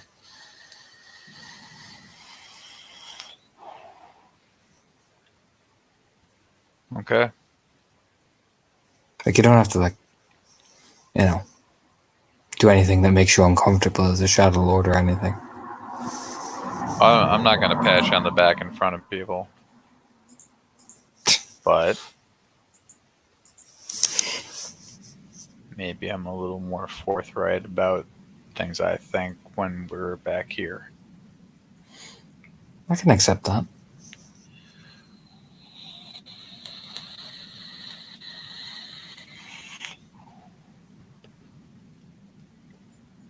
And don't worry, I won't cry or anything. I know you hate that. Oh. Buddy, pal. Everybody cries. Yeah, but you said my crying is awful. I mean, look. It's not the water, it's the noise. The noise? You make crying noise. A crying noise. Yeah, like look, I Matt, you're a very intense person. Mm-hmm. So when whatever you've been bottling up gets a chance to be let out, it sounds like a fucking lemur being drawn and quartered. Wow, that's wow.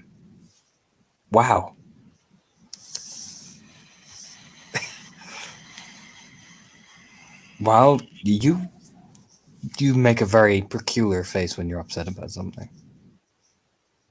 But it looks fucking hilarious, Featherlight says this. It is. You kind of scrunch up your face like you Oh, just stepped in like a pile of shit. I mean, if I wanted to step in a pile of shit, I just had to drive for 20 minutes. Or it looks away like. Yeah, there it is. There it is. Right there. Right there. And then you start poofing up your hair for really no reason. You just angrily fluff it when you're walking. It's a fucking habit. I've had that habit since high school. Go Panthers. I mean, I can see why. You know, most of the girls thought you must be very broody. So, the secret is that you're broody, but you don't show any sort of like attraction or connection, so that they don't get the idea that like the crazy guy is zeroing in on them. They like the broody, but they don't want to be like directed at them. Ah, yeah. Oh, wow. That's expert level brooding. I have had a lifetime of practice. I can tell. Did you get your brooding license? There's no license. Oh, It's completely unregulated. It's 100% laissez-faire. that's no fun. I was kind of half hoping you pull out like David did David this. This is my brooding license. Ayn Rand would be spinning in their grave. I mean, I was kind of hoping to have brood police to make sure that you're maintaining your brooding. Like you're not peak brooding as a Shadow Lord. Like you have to brood this much every day. Now you'd have to be on like a properly like 100% Shadow Lord sept before they start enforcing that. Wait, really? Dude, like, you gotta see it this way. We're always kind of fucking trying to keep each other on a certain level. Like, there are some serious, and I know you have this in your tribe, there are some expectations of ways things should be, right? Oh, I do. So you're telling me there's brood police?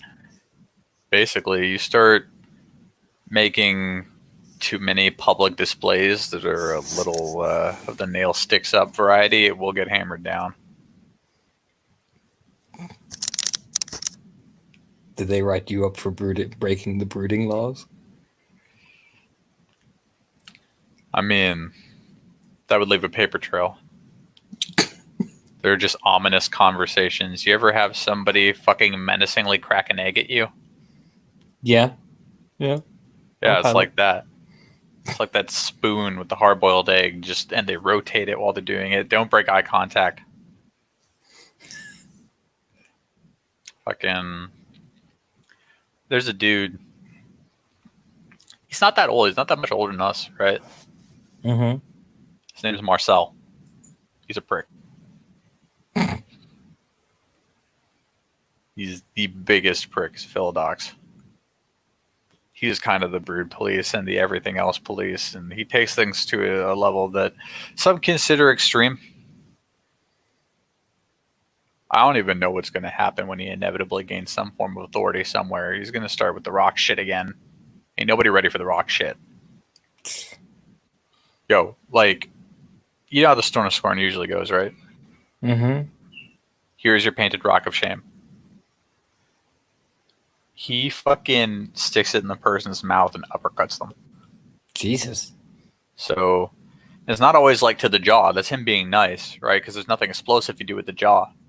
He fucking gets them in the solar plexus, so their body goes, huh, and then when the rock comes out, I mean, the teeth are in its way. I've seen him do it. Phew. I mean, I've seen some of our Philodoxes do some heinous shit too. Well, I can only bet you guys got those axes, right? Labras? Yeah. Yeah. I've seen one that's made of silver. That is scary as shit. It was scary as shit. But now I've seen our Philodoxes do some crazy shit. Particularly, they brought this one guy back who had done a fair bunch of like nasty things. And yeah, they hung him up and like straight disemboweled him in front of everybody, balls first. Fuck. Yeah. Then They're used gonna him. let the guy go into shock. Oh no! They just bled him out right there, and then they used his body to give his body back to the wild, essentially. Like we're talking, like deconstructed him down to like organ matter, essentially. Fuck. Yeah. It was, No, Shadow Lord Philodox is more methodical. Like, it never escalates to that right off the bat. mm-hmm. Usually, whatever Philodox you meet from my tribe is going to have a set number of chances they give somebody to stop fucking up, depending on the nature of the offense. I mean, that's fair. But once you hit that limit, Yeah, that's it. Yeah. things get corporal. Like, doesn't matter what right it is, limbs are going to come off. Yeah. I think with us, it's just like when you make that like the mistake, it is just fire and brimstone, and that's it. No, it's like when they give you chances, you start owing them shit. Mm. And contrary to popular belief, the motivations are rarely selfish. Everything has to be structured towards the betterment of the sept. It's just that we're not nice about it. It's good to spread their hands. So suddenly you have this karmic debt to this person that they haven't fucking flayed you alive. So you better do things this way. I mean, yeah, I've seen some of our philodoxes with, say, like, first tenant breakers, and Jesus. They get real serious about that. I try not Real to think serious. about that. I mean, we have a very zero tolerance policy. It's kind of just the way it is. We're not as bad as the Fianna, but we kind of just cut it right down to the stem, you know? I heard the get weird with it. The Get do. We kind of do as well. We're a bit more lenient towards the male metis of our tribe, oddly. Huh. But I think it's because we try and, you know, we hold it to a standard, if you get me. Yeah. And the get make the parents raise the fucking thing. I mean, they should. They should. I mean, I never agreed with the fact that, like, you know it, I know it. Who gets corralled into watching the death machine? Kinfolk. Yeah, which is like ridiculous. Like, we make sure that, like, we watch it or we teach it rather than put it with fucking kinfolk who have no idea what they're doing. Here's a cattle prod. Good luck. Yeah, exactly. No, it's fucking irresponsible as fuck. It's fucking insane. I mean, I've heard some fucking stories about what the Fianna do. The cliff one. I heard about I the, heard the cliff one. I've heard about the goat pen. There's a goat pen. Oh my Yeah, god. they used to keep it in a goat pen. Oh no. See, I heard they just went straight up like Sparta style and just started fucking throwing them off cliffs. I've heard that. I've heard the ones that do make it, they just fucking, oh Jesus, it's fucking awful. Like, but I suppose, you know, the ones in their tribe, they volunteer for it. They try and join the Fianna. Which is like, what? I think it's a sense that if their tribal totem can prove that they're worthy, then they'll eventually prove themselves worthy. I can appreciate that. I mean, there's a certain, like, respect out of it because they know what they're signing themselves up for. Yeah, I can't argue with that logic. I mean, there's, you know, it's kind of the thing. If you know what you're going in and you go in willingly, I mean, it kind of spreads their hands. It's not like they're forcing you to a gun to your head. You could always join the Shah Gaia or the Bone Gnarls. Oh, children of God. I mean, I've met some hardcore children of Gaia. I mean, I haven't. I've met the children of God that are here.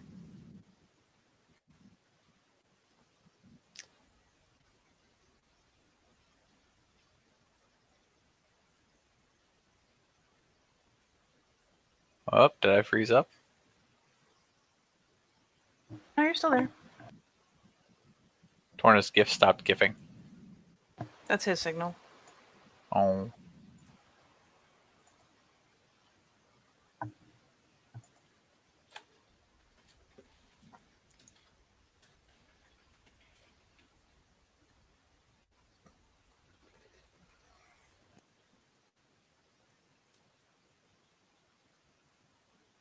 Nope, there he goes.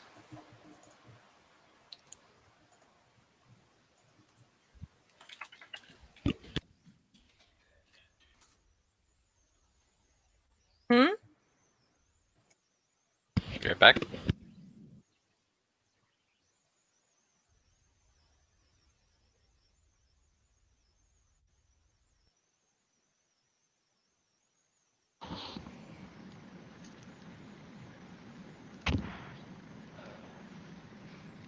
So how is Featherlight coping with making frosting? By essentially forcing you to make a double batch because she keeps eating it. You know what? It's yeah. She keeps So just ooh, a taste, ooh, a taste, ooh, a taste. You know, Jacqueline does slap her hand away a couple times, and eventually, here. Just gives her the rest of the bowl. And she picks up the bag of chocolate chips, hands it to Featherlight. Ooh, that's what you eat when you make frosting. You eat the leftover chocolate chips. Otherwise, there's no frosting for cupcakes, and cupcakes without frosting are really just sad muffins. She proceeds to toss an entire handful of chocolate chips in her mouth, and as she's chewing through the entire mouth, will be like, "Is the frosting supposed to be chunky?" How much cream cheese did you put in it? She's using like whole chocolate chips. I mean, yeah, you melt them on the stove. Oh. That's why we're doing this at the stove. Oh. Eats another handful of chocolate chips. The whole handful. Is there any cream cheese in the frosting? It's buttercream, so it's butter and cream and chocolate and confectioner sugar. You're not from the Southwest, so I'm going to leave you on that one.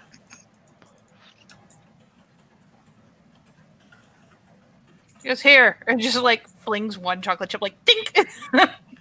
Ah! You were supposed to catch it. You struck me with a chocolate chip. The gravest of insults. I mean, I'm not a Fianna, so you haven't just made an enemy for life. Fucking just poisonous luck. Man, I would have straight up paid money for like a Get in Fianna pack just to watch them trying to go through Badar. Just clustered together like, oh. Everlight finally toddles away from the frosting, having lost interest now that she has a whole bag of chocolate chips to eat. Bring. You know, Artemi, I purchased a shotgun, and one of these days, as he goes to get the phone, He looks at the phone and says, "No." Then goes back to eating her chocolate chips. it's gonna keep. Hello? David, how are you? Oh, I'm pretty good today. What's going on? I need a favor, my friend. What's up? I need you to take my cousin on a date. I'm so sad that I can't hear. The color drains out of what you can see, Artemi, is the color drains out of David's face. Okay. You're gonna need this. She just offers a handful of chocolate chips to Artemi because this must be fucking serious. Look at David. I Jesus. think you will like her. She is a professional photographer for something known as the National Geographic. Okay. Do me this favor and it will be worth your while. I am trying to convince her to stay near where family is and away from dangerous places. Like the Amazon and Tokyo. You know, I think I know a guy who knows a guy who knows a guy in Tokyo, but the other way. Well, the good news is you can tell me if you think she is your type. Now, mind you, I trust you, but still. I sent a thing in the mail for you with a picture of her. Her name is Miranda. Miranda Leondotta. Artemi, isn't Tokyo like she points straight down because everyone talks about digging to China? Whoa! Oh my god! There's her on the planet. So she's like, David can't hear this to be like, but okay. Does she know how to get in contact with us? Yes. As a matter of fact, if you agree to it, I am going to give her your address. Okay. We are friends, and I she most will- definitely agree. She will pay for everything. She just wants some good companionship. I believe you. Have you looked at her picture yet, or did you look at your mail yet? The phone has a cord. I can't get that until we finish this conversation. Gotcha. Well, please look and let me know. I will wait. And he just sets the phone so that it's just like on its side, and Like, then on its he looks at everyone. Do not touch that phone. Do not touch the phone. Yeah, Nobody Artemis touched the eases, Really just waits for him to go outside. Like, oh yeah, totally. Artemis eases up after him. What's going on? Like, I mean, are you just going to the mailbox with him? Yeah, pretty much. The mailbox has a smell on it. It smells like a person that you don't know that stinks of high heaven of pure breed, almost as much as fucking Heinrich does. Yeah, he opens the mailbox and takes the envelope out. Apparently, Plastic Warrior wants me to take his erstwhile cousin out on the date because she is insisting on following her career path as a photographer for National Geographic as he's just walking back towards the house to places like the fucking Amazon. And he would like a charming young man like me to convince her that there's plenty to see here. Really? Yeah. Huh. Be to get half to death to become your best friend for life as he opens the envelope. That's the picture. She looks perfectly menacing. Okay. She looks like Satan. Oh, crap. Timmy just leans over like, huh. And he picks up the phone. Oh no, you don't. Oh, You give me that moment while you're outside. all right. Featherlight slithers over after being told expressly not to touch the phone and picks up the phone and just asks, "Are we going to Tokyo?" To whom am I addressing? Oh, it's you, Featherlight. Oh, hello, Featherlight. When are you coming over to meet with Asher? We're waiting. From what I hear, we're going to be working together as packs. You should coordinate. We will as soon as I have a solid plan and an actual accurate head count of Theurges. The number does keep growing, which is not the worst thing that could happen. Yes, this is good. I know I am sending Asher currently to be, what is word? Apprenticing in the forge. She was not happy about it. Oh, in that case, good. Yes, sometimes she needs chip knocked off shoulder. Yeah, there's a glance, and as the other two get near the door, she just puts the receiver back down, doesn't even say goodbye, just, Oh, And he just keeps talking, and that's the thing. He doesn't realize you put it down. So, Chatting away. like, David can hear, like, noises coming out of the receiver and just puts it to his ear. And then you have to understand, she walked the entire thing skyclad and made sure that the entire compound was strung up with bells and ribbon, and it was so strange to see. And then we did the maple dance. So David then holds the phone away from himself. Oh, okay, Featherlight, give me that back. Blink. Hey. Oh, David, I didn't realize the phone had shifted. Oh yeah.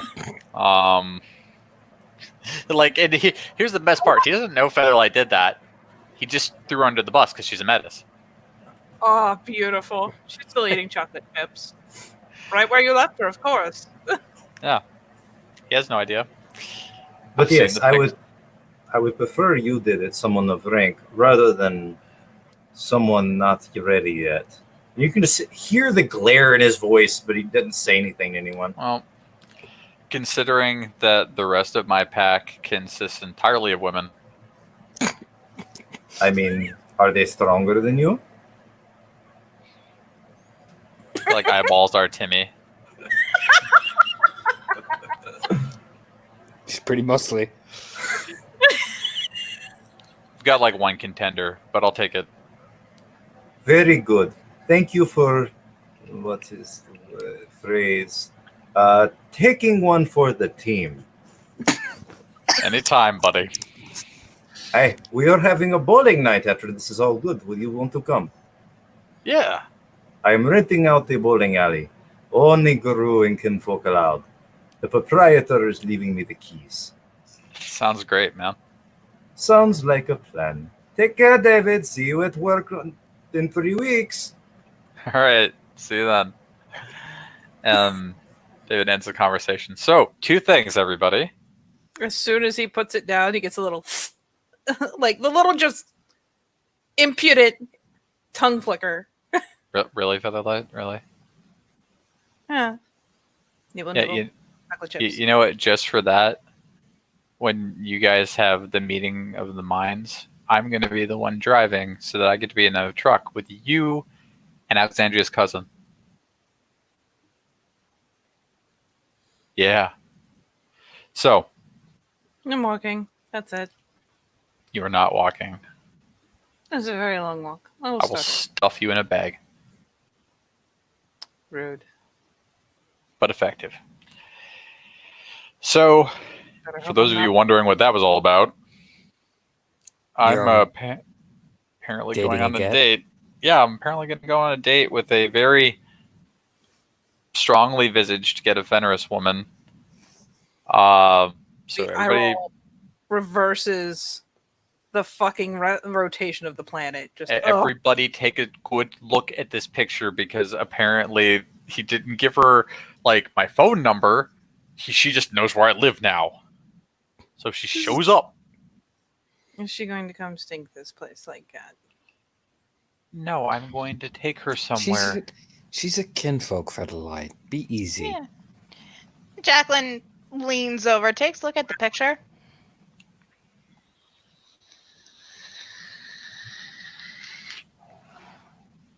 It's got good jawbones. Nice hair.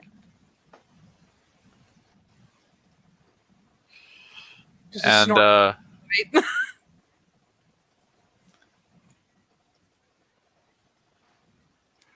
the other thing is that apparently in a planned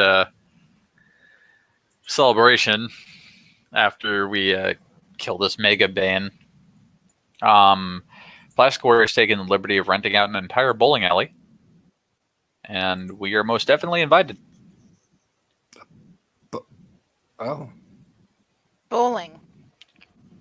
Yeah, you know, roll the ball at the pins, free food and drinks, that kind of shit. No bowling. I've been bowling. I've not been bowling with Guru. I mean, it's going to get competitive.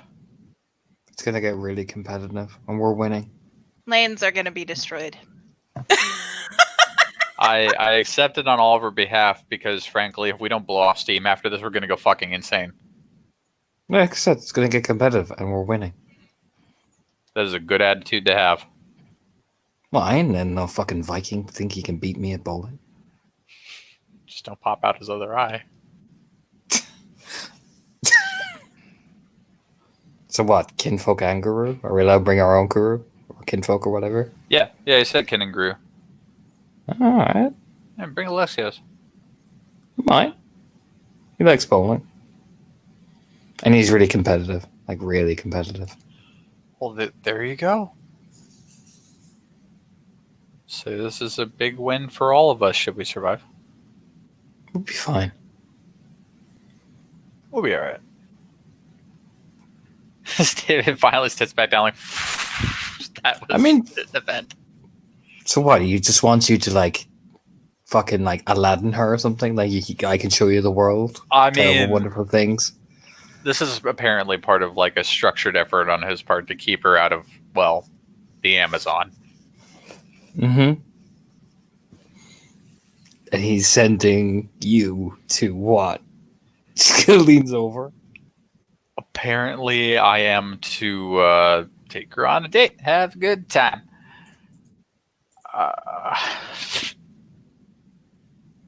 Man, it's been a while. It's been a while. Well, how long has it been? So, you remember when I described to you the incident with Rosita? Mm-hmm. So, that whole thing was like a torrid love triangle. And that was 2 years ago now. It's a long time.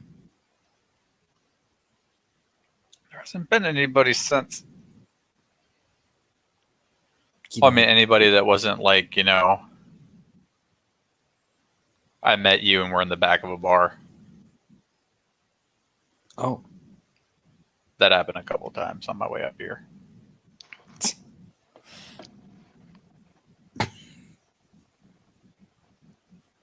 you know, Alexandria's was it wife or sister-in-law? She's pretty, she's pretty. She's your type. That'd be fucking funny.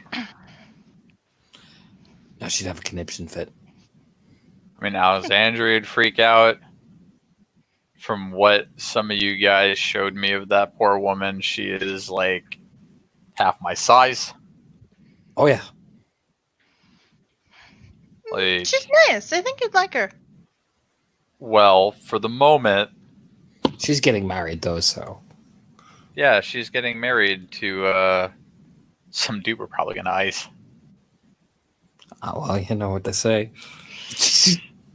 Funerals are, in fact, a one-way ticket to Bone Town. But I don't know. This Gecko's that holds up the picture. I mean, Yeah. No, we will find out how intense she is.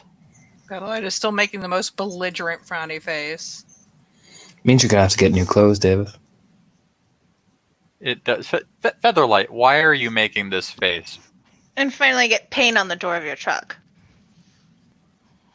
Fuck, yeah, I keep forgetting about that. Like, Featherlight, you're... The faces you're making right now. Would anyone like to make me a perception alertness check, difficulty 8, because you all are in conversation? Sure. Sure, why not? Let's see what we're walking into. Sure. Featherlight, I'm why are good you with making that. a frowny face? It's like, I'll give you 3 guesses. So I have 3 successes, but before the results of that, David will look at her. Do you have any cousins for me to fuck? Well, you never said you were looking for one. You just gonna invite all of your relatives over here, see which one gets to ride the High Thunder? The fucking face she makes, like, ugh. Just, ugh. Yeah. I could introduce you to some Fury Kid. They'd love you and your bright red hair. There's a point, see? Just point. This is the time where everyone has waited to just throw their relations at me. I mean, I don't know. I didn't know were you into Mediterranean women. I like women. A lot.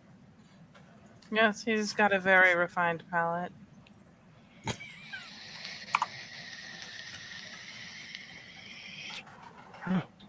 Now, albeit, I prefer them to be like in their 20s because I'm in my 20s.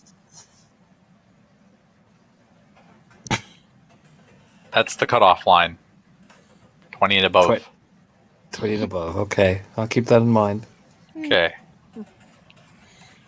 I have a few cousins who meet that criteria, but I wouldn't throw any of Jesse's kids at you.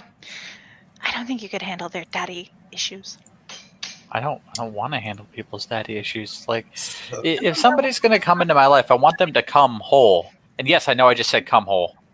So, David, for sure, will hear the creaking of floorboards outside, of the deck boards outside. Artemi will hear it as well, and Jacqueline will not. All right.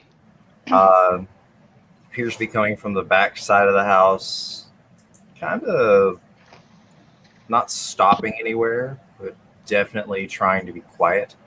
Somebody's at the back of the house. So, just so you guys know, as he opens the cabinet under the sink, this is where I keep the Colt Python. As he pulls out this fucking gun. It's a big one. I'm gonna go see who our visitor is. Yeah, Timmy just eases over to follow, picking up her fucking blade. She's walking. Yeah, for David's part, he kind of tucks in the back. Well, he can't really tuck in the back of his pants. So yeah, he just has a big honking gun as he goes out the back. Yeah, if you like Google what these things look like, you can't tuck them in anything. thing like I mean, killed bears. You could snub nose it, but that'd be about it.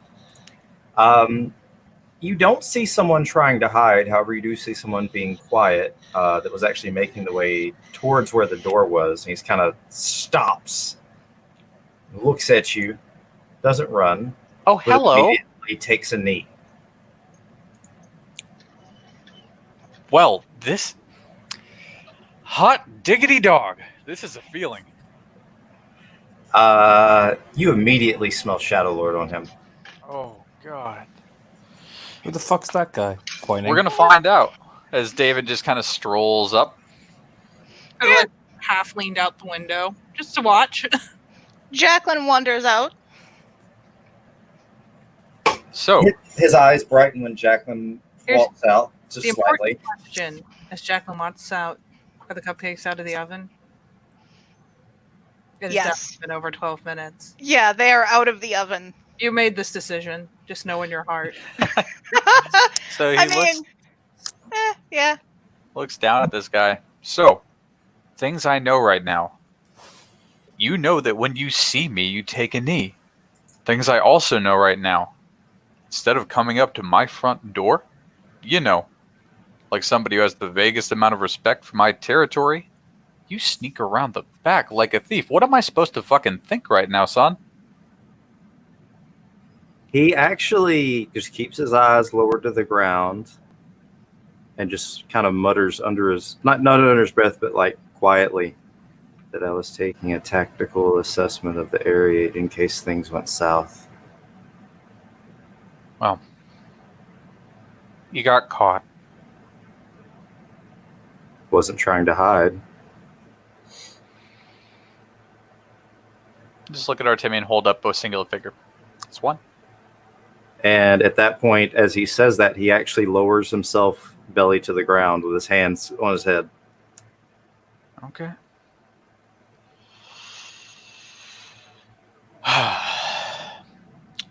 What's your name? Duncan. Okay, Duncan. Duncan I'm Hart, David. better known to the nation as Bloodknocked. What's your rank? I'm a Fostern Philodox. And I'm an Adrian Arun. They call me Grandfather Strength. You know why they call me Grandfather Strength? Yeah, because you busted somebody's eye in a one-on-one duel. And he, like, The window. grabs the back of the guy's neck. More accurately, I squeezed it out. You ever see a push pop that you just push too fucking hard? It's a lot like that. Recently.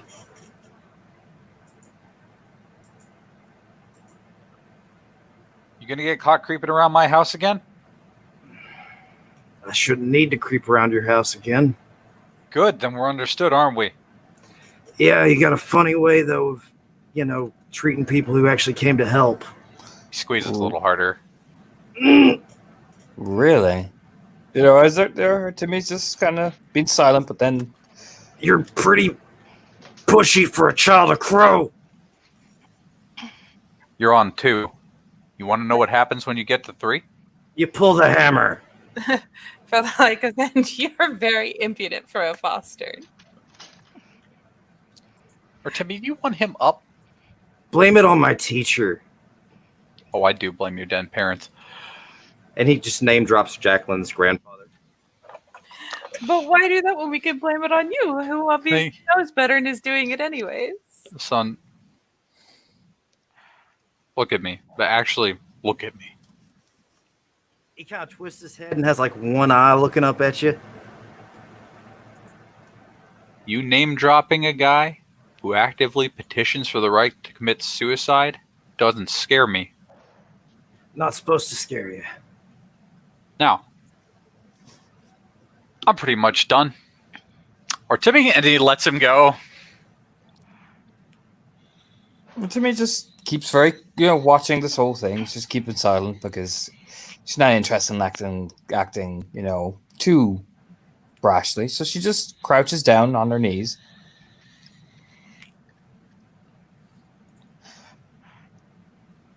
Approaching the back door of the house is a stupid idea.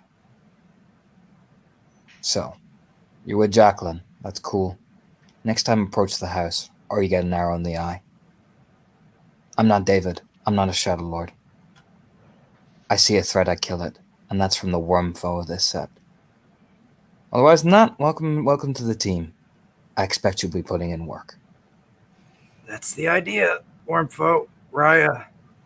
Sass me again and you lose your eye. Ask David. They call me Gorgon Maw. Look up. And she just eases up. He did. He does look up again, but he's still like face down in the dirt. He hadn't even moved his hands yet. She glance over, David. Is that it? Or, you good? Oh yeah, I'm good. I feel like we understand each other. Alright. Just nodding. He's meant to be coming over to assist. Yeah, I heard about that. Mm-hmm. I'll expect him to knock on the door at least. Get up, get up. He does so, making very sure that his hands are like plainly visible. Jacqueline, walk forward. Very clearly have my address.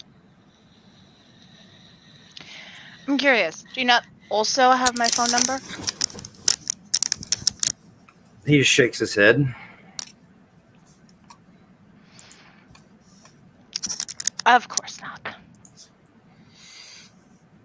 I think your granddad was trying to teach me something. Oh, he definitely was.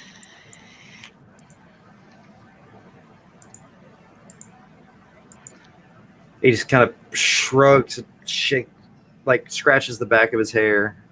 Some dust falls out of it as he does so. The fucking ground there, even when it's wet summer, you still gonna have a lot of dirt and just raw sand everywhere.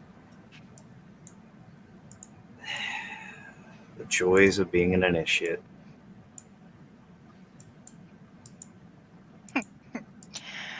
Indeed. Where can a Philodox be helpful here? He just kind of cracks his neck.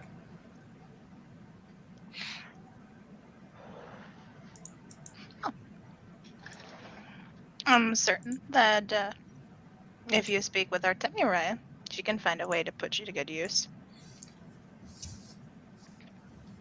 If you're speaking more about the reason why my grandfather has sent you here.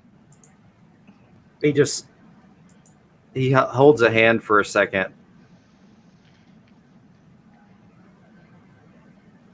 If it's not too much trouble, I'd appreciate us not talking about intertribal politics among non-tribal members, if that's okay.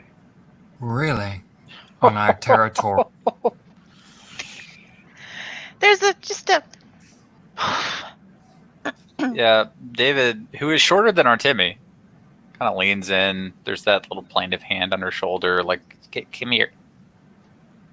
Oh yeah, she listen to her off. She'll step back, but the glare he gets is intense. He just says one word in David's direction. He just says, summit. You want to keep talking like that? You know, it's fucking 2.5 with you. Let me talk to my beta. Yeah. And Jacqueline will pull Duncan aside. Hey. As far as handling this guy, I'm going to let it be your show right now. Like, you're the worm foe, right? I'm definitely with you, but you got this. If he's one of your tribe, you need to wrangle him in before I take his jawbone. I'm telling you now, David, as you're my alpha, I may be the worm foe, but this is still technically your territory. And I'll let you handle your tribal business. But he better show me fucking respect. If he doesn't, I'd be more than happy for you to take his jawbone. It's your territory, too. I know, but like I said, You're She holds entitled up to her hand. sense. She holds up her hands, like not like to cut you off, but Yeah. it's that kind of like mutual, Yeah. No, you're 100% entitled to satisfaction.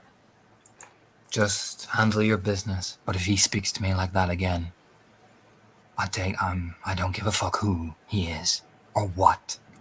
affiliation he belongs to. I got you. I'll let you handle it. This is your All shit. right. And she pats his shoulder. You know, it's a clear demonstration of, you know, this is your tribal show. But I mean, like, the bigger rune looks like she's at the slightest drop of a pin. She looks like she's ready to go. Jacqueline pulls Duncan aside. Unless you were sent here for some other reason I don't know about. Artemi is my beta, my packmate, and my sister. And we are all under threat.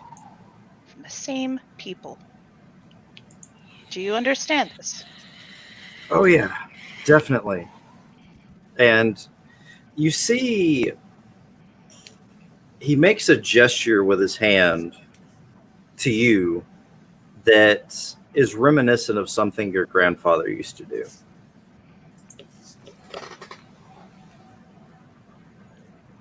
And it was kind of his way of saying, I'm watching you. I trust you, but I'm watching you. Yeah, now that things are kind of broken off, David will come up to the other two Shadow Lords.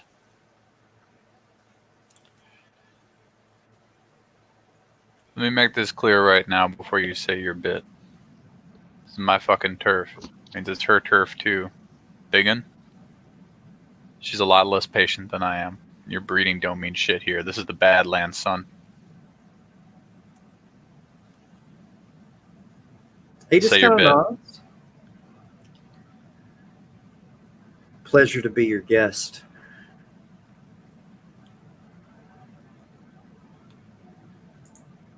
And he just looks at Jacqueline. Go on. Say your bit. He waits to see if she says anything for just a couple seconds. She nods.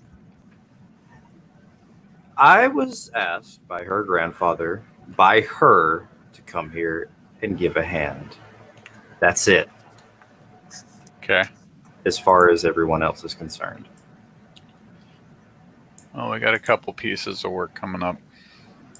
The rest of it is I'm supposed to evaluate her. Jacqueline raises an eyebrow. She's not. This does not come as a huge surprise to her, but still, didn't expect him to be that open about it in front of her. Well, I mean, he's Shadow Lords talking to Shadow Lords. That's it. Yeah. Oh, pyramid gonna pyramid.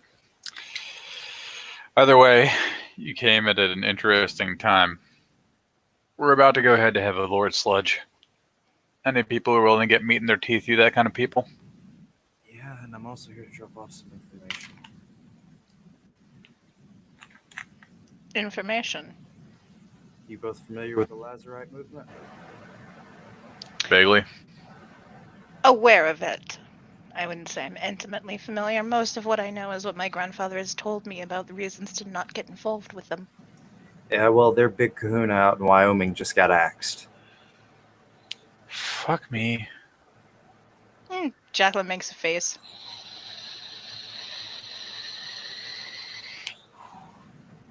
How Fucking- close are we to losing control of the situation? Oh, we're not close to losing it at all. It's just the one camp that's dedicated toward, working together with all the other tribes really good, and their biggest leader gets axed right before we're about to have a coalition meeting, as it were, to how to approach these things Yellowstone's pissed off about. It's a great thing. All after Well, the Silver King died. Yeah, I heard about that too. Well, we out here don't have much control over that. But it's nice to know what we're walking into. Yeah, it's always nice to know that something can kill an elder right from underneath its pack's nose, too. So, as far as your involvement out here, the sludge thing, everybody fights. Yeah, I can do that. After that, leech control. Y'all have got me for a full moon, that's it. It's going to be a fun month. Yeah. Where's a good place to stay around here, boss man? They should have room for you on SEP. That what you want, Jacqueline?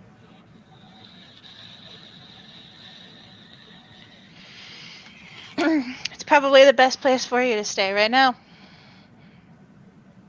Can do. I'll go make my own introductions if that's all right. I'll come with you. Best do. You got a car? I do. Mind giving me a ride? Not at all. If you'll show me which one, I'll wait in the car. She'll point to the Beamer out front.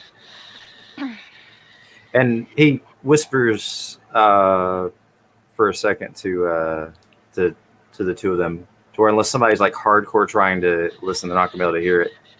Always pays to know how quick somebody's anger threshold is. No offense meant to her. Fucking nobleman. Son, you've got a lot to learn. As he just claps him on the shoulder once and walks away. Claps him on the shoulder like an old buddy. You don't say.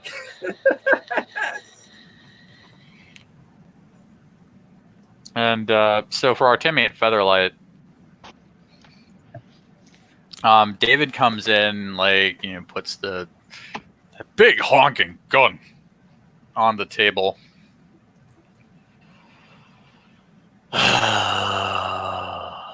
And that's the noise he makes as he sits down in the chair. What? I just fucking hate dealing with highborns, that's all. No offense. Can I invite him? No. I'm not a highborn. Thought you were from the capital, man. No, I'm from Noxos. Oh, fuck me. I just grew up. I just was trained at the. Just carry yourself like a badass. It's a good sign. So what's wrong with him? Got a sense that he came into one of those families that's probably put him through a little bit of hell, but that means he thinks he's hot shit out in the real world. He disrespect you? You disrespected us by coming to the back door. Yeah, he tried Not a a little sign. something, but Jacqueline actually backed me, so I'm gonna let it go. Can I buy? Right. He taught me enough that I feel it's valuable. There is nothing quite like trying to go through a back door and then realizing it's holding fucking faith with the front. If he doesn't learn from that, that's 3. All right.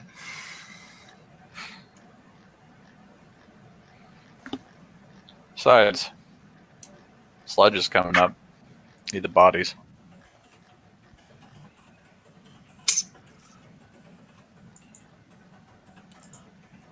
It's a shitty perspective to take, but claws are claws. I know. This more Shadow Lord bullshit. I'm right there with you. Title's over. You can tell she scrubbed it off her face, but it's not all gone. Presents for Artemi because Artemi's already looking like she's done with the world, and god damn it, we're doing so well. So she sidles over and holds up what looks like a cupcake that Featherlight has taken like the entire spatula and like scooped up a hunk of frosting and just on top, like, because that is the appropriate amount of frosting. And she just like slowly offers it sideways with the and naturally she's like, okay. Nah, you go ahead. I'm gonna go and fucking put in reports and all that so it's documented that he's coming. I'll put on coffee. Can I throw it at him then? No, let's not be children. So for biting him. Tell you what, he gets to 3. You want to be my instrument of discipline? It's all you, man. No, let's behave and let's act like proper higher rank. He did, and he was impudent. He was.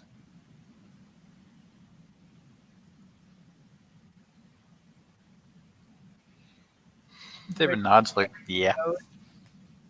Proceeds to try to stuff like the entire cupcake in her mouth. Grumpily. Which makes it worse. Like I said, you get one warning with me. The next time, I'm taking his jawbone. Now hold on. Can I have it afterwards? No, Mm. that's my trophy unless you want to challenge me. She's walking off. Grumpy chewing. Now, David just makes a gesture after, like, yeah, go right ahead. Let's see what happens.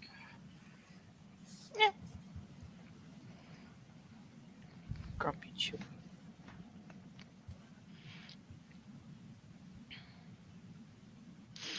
Jacqueline doesn't linger in the kitchen too long.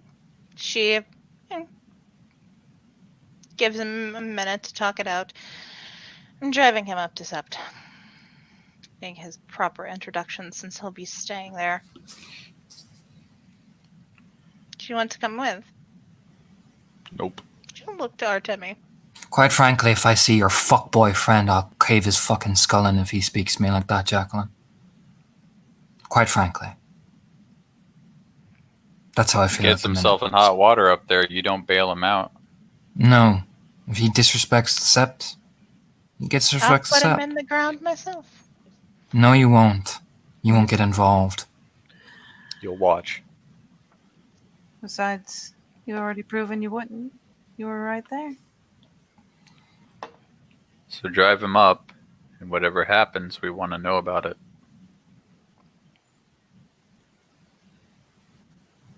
Fucking. She just shakes her head like, I'm too angry. Just immediately just disengaging because nope. I am not serving anybody by being this angry. I mean, David doesn't stop her.